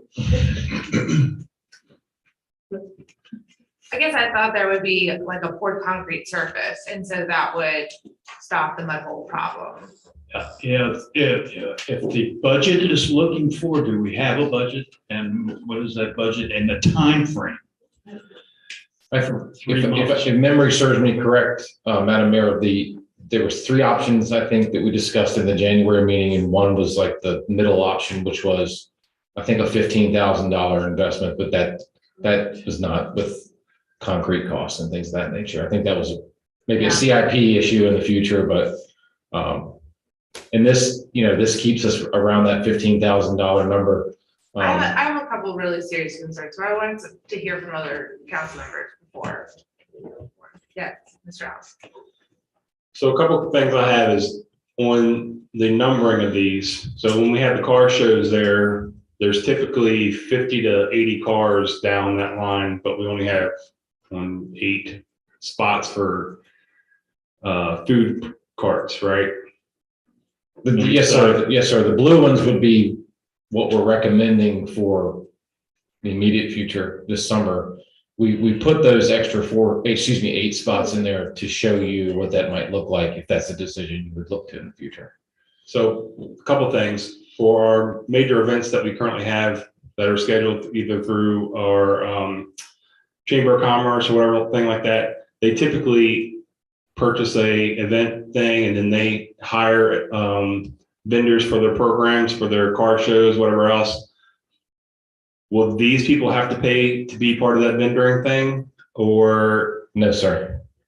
I mean, as far as I'm concerned, unless somebody could correct me, if you sign up for a yearly vendor fee, you don't have to. I don't think you should have to pay the chamber or any other organization to be a part of their weekend or their daily event. But I don't have. That's the way it operates now. It's like when the Boardwalk Arts and Crafts Festival happens, the vendors that are part of our permanent vendor program can be in their spot. But if the Chamber of Commerce has the car show and they don't want those vendors on there, do they have to close? Oh, I agree. I think there's a lot of problems with this, but I'm gonna let other people talk more. I mean, we took that into consideration. I believe Mr. Murphy can give you a little more details. I think he actually cut and paste the parking spots there you see at the Old Days Inn and kind of moved it into the middle of Town Hill just to see how many parking spots for a theoretical car show you'd still have available. And I'll let Rob talk about that. It was 63. That's the number. There's usually more than 60. Oh, there's way more than 63 cars. Yeah. But keep in mind, the green spaces are not what we're talking about for this year. That's just a theoretical, this is what we could open this up to at some point. I have one more question. Going back to the question that was answered on the providing the electric. I mean, I understand the process of having electric so you don't disturb the beach goers, that kind of stuff. Is the cost analysis of this going to be part of the added cost for them, or are we going to stick to the standard fee, or how are we going to regulate that if someone doesn't have electricity and they're paying $750 compared to someone that is getting electricity for the same amount of money? How are we going to determine that? I would say that there certainly should be a cost associated with having electric. That's me. Now, what was done previously, discuss. Are there meters on the boardwalk for the ones that do have electric service? It was supposedly built into the annual cost, but whether it was or not. Oh, I see what you're saying. So, okay, this is just another reason that I just get frustrated with this, but should I just go ahead or? is it fine? Well, I mean, the option of, for me, the option of putting them parallel to the boardwalk and blocking ingress and egress between Town Hill and the boardwalk and the beach is unacceptable. Simply because of the events that are already going on down there. You know, the bike, that's where the stage goes, right? For the Bike Fest? Yes, ma'am. That's where the staging area is for the triathlons, right? The other events that come into town, like the Fallen Heroes from Fredericksburg, they currently use all of that area, and the people move back and forth between the boardwalk and that event. I don't see how that's possible to block that entrance down there, even if it wasn't a mud hole down there. How this fits in long-term with the concept of a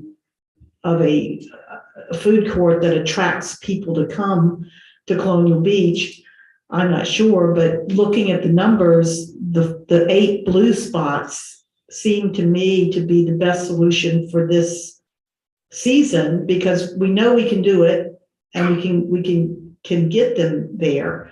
Any other solution, I don't see how it can be done this year. I would tend to agree, and I talked to Mr. Murphy extensively, and obviously members of the staff of Public Works, and I just don't know if there's any way we could get this done without substantial investment, and also the timeline needed to get these folks moved. I think that's the great unknown, is we don't know when closing dates are going to happen and things of that nature, but we've laid it out in the application, for example, that at some point around June 30th, they're going to have to move.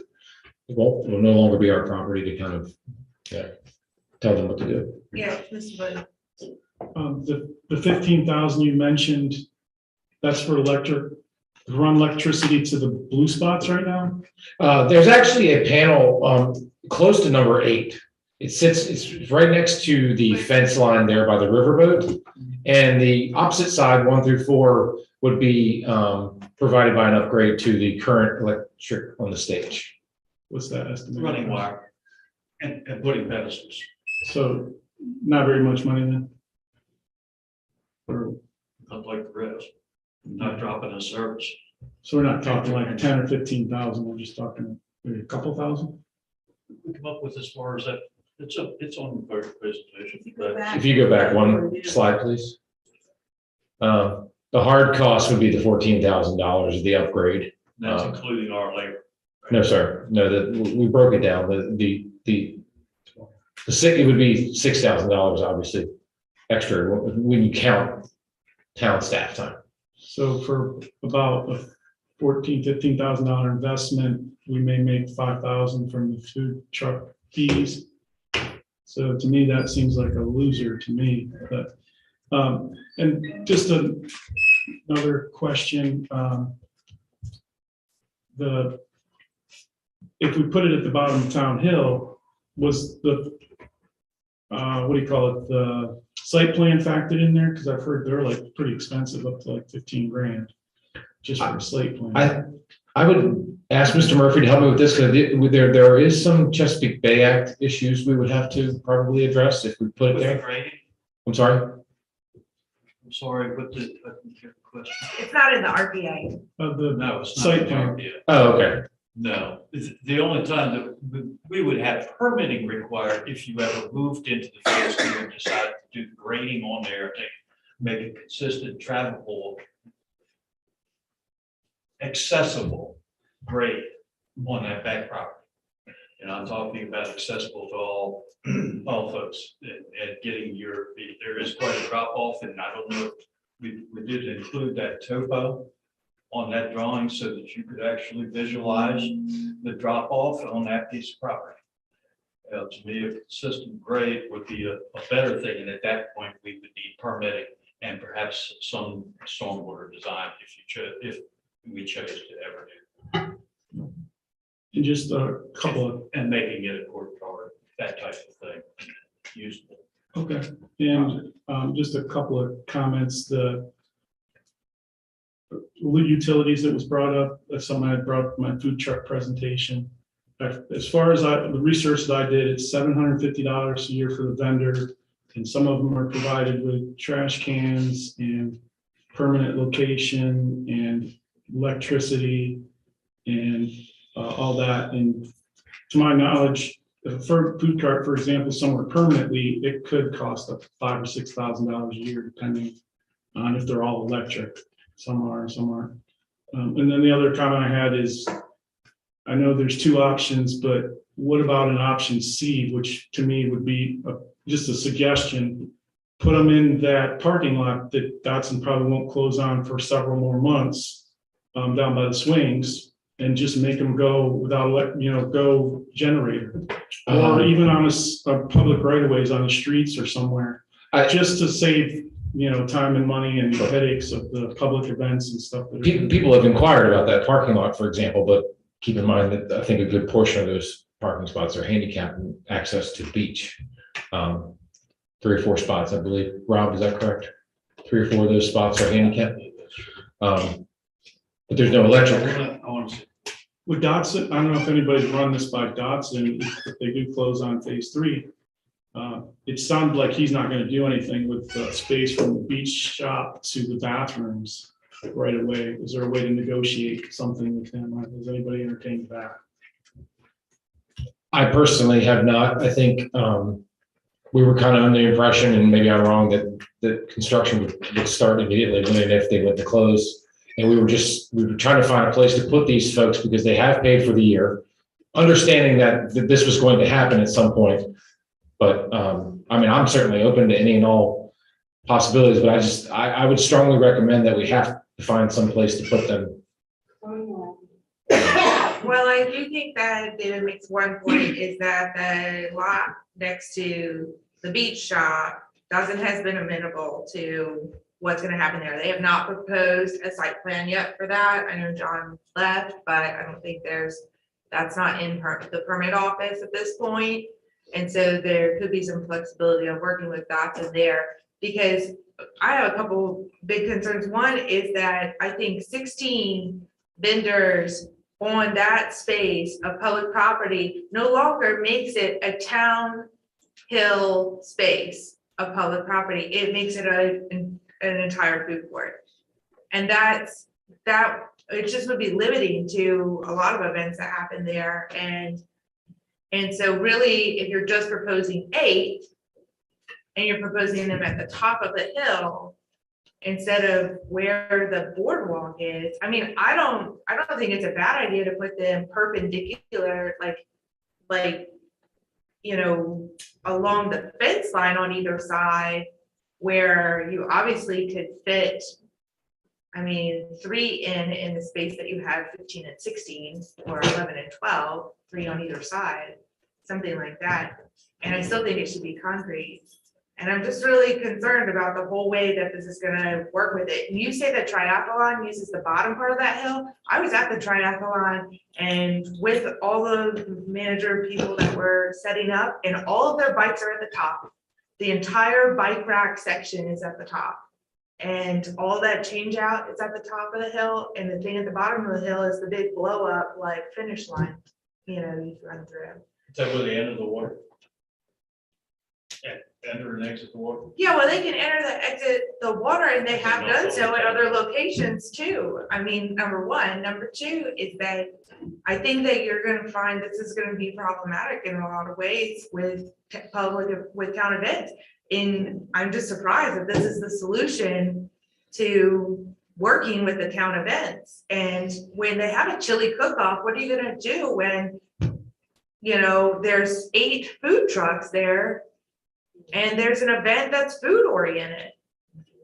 And so keeping it at the bottom of the hill closest to the boardwalk gave some separation between having something like that. And I get access and walkability through there. Are you saying reduce the quantity of, from our current 8 or 9, it actually is, down to 4? Yeah, 4 would be fine. And then I don't know, you had proposed putting one at Troy Smith Park. We know Castlewood is a viable location for a food truck. We just know that location on there, it's not, it's too close to that facility there.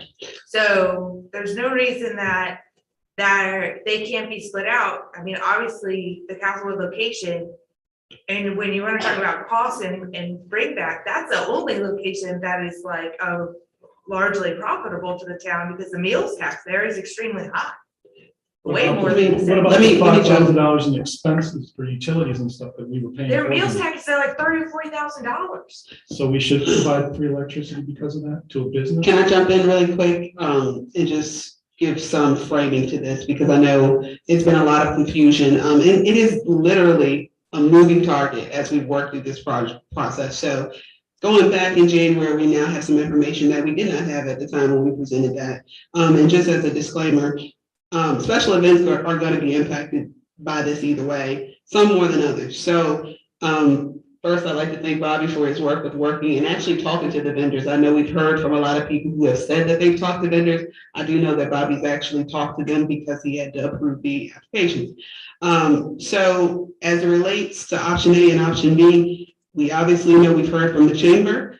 I think there's a distinct difference between the chamber who presents and puts on events versus the EDC goal of having a Belize style food truck court. While I love the idea of the food truck court, we know that would lead to the boardwalk option closest to the beach. But this option B that staff is presenting is also an option and a possible solution. And I think they came to that conclusion based on some of the feedback that they've heard from vendors, based on what Bobby said and has talked to the vendors directly. The vendors that he's talked to and the ones that have paid and put in applications do not have a strong preference as to their location on this specific space. Mr. Murphy, in further due diligence, has realized that if you do put them specifically at the bottom of Town Hill, that the electrical will block the whole access to the boardwalk and the beach from that. So that is something that's also been a consideration. What does that mean? That you will not be able to drive because you're going to have the electrical hookup perpendicular to the boardwalk. So they won't be able to drive any vehicles or public works apparatus or any emergency vehicles through the bottom of Town Hill like currently is an option because it won't be blocked off if we have the permanent food trucks there at the bottom. So the question about the rate. Currently, all the vendors that have paid this season paid $750, understanding that they may have to relocate in June or July. We put that in the contract up front. We work with the town attorney on that. So that is understood. In this option, council has a decision. If you want to begin to cap them at this location at the bottom, you can cap them at 5. I brought up before that we've had a market study conducted by VCU, Dr. Accordino, and he said in his market study and their analysis that we can support 1 to 2 more full-time restaurants. If we do oversaturate the market with multiple food trucks, that is a concern that we will have to think about moving forward. We also know, based on what we heard today from the doctor presentation, that there will be 2 new full-time restaurants on our boardwalk by the summer of 2023. So that's also something to think about now, but in the future. Castlewood's plan had a plan to allow for 2 food trucks in the middle of the parking lot. So if that's something we want to do, we can allow 2 food trucks there. But that also has a cost associated with an electrical drop there because there was no pole there like we originally thought. Third, Willie's, who has historically been on the boardwalk, is actually the only permanent retailer who will be losing and being displaced by the Dotson development. So in the event that they are able to obtain a food truck this season, then we would also want to find a way to accommodate them because they're a longstanding business in town. So just so that there's a broad understanding of what we are trying to accomplish, it's a lot. At one time, we're trying to satisfy a lot of different requests and make everyone happy. But the reality is there's not one possible solution where everyone wins in this. So we have to come to some middle ground for this season about what's realistic within budget, what's realistic within time. So that's why this was presented in concert with Public Works Director and our Parks and Rec and Events Director who has taken on the vendor program as well. So Thank you. Thank you, Ms. Adams Jacobs. I would just reiterate, and she's absolutely correct. I've had 3 sit downs with the vendors. We've talked about the possibility of Torrey Smith. We've talked about a second location or second vendor at Castlewood. There wasn't really any interest in that. And they all wanted to be as close to the boardwalk as they possibly could be. And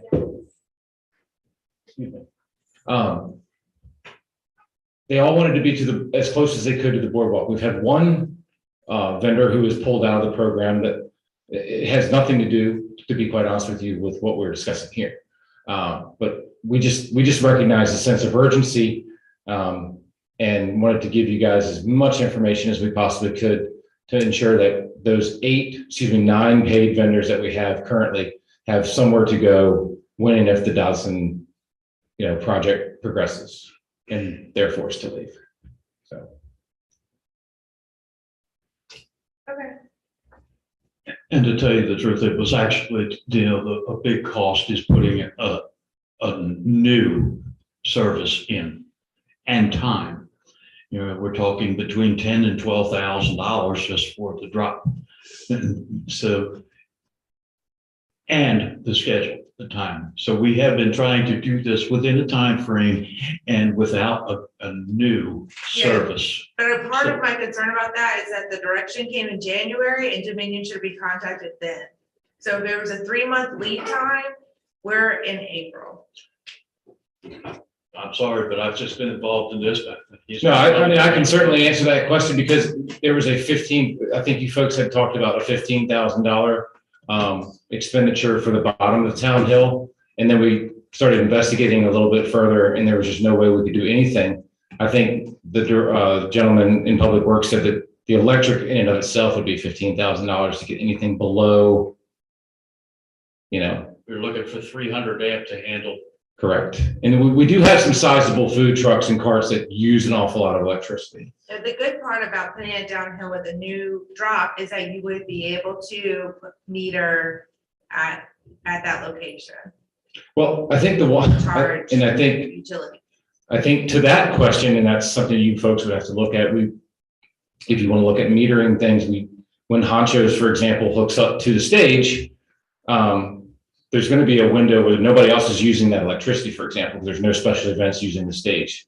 So you could theoretically take a 2 or 3 week period and look at their electric bill, for example, and get an idea of what we potentially could charge a vendor for electric costs as a small sample size. I would also add that there was extensive recruitment by the EDC at that time to figure out how many vendors would potentially come. And we were told upwards of 5, 6 to 7 new vendors, and we did not know until the application period closed April 1, how many vendors we would actually have this season. And now we have a firm number on that. That is why this is being brought back at this time. I've got a question, maybe a little crazy, but why do we have to provide food trucks with electricity?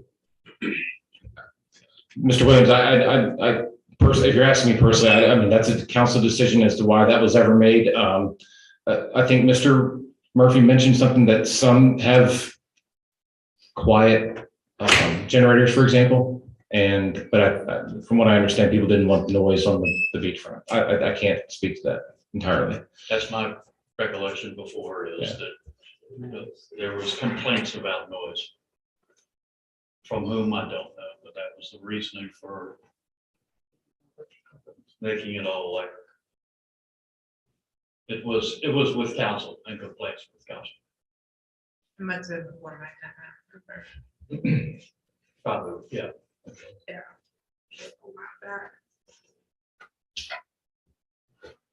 And that would solve a lot of problems. We didn't have a lot. Mr. Demonte, because you've stuck with I'm us just- so long, I I just want to feel, throw this out there. There's a plan B. Give up this idea because there's no space for it.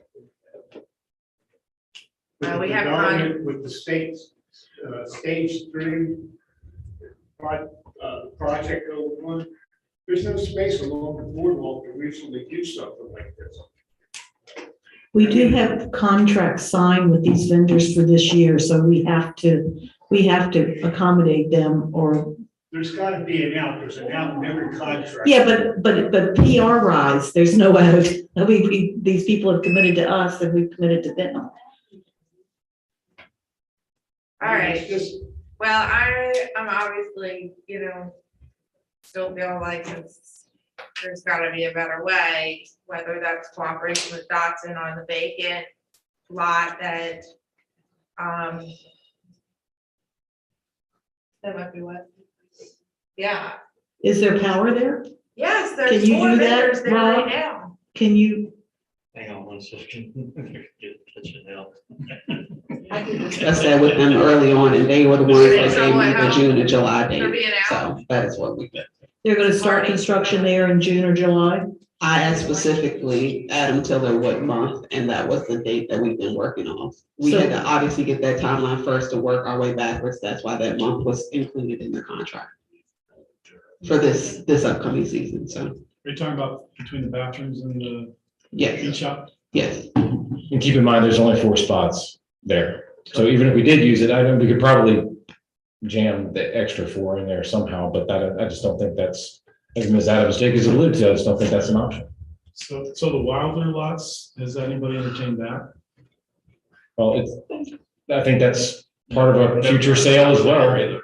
I think part of it is parking revenue as well, so we're talking about losing more parking revenue there. And that the one- inevitable drop that Rob has talked about, Dominion having to put another one in there.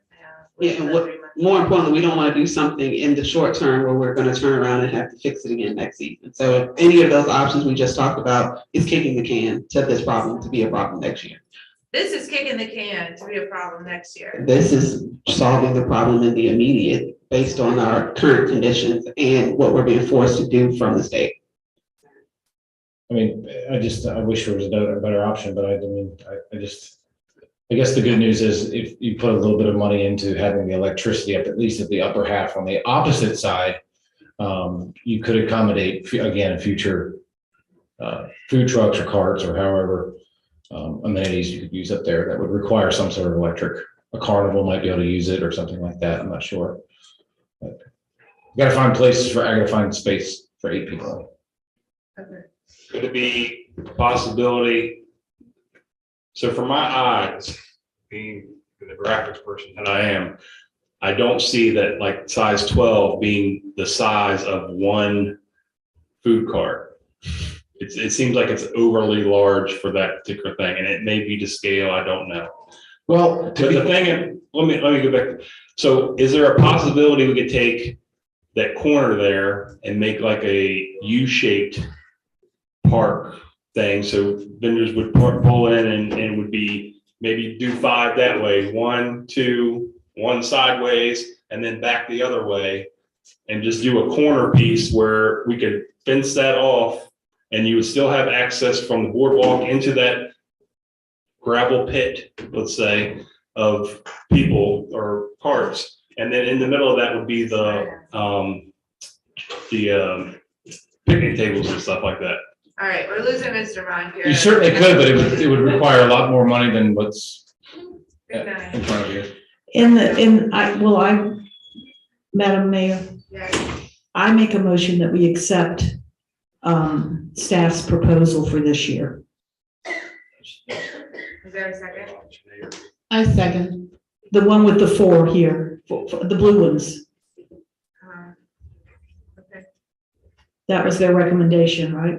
All right, Andrea seconded.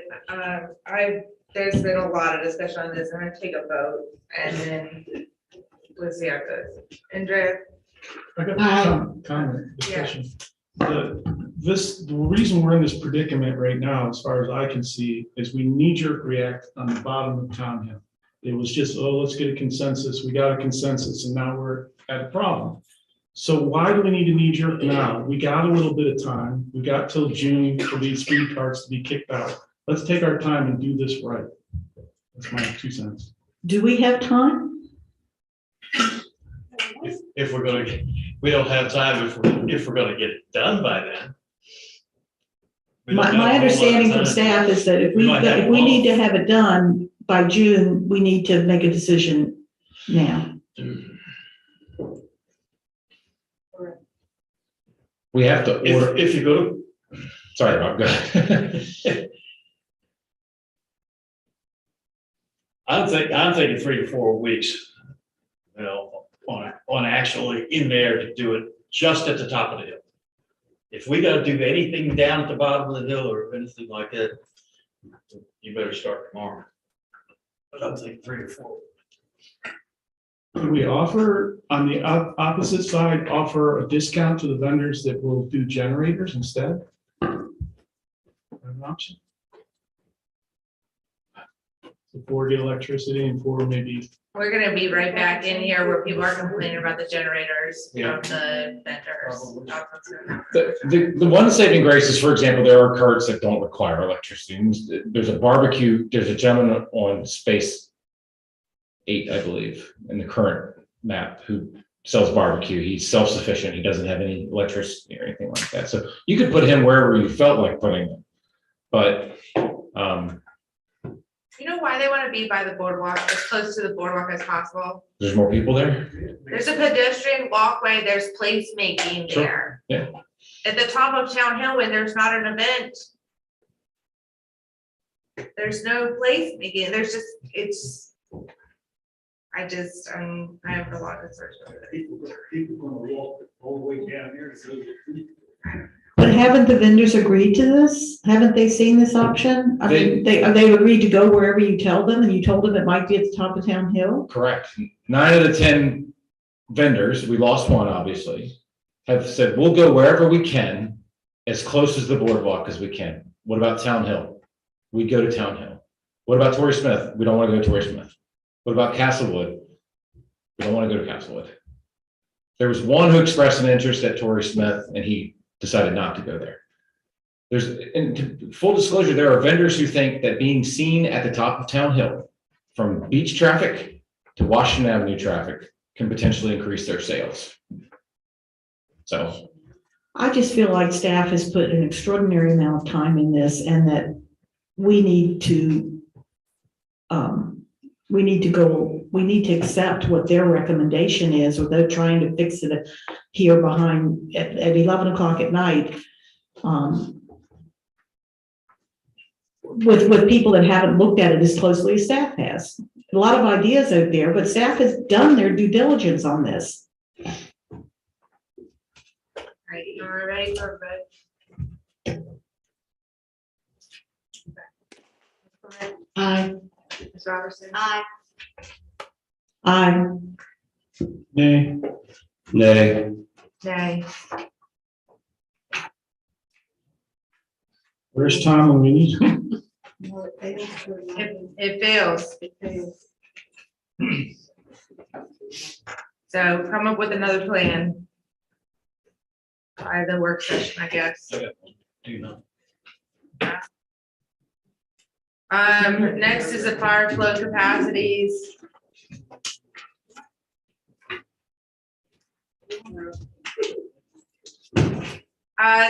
We amended the agenda because they have to add the water line design to the Dewberry contract. Is there a motion to approve the fire flow capacities in business district revitalization area? So moved. Is there a second? Second. Any discussion on this one? Is there this is just, I mean, this is my naivete, but if this is required in order for the development to be done, is there any way to get this money from the developer? Well, I'm pretty sure that we have to add this to their contract now. It's $15,000 to do the study. I think the implementation indeed is something we're gonna be working with the developer. I mean, that's what they said at the CUP hearing at the planning commission. You know, they said they were willing to provide assistance, I believe, in the planning commission, but I don't know what that means. However, keep in mind that this is for the whole boardwalk area. And it is low in that area. You know, the 4-inch can only probably provide somewhere in the neighborhood of 600 gallons per minute, which is low, and you have a lot of requirements sitting for commercial zones that it's higher than that. And I'm not a fireman, but I know that our fire truck, the pumpers utilize up to 1,200 gallons per minute. And if we're only providing 600, that's 600 gallons that you're not going to get. So are you saying? I think it's useful in the area anyway. So. We need it no matter what, whether Dotson goes in there or not, is what you're saying? Yeah, yes, ma'am. I think it's important for the commercial area. And I also believe that the time to do it is when we do the central drainage area, because there will be a utility run through Taylor Street anyway. And I have a feeling that's where this is going wrong. We're gonna save money by tearing up the street anyway. You might as well put the pipe in while you're doing it. All right, is there any more discussion? Have a motion? Did I get a second? Is there? Yes, you did. Okay. All in favor? Aye. Aye. Okay. And now I'm going to motion to adjourn at 10:51 PM, and we will all be in trouble with our spouses for our holidays. Second. Aye.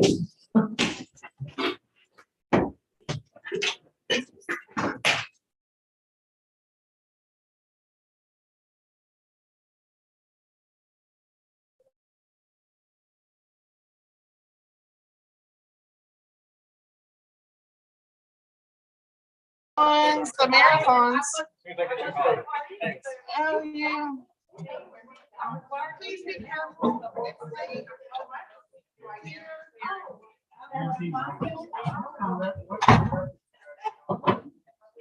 Meet like a cot or something at the office. I've been here for